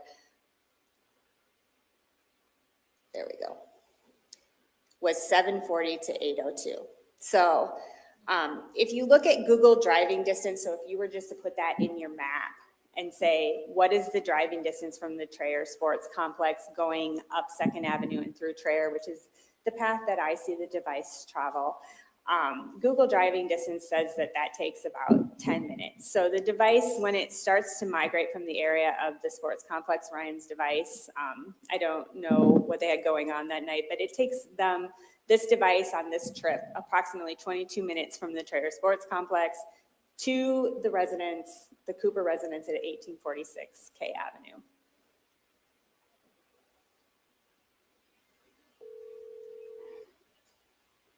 Okay, so this is the time. I'm sorry. Go ahead. Just returning to that previous Okay, slide. Is sorry. this an example then of, you mentioned that this was pancaking, showing that the device is just in the same place for a period of time. I see the clock running there. Yep, and you can actually see the actual times of all of these slides. And then it's also just to kind of orientate your eye to movement. The device is going to eventually leave the Traer Sports Complex, kind of go up through Traer, and then end up at the residence. So this is the device moving there, and there's the device at the residence. Definitively at 802, I'd say the device is in the vicinity of 1846 K Avenue. And this is the night of June 17th, 2021? Yes, sir. Okay. And then this is just to show two things. Again, we're just getting used to the pancaking or the darker lines. So this is just a brief time period from 8:02 to 8:26 p.m. And then you can see this is the cell site, but this is our timing data. So we can be more specific and say the device is generally in the vicinity of the residence. And then that phone call in the lower left-hand corner right here at 8:26 is the last time that I can say there was a manipulation on that device. So at 8:26 p.m., Ryan Cooper's cell phone made an outgoing phone call.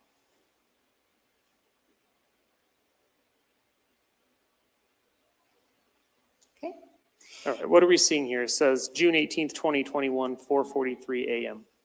Yes, sir. So we're seeing our heavy arcs here. This is just a still image. We didn't, this is about the time that law enforcement arrives on scene, and we're just seeing that this device is stationary near 1846 K Avenue. And also what we know is that this device was recovered by investigators at 1846 K Avenue. So independent corroboration. The records tell us that this device is there, and the investigators physically were able to recover the actual device from the residents. It's based on the location information that you received from US Cellular as well as that outgoing phone call. Does it appear to you that Ryan Cooper's device left the residence there at 1846 K Avenue on the night that he was killed? No.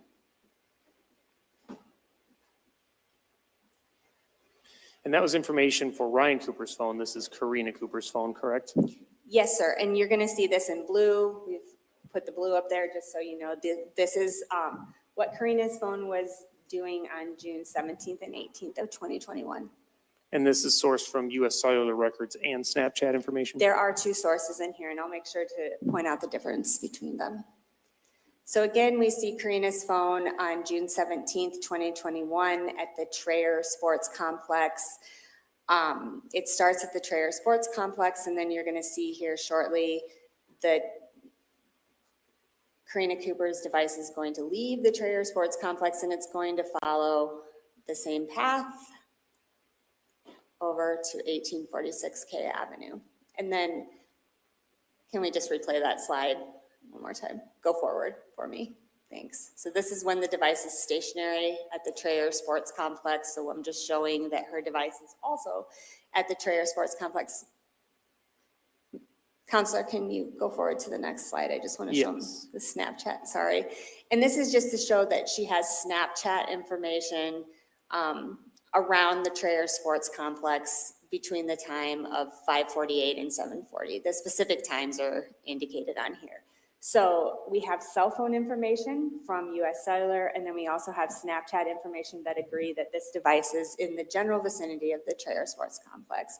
And then this is the device traveling from the Trayer Sports Complex through Trayer, and the device is ultimately going to end up at 1846 K Avenue.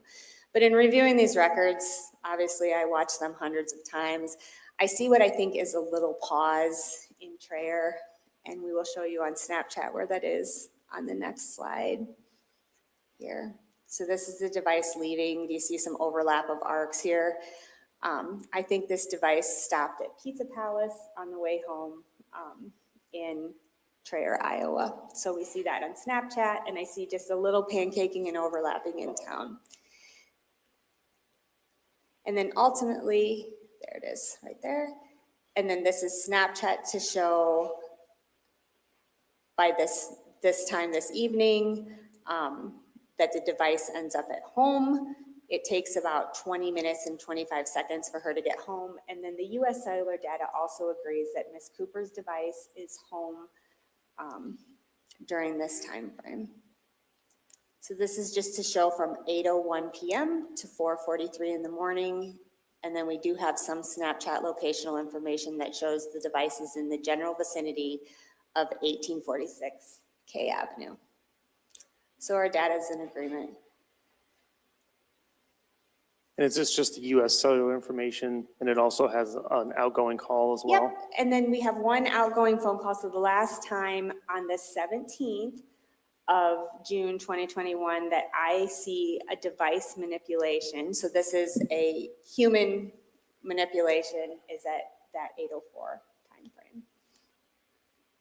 Last outgoing call there. Okay, and that's on June 17th at 8:04. Yes. But the device is there at 4:43 in the morning and we know this device makes the 911 call. And then this is just to kind of give you an idea of Snapchat patterns are really granular like this, what Snapchat looks like from 8/11. And then the Snapchat location information, we don't get any additional Snapchat information for Karina Cooper's Snapchat account after 3:33 a.m. in the morning. It ends. But was there Snapchat information around 3 in the morning and up until 3:33 in the morning? 3:33 is our last data point. So there's consistent Snapchat information from 8:11 p.m. This is locational information from Snapchat. So something is triggering locations in Snapchat. This is geo-targeting information. And we have that consistently on an ongoing basis from 8:11 p.m. till 3:33 in the morning. And then there is no more. And so based on the information you had provided before, this would be user manipulation of the phone, including sending Snapchat messages, correct? You know, there's lots of reasons Snapchat doesn't tell us exactly what's going on, but something is happening in an interaction with Snapchat that there's geo-targeting information being recorded. And that went on through 3:33 a.m. and then it stopped? It did stop. What are we seeing here? And then I just wanted to show you the last user manipulated event. So here's our cell site. Remember, this is our general flashlight example, but here's 1846K Avenue. So on June 17th, 2021 at 8:04 p.m., this is the last outgoing call on this date. And then our first outgoing call here is June 18th, 2021 at 4:30 a.m. And again, that's from Karina Cooper's cell phone at 4:30 a.m., correct? Yes, sir. What are we seeing here? This is just a visual depiction of records so I can sequence them from you.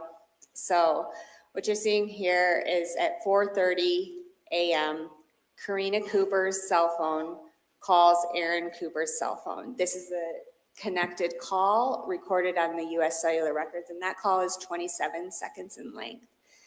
At 4:31, Aaron Cooper's cell phone calls Karina Cooper's cell phone. That's a 1-second call, so it may or may not have actually rang, but the network recorded this event here. And then at 4:32, Aaron Cooper calls Karina Cooper, and this phone call is 22 seconds in length. This information here and here that are underlined, this is from the Tama County dispatch records for 911. So when you call 911 from your cell phone, that the cell phone companies purposely don't put that in business records, because if you're calling and someone that's with you in a situation is the bad person, and they have access to your cell phone records, they don't want that to show. So cell phone companies don't necessarily show those in business records, but we know this from the Tama County dispatch logs. At 4:33 in the morning, Karina Cooper calls 911. And the duration on this call is 4 minutes and 59 seconds. And then shortly after that, Aaron Cooper also calls 911. That's at 4:34.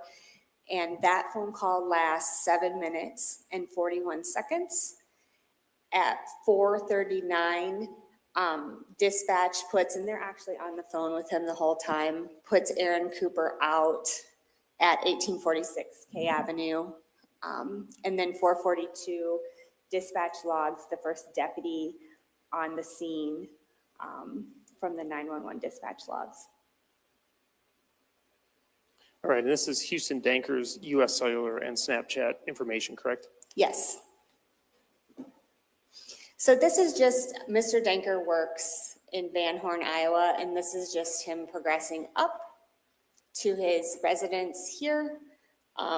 So this is a snapshot of time on, or I'm sorry, the cellular records from June 17th, 2021 from 6:21 p.m. to 6:58. So this is just him leaving work and going to his residence. Okay. All right, this says device trip 1. What information are we seeing? So first, what you're seeing here, we'll just let it play, is the round trip. This device is going to leave 2798 Highway 8. It's going to come up kind of through Traer. It's going to come a little bit here. We're going to break this down in a minute. Just past 1846, the Cooper residence here. So this is the first arc. Can we go back one slide? Oh, forward, sorry, I apologize. So this is the device traveling up. This is its furthest forward progression, and this is the device traveling down. And the time frame on that is 6:58 p.m. to 7:30. So Google driving distance is 9 miles. Google says it takes about 11 minutes to get there one way, and the whole trip was 31 minutes and 21 seconds. So starting from 2798, going up and through, kind of the furthest device progression here, and then returning back the same way to 2798. So in this entire set of records, this device only drives by 1846K Avenue 3 times once, and that's on June 17th, 2021. So I'm showing you the 3 trips that this device makes past the residence. Okay, so this is just to show you, this is where the device started. This is where the device ended on the trip out here. So this is from 6:58 to 7:14. So this is all part of that animation we just showed you. The next slide will kind of show you the return trip here. So by 7:14, we call this the most forward progression, the farthest forward progression there. By 7:14, that's as far as this device goes forward. This device is turning around here. By 7:16, I can see that the arcs are now moving to the east, and this device has turned around, so it drove by the residence once this way, and then it's returning past the residence here, and it's ultimately going to go back to Mr. Danker's home residence. All right, this says 7:14 to 7:30. Yep, so this is just to show from our farthest forward progression to the return arc that I see near the residence at 2798. That's the return trip time. And that takes about 15 minutes. All right, what are we seeing in device trip 2? So device trip 2, we can just let it play. We're going to see that this device is going to leave the residence here. It's going to go up through Traer, and then it's going to continue on to Gladbrook. It's going to be in Gladbrook for a limited amount of time, around 5 minutes, and then it's going to drive back past the Cooper residence up through Traer, and then Mr. Danker's device is ultimately returning to his home residence here at 2798 Highway 8. So as the crow flies, it's 17 miles, 17.1 miles, and this trip from arc to arc takes 39 minutes and 4 seconds. And that's pretty close to what Google Drive Time says. Google Drive Time says from the Danker residence here to Gladbrook, it should take 20 minutes one way, so 40 minutes round trip. So this is pretty consistent with what Drive Time says on Google. And then this is just a blow up of that to show when the device is going by the house, and we're seeing some blue here, as you can see. So there is Snapchat activity from Karina Cooper's Snapchat account near the 1846K Avenue at 8:13:35. And then the red obviously is Mr. Danker's device traveling west towards the Gladbrook area.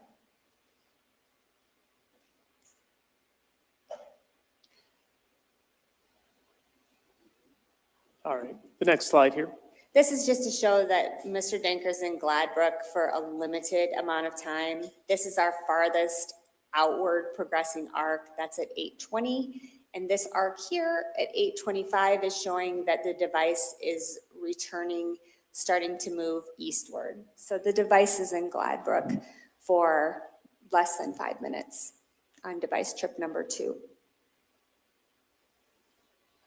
And then this is just to show what the times are on our arcs, and then we see our forward progression. So here's 8:30, here's 8:31, that's going to be this arc here, and then 8:32. So it's just showing that the device is moving to the east. And then we also see that Ms. Cooper has Snapchat locational data at 8:29 during that time as well. And then ultimately, this is just to show you from arc to arc, the device furthest forward progression, and then it returns back. So All right, you've marked this as device trip number 3. I did. So this trip is from, the device is going to do something different here. So this trip is on June 17th, 2021 from 9:04 to 9:40 p.m. So the device is going to leave from the Danker residence. But what you're going to see here, and we'll break this down, is that this device is largely stationary in this area for about 7 minutes, and then it's going to return a slightly different way here, come back up, and return home. We'll break that down for you more specifically. So the device on the third trip leaves the same way, but it hangs out in a specific area for a little bit. We have some pancaking, and X marks the spot stationary movement, and then it ultimately returns home a different way. And we'll break that down more here. And we can see that there is some Snapchat activity here as the device, Houston Danker's device. This is Karina Cooper's residence. And we can see that there's some Snapchat activity while the device crosses. And then ultimately when we're seeing these X's and this device is in this area, we'll see it on a different slide.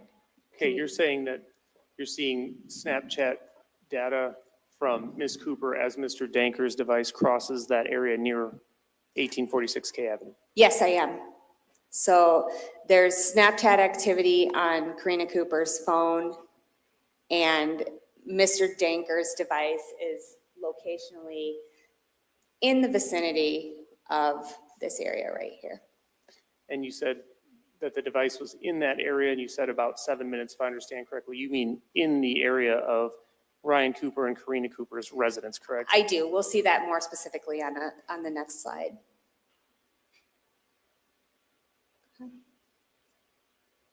Can you go ahead and hit play? So from 9:19 to 9:26 p.m., I don't know if you're able to pause this. This device, do we see our pancaking kind of stationary here? A lot of X marks the spots here, crossover. And when we see that, we know the device, we can be more specific on where this device is located.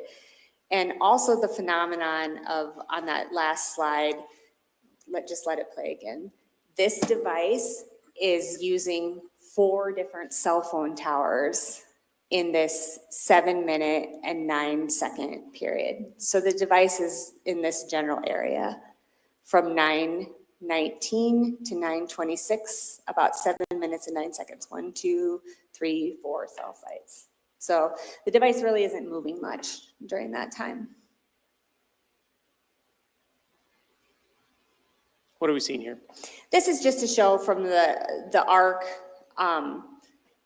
coming back when the phone is returning to the way home. Like this is the first arc, this is the second arc, and then the next slide will show you the route of travel. So the device goes, returns to 2798 a different way. And we're gonna break that down on the next slide. So the device is going to come down here. You're gonna see it move along here, up, and then ultimately end up at 2798. So the device returns home. It takes a different route the last trip by. And so when you say it takes a different route, you mean this third trip differs from trip number 1 and 2 in terms of the route taken to return home? On the return route is more gravel and rural roads. So the return route isn't just back through Traer, back to the house. It goes out this way. It's in this area for a period of time, and then it comes down and ultimately returns to 2798. And you also indicated that here on the bottom right-hand part of your slide, it says 14 minutes and 30 seconds. Was that their recorded travel time? Yes, so it's very fast. The Google drive time, so Google figures on the speed limit. The Google drive time for this return route from roughly 1846 K Avenue over to 2798 is actually 18 minutes. So this device is absolutely moving at a higher a higher rate of speed than recommended drive time. And just as a reminder, we're at 9:26 to 9:40. This is the night before Ryan is killed, correct? Yes. What are we seeing here? And then this is just to show that Mr. Danker's device from 9:40 p.m. until 5:22 a.m., ultimately the device leaves the residence to go to work. It goes down to where we know Mr. Danker works at, is at home. So the device is stationary there. And then we don't get on so the device is home. We don't see it really go anywhere during this time frame. We don't have a lot of Snapchat location information for Mr. Danker's device. The last Snapchat location information we get from this device, if you can flip to the next slide for me, please, is at 10:47 and 10:48 p.m. on June 17th. And then there is no more locational information on this device going into the early morning hours when the device leaves. So the device leaves, this is the last locational information I have, and the device leaves the residence. So if I understand, returning to your previous slide, Mr. Danker's cell phone was at or around his residence throughout the night, including the time that Ryan Cooper was killed, until the next morning around 5:22 a.m. That is correct.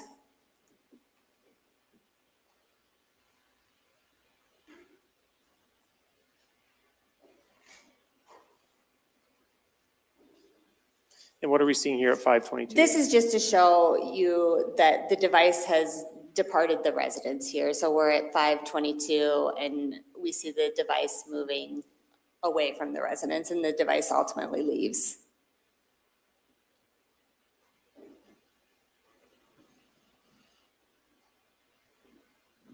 All right, showing you some information here. It looks like it says U.S. Cellular and has Karina Cooper's cell phone number and device history. What is the information that we're seeing here? Yep, so I just want you to recognize our last 4 digits here. This is Karina Cooper's cell phone number. Our last 4 digits here are 6135. So this is actual subscriber information. It's just a snip from US Cellular business records.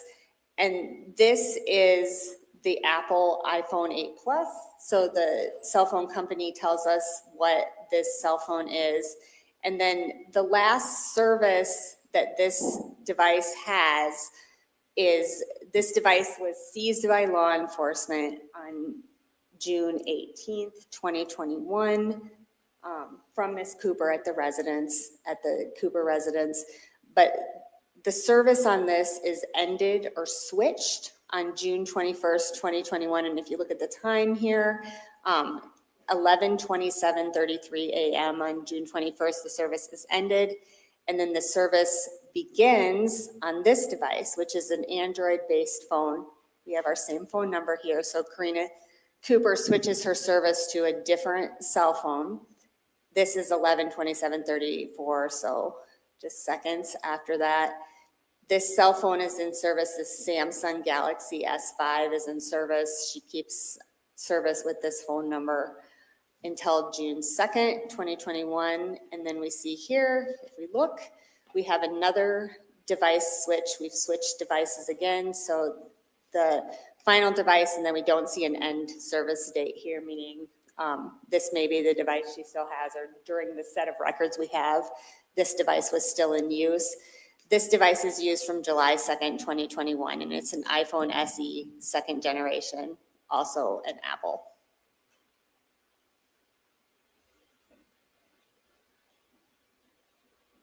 All right, and this final information says Karina Cooper, Snapchat, and Google.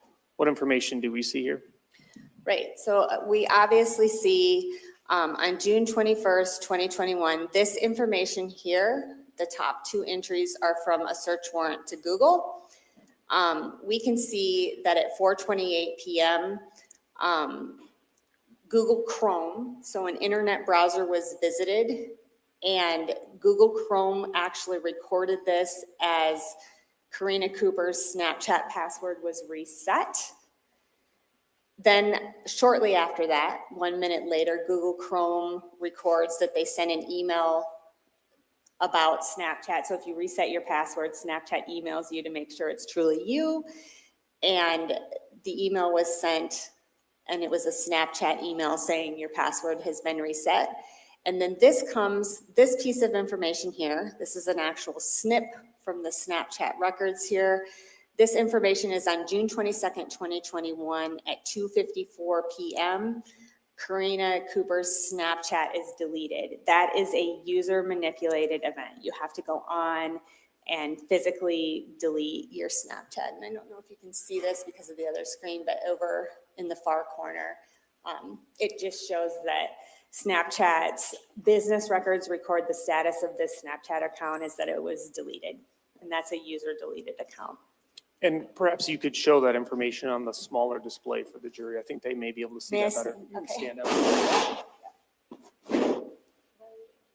Oh, it's eating it. If you look at the lower right-hand corner, the last column where there's gray shading, it just says deleted.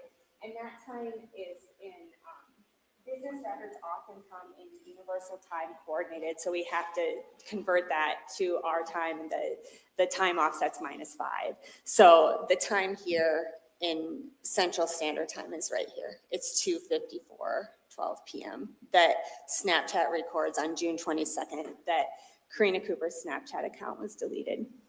So 2 days after Ryan's death, she's resetting her Snapchat password. What's the relevance of the fact that this is done through Chrome? So she wouldn't have her phone.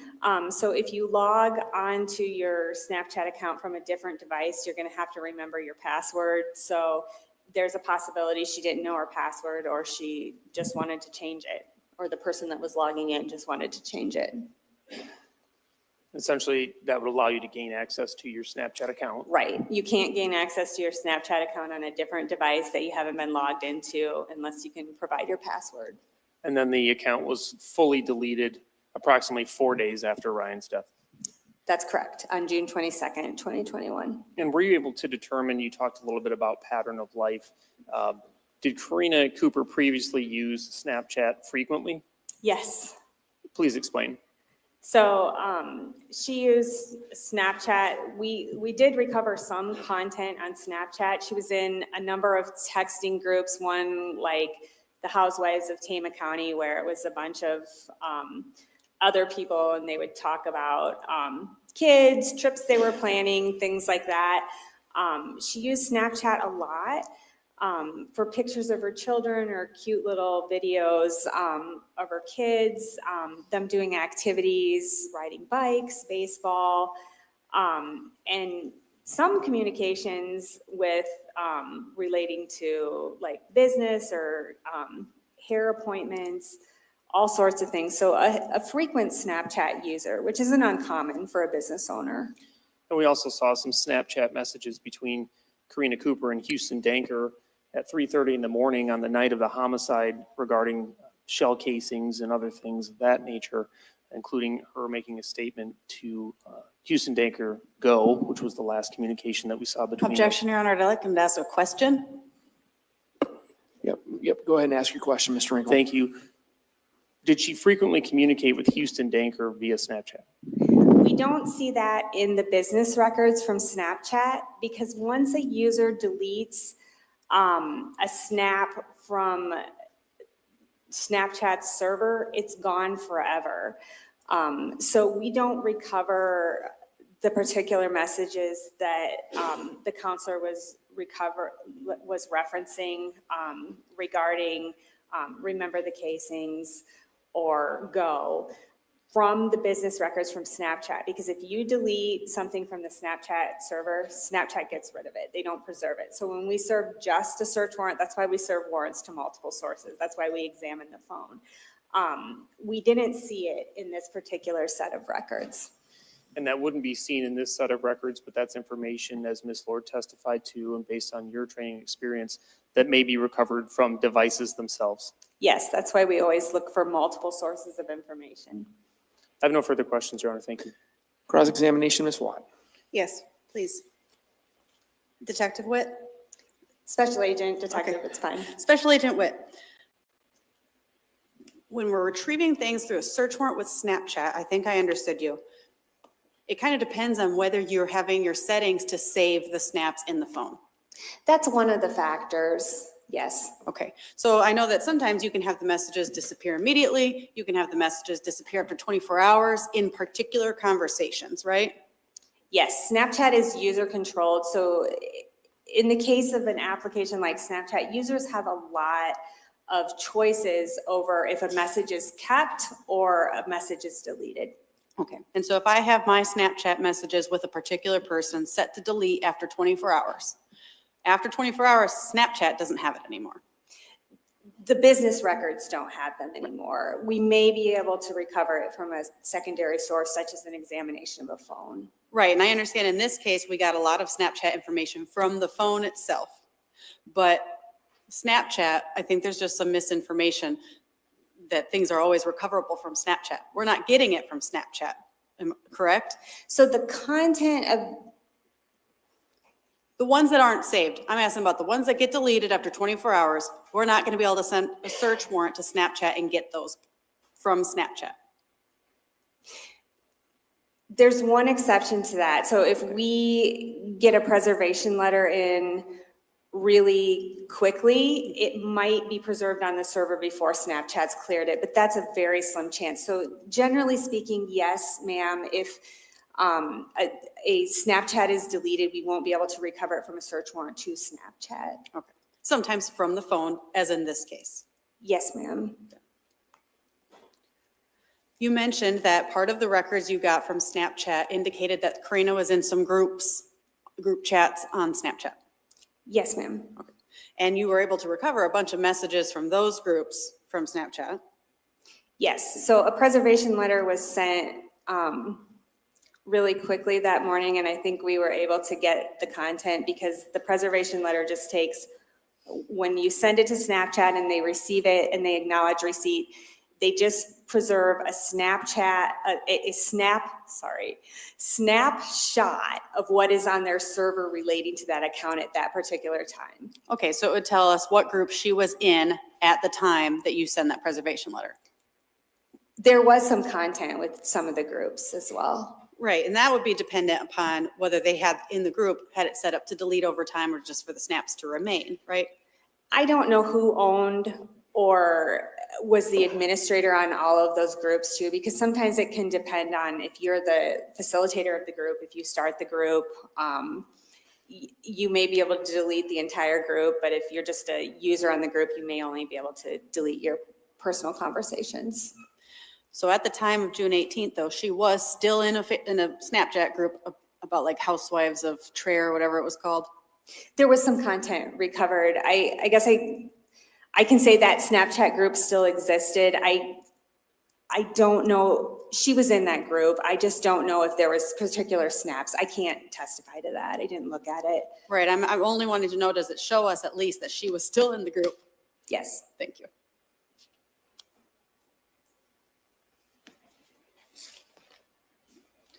Do we have an answer for why Houston's phone doesn't have as much GPS data from Snapchat? So as with all applications, you can adjust privacy settings and choose not to share your location. You can opt in or opt out of things. So Snapchat's largely user controlled. I don't know what particular settings he had on both his phone and then within the app of Snapchat. There just wasn't as much location information. Sometimes it's usage too. Okay. So, but somebody on Snapchat, I can choose to have my location update on the Snap Map, right? Yes, you can. From the information that we have from Karina's phone, of the search warrants and all that, does it appear that her location would have been on and showing on the Snapchat, or do we not know? Snap Map.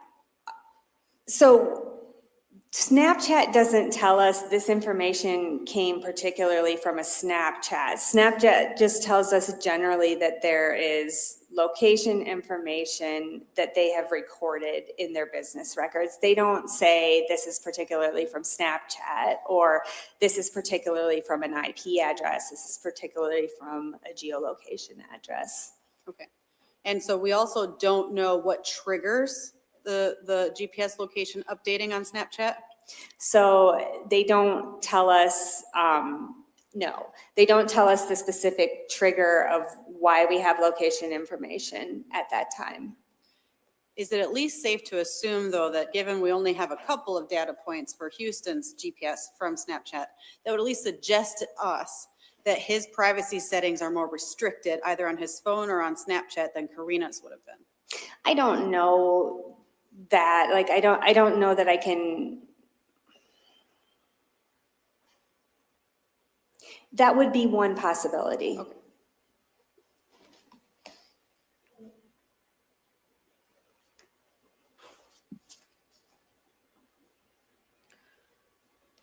With Houston driving by this residence, I just want to make sure I understood your testimony. So when we see that he was red, right? Yes, ma'am. So when we see the arc there that kind of only goes to where, what is it, 63, where it makes the turn? Is that, are we saying then that that's all the further his phone goes, at least the first trip? Yes, that's the first trip, the furthest device progression is kind of at that T intersection just past the Cooper residence, and then it returns back to his residence. And then the second trip, he goes all the way to Gladbrook, but not for long. Yes, under 5 minutes. Then the third trip,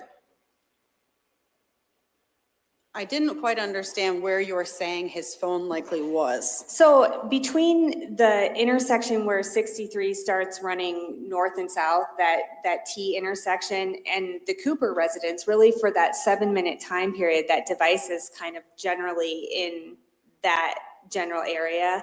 And then the device returns home, but it goes I'll call it the southern route. It goes the alternate route on the last trip home. But do we know, for example, was he at their house?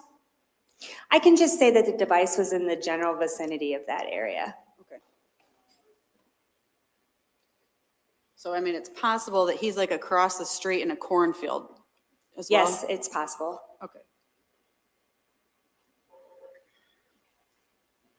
You did mention that the device is traveling quickly to get from that hangout point to the house, but you said you took gravel roads? Well, it takes the southern route. I do think that some of those roads are gravel. I know they are. Some of the roads are gravel there. It's not hard pavement the entire way. Do you know what the speed limit is on gravel roads? I do not know. I just know that it exceeds what the Google Drive time. It was faster than the Google Drive time. I was just wondering if it's a common occurrence that people drive faster on gravel roads than what the speed limit is, which might help explain how that device is going so fast compared to Google. Well, I can't speak to people generally on if they feel comfortable on gravel or not. Okay.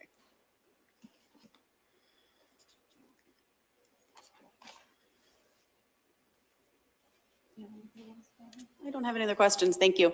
Mr. Engel? Defense asked you, based on that 7-minute period on the night prior to Ryan's death, that Houston Danker's device was near 1846 K Avenue. If he could have been in a cornfield, is it also possible that he could have been at the house or meeting with Karina? That's equally as possible, yes, sir. It was in the general vicinity. No further questions. Anything further? No, thank you. All right, thank you, ma'am. You may step down. I'm sorry. That data stuff is hard for me to stay focused. We need to do a bingo card update. Stay prepared to call the next witness. And while next witness is coming in, I'm going to stand up and stretch. Anybody else want to, feel free.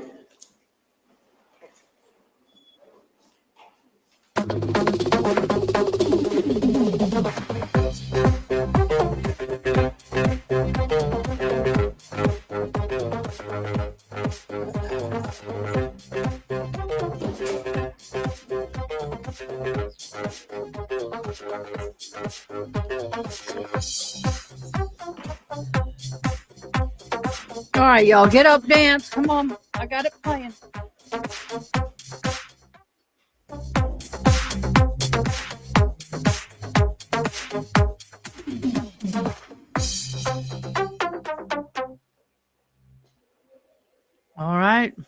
Dance break is over. Music stopped.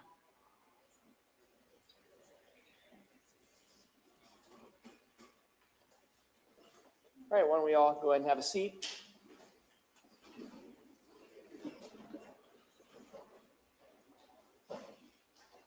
And is the state prepared to call its next witness? Yes, Judge, thank you. The state would call Dr. Kelly Cruz. I'm assuming that's you. Yeah, you want to come up to have a seat to my far left?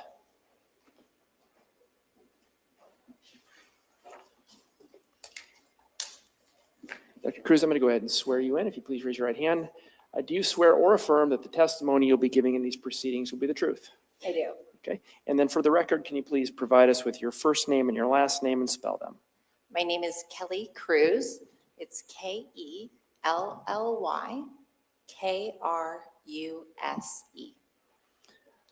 All right, Mr. Engel, whenever you're ready. Thank you. Good afternoon. Good afternoon. Dr. Cruz, how are you employed? I am an associate state medical examiner at the Iowa office of the state medical examiner. Can you talk about your educational background, please? After I graduated from high school, I attended Tulane University. There I earned a bachelor's of science in anthropology. I then attended St. George's University. I first earned a master's of public health degree, and then I attended their medical school. I graduated from medical school in 2013. From 2013 to 2017, I attended and completed an anatomic and clinical pathology residency program located in New Jersey. And from 2017 to 2018, I completed a forensic pathology fellowship program at the Chief Medical Examiner's Office of Maryland. Can you talk a little bit about your employment history as well? I came to work in Iowa following my fellowship. So this here has been my only full-time job. In terms of additional work, I provide consultation autopsies for local hospitals in the Des Moines area. How are you currently employed then? I am currently full-time employed by the State Medical Examiner's Office.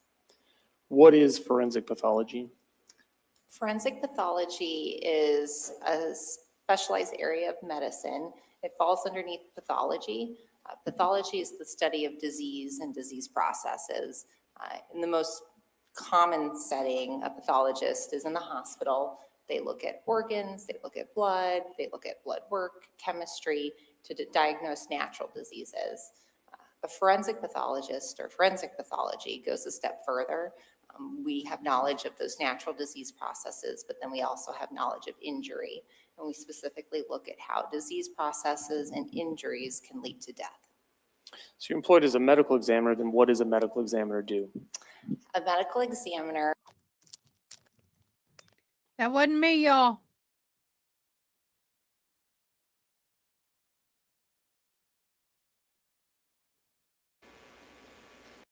With medical examiners is the ability to estimate or make a statement regarding the time of death. Is that something that you're able to do when conducting an autopsy?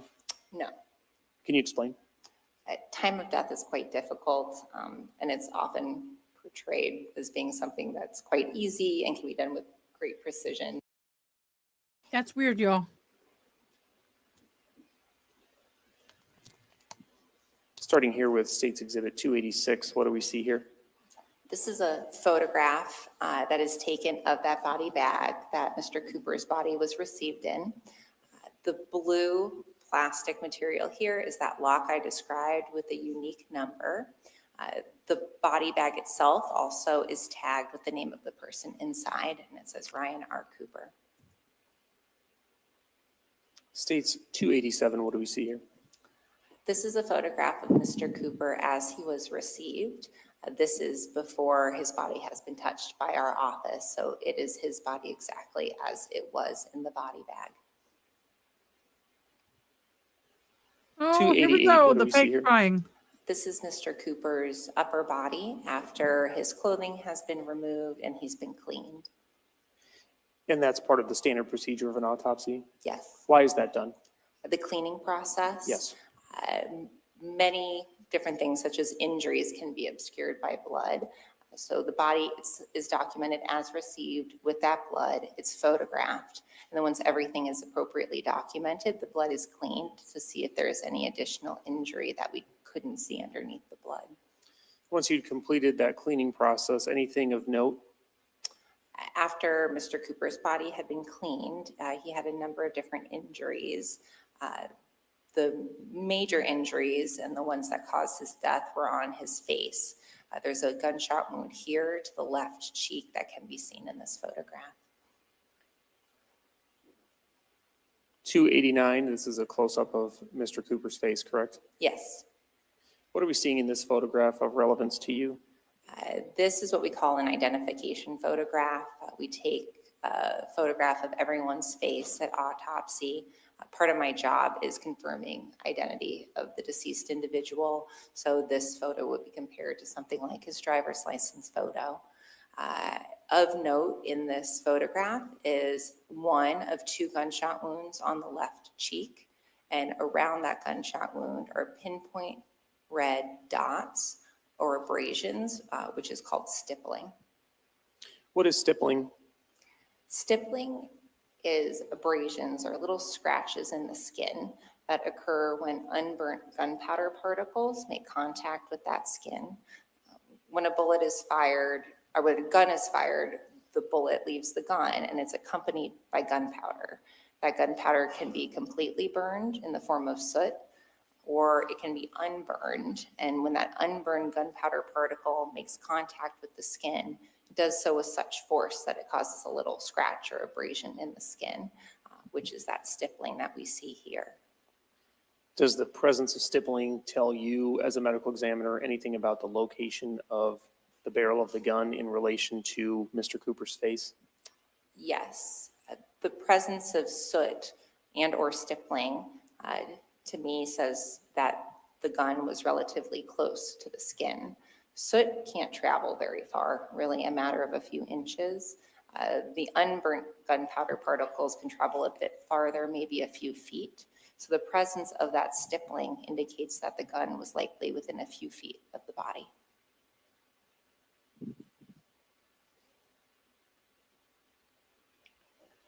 State's exhibit number 290, what are we seeing here? This is the left side of Mr. Cooper's face. Here, near the top of the photograph, is that one gunshot wound that we were able to appreciate with a picture of his entire face. And below it in the photograph is that second gunshot wound. He had a total of 2 gunshot wounds to the left cheek, one closer to his nose and one closer to his ear.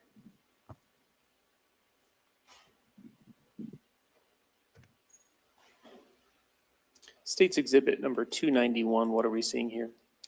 This is a photograph of the base of Mr. Cooper's skull. In order to examine the brain, an incision is made over the top of the head, and the scalp is moved forward and backward in relation to that incision. The top of the skull is removed and the brain itself is removed. And here we're looking at the base of the skull where that brain would usually sit. Traversing the skull are these metallic rods, and these show the wound paths of each of those gunshot wounds. So each gunshot wound was associated with injury to the skull and the brain, and bullets were recovered. You talked about entrance wounds. Did you observe any exit wounds? There were no exit wounds. Bullets were recovered from each gunshot wound. Should be fairly clear, we've had some testimony about what an entrance wound is, but what is an exit wound and what would you expect to see? Were you observing exit wounds? The exit wound would typically be at the end of that wound path. For me, when I'm looking at a body and there are gunshot wounds, there are very clear differences, at least usually, between entrance wounds and exit wounds. Entrance wounds have a rounded appearance. It's a punched out defect. That bullet has a lot of energy and it pushes through the skin, creating a hole. So if I tried to, I couldn't push the edges of that wound together. There's missing tissue there. An exit wound has more of a slit-like appearance. The bullet loses a lot of energy along the wound path and essentially just pushes out through the skin, wherever that exit wound may be. So as you saw with the picture with the skull, I traced the wound paths. At the end of the wound path, there weren't any slit-like defects or any injuries that looked like exit wounds. And I did recover fragmented bullets, but 2 of them. Showing you State's Exhibit 292, what do we see here? These are 2 of the larger bullet fragments that were recovered from the brain.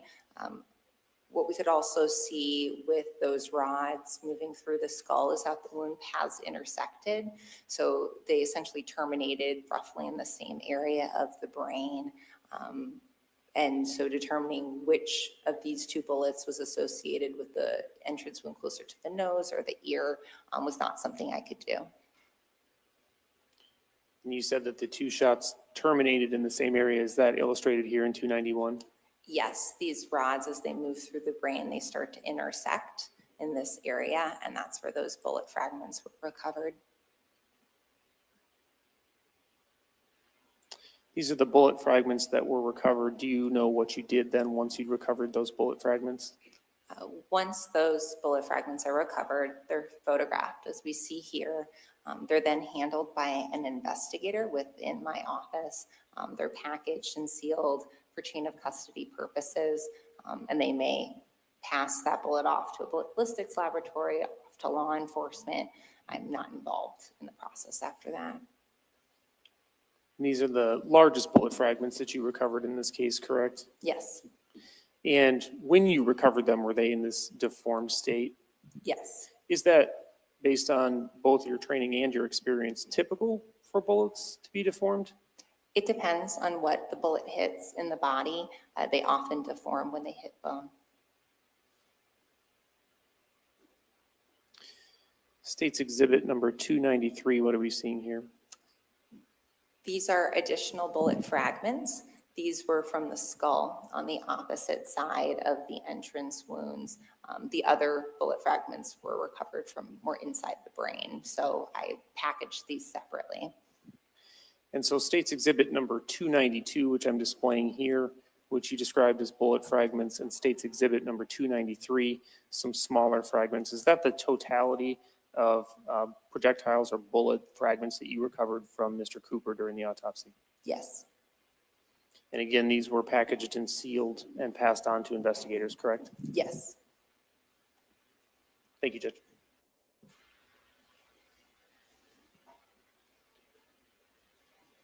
Just let me know if it's going to be helpful as we go through these remaining questions to reference any of those exhibits. In your report, I believe you referred to the gunshot wounds as gunshot wound A and gunshot wound B. Is that correct? Yes. Is there a particular reason that you chose that nomenclature? I will label my gunshot wounds with letters of the alphabet. And for me, it's for organizational purposes. I tend to go from the head to the toe, right to left. So essentially arbitrary, but to me, it helps organize my report. There's not a timing component to the way that you've listed them. It's not first and second. Can you explain why that is? Correct. So I don't have a way with my autopsy of determining which gunshot wound was inflicted first or second. Another question that comes up with some frequency with medical examiners is the ability to estimate or make a statement regarding the time of death. Is that something that you're able to do when conducting an autopsy? No. Can you explain? Time of death is quite difficult, and it's often portrayed as being something that's quite easy and can be done with great precision in movies and television. We don't have a lot to look at the autopsy that help us determine time of death. There are a number of different changes that happen in your body after you die. But as I indicated, the body is transported from the scene to our office, placed in a cooler, and I often perform the autopsy a day or two later. What I can say with these gunshot wounds is that Mr. Cooper was alive at the time he sustained them. I just don't know when he sustained them. And so we'll go through gunshot wound A and B separately, but if I understand your testimony, you're saying he was alive at the time that each of these wounds was inflicted. Yes. Starting with gunshot wound A, you've listed that as left cheek medial, correct? Yes. What does that mean? Medial meaning the one closer to the nose. We've already seen that you were able to determine a path that that bullet traveled. Yes. Were you able to tell, or are you able to determine the specific position of the body at the time of the shot? I can't tell the specific position of the body. When I determine the trajectory of a bullet or the direction of a wound path, it's only within that person's body. And so how is that described then when you describe that path of travel? The path of travel for gunshot wound A as well as gunshot wound B was from Mr. Cooper's left to his right, his front to his back, and upward. When you say upward, what does that mean in relation to what? Upward in relation going from his chin up to the top of his head. And that was illustrated on the state's exhibit that showed the metal rods. That was the path of travel that you're describing, correct? Yes. With regard to gunshot wound A, was that shot independently fatal? Yes, that shot was independently fatal. And when you say independently fatal, what do you mean, just to make that clear? Gunshot wound A injured a number of vital structures. It injured his skull and it injured his brain. And that alone would have been sufficient for him to die? Yes. Without gunshot wound B, he would have died from that injury? Most likely, yes. Are you able to determine how long it would take him to die from that injury? I can't say with certainty. Injuries to the brain are more quickly fatal than an injury to a different part of the body. Would you describe it as rapidly fatal? Rapidly fatal injuries, we try and use when there's injury to say the brain stem, but fairly quickly fatal. And you stated he was alive at the time that this shot was fired or the wounds occurred. How do you know that? When a person is alive at the time they sustain an injury, there's bleeding associated with that injury, which to me says that his heart was beating at the time. Let's say the bullet moved through his body, which then pushes blood out from injured blood vessels and into surrounding tissue. What is the perimortem phase? What does that mean? You can break timing up into different categories. There's the antemortem phase, so before a person died. The perimortem phase is really the time in which the person is dying, and then the postmortem phase after the person dies, say when I do the autopsy. So it's gunshot wound A, you stated it was independently fatal and suffered while he was still alive, and also indicated that it would be quickly fatal. About gunshot wound B, I think you described that as left cheek lateral. What does that mean?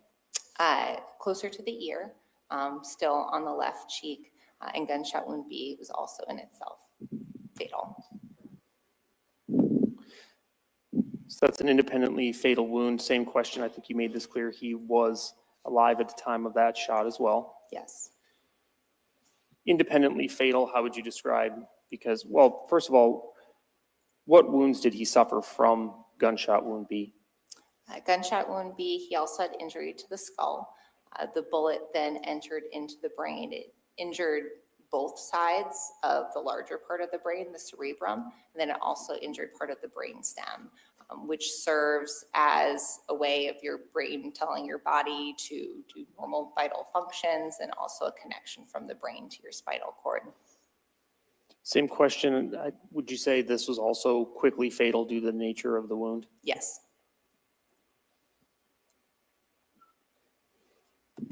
And then I'm assuming that you're observing the same thing and making the statement that he was alive at the time that this wound occurred. There was bleeding associated with the wound.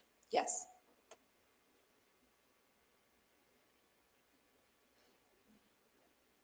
With regard to the stippling that you observed, were you able to observe stippling from both gunshot wound A and, associated with gunshot wound A and gunshot wound B? Yes. What did you observe? In terms of the stippling, I measured the distance from the abrasions from the edges of the wound. The gunpowder will fan out and create a rough circle. So there were two rough interlapping circles around both gunshot wounds. indicating to you based on your prior testimony that both shots were fired at close range. Yes.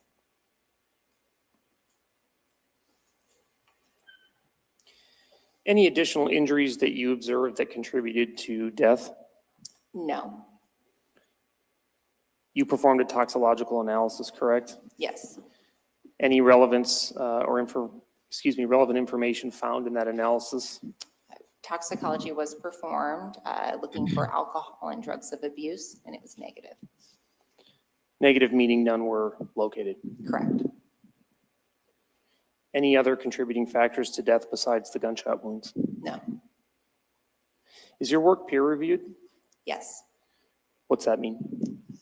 We have a process where we, meaning the medical examiners at the state medical examiner's office, have our autopsy reports read by others.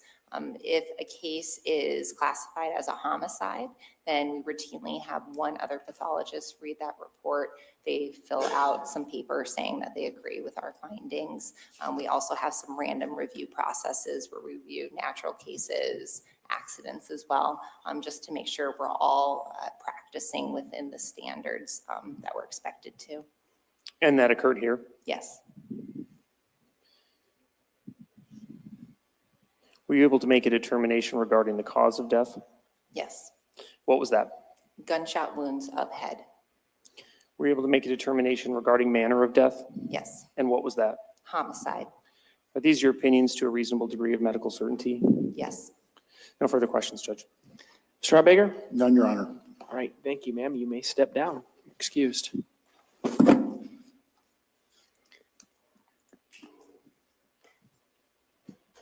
And Mr. Ringel, before we get to any more witnesses, I want to take up, I think, one exhibit that the state offered that we kind of reserved. That was State's Exhibit 306, which I understand is a portion of the presentation that Detective Lord gave when she testified last week. And my understanding is that there's no objection to Exhibit 306 at this point. Is that correct? Yes, Your Honor. All right, then State's Exhibit 306 is now admitted. And with that, Mr. Ringel, does the state have any additional witnesses to call? No, Your Honor, the state rests at this time. Okay, so ladies and gentlemen, what that means, the state is rested. That means the state's not going to be presenting any more evidence in this case as part of their case in chief. And so third day in a row, we're going to be done a little bit early today. We can move very quickly. What I can tell you is I expect that we will be able to get this case submitted to you by the end of this week. So whether it goes into next week or not, that's going to be up to you folks, probably depending on what time we get the case submitted to you. But there are some things that we need to do and need to work on, and we will do that today, and then we'll pick back up tomorrow morning at 9 o'clock. So I ask that you be back here ready to go at 9, and remind you that admonition I gave you previously. Again, hit the high points again. Keep an open mind. We're not done with the case yet. Don't talk to anybody about the case. Don't let anybody talk to you about the case. Don't do any type of investigation or research. Avoid any media accounts, traditional media, and any social media accounts or commentary about the case as well. So with that, I wish all of you a good evening, and we'll see you tomorrow.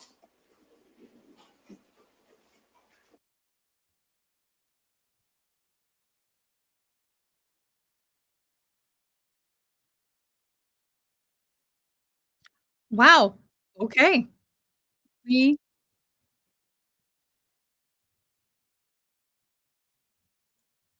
Okay, so that means we get the defense's side of the case tomorrow. Friday late afternoon, I have to boogie to Austin.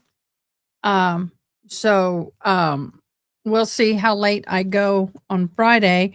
But if it's in a verdict, then we'll just do a mobile. I can do a mobile. I want to thank all my mods today. I want to thank Miss Diane today. Thank you everybody for supporting us and being here. We got our first $25 donation for the victims fund. So yay. Thank you guys for that. Appreciate it. Wow, we got, okay. So just looking over all these chats were going off and I wanted to make sure it wasn't for me. If you want to be a member, all you do is where you see your comments next to it, you should see a dollar bill sign in your YouTube comments. Click on that. It'll say super chats. Keep scrolling down and then it should say memberships. Maybe a little different on a cell phone. So that's the way it is on the computer for sure. But before we go, we have to do something, y'all. What do we have to do before we go? That's right.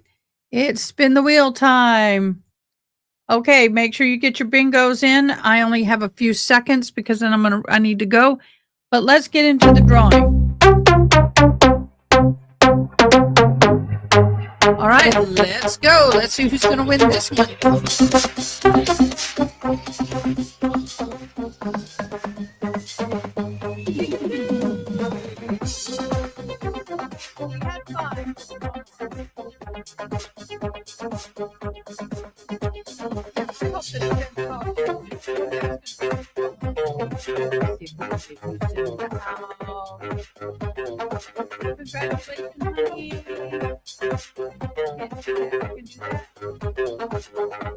We have to get more draw,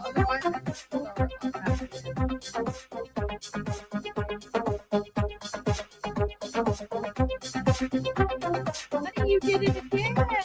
Yay! All right, here's the bingos.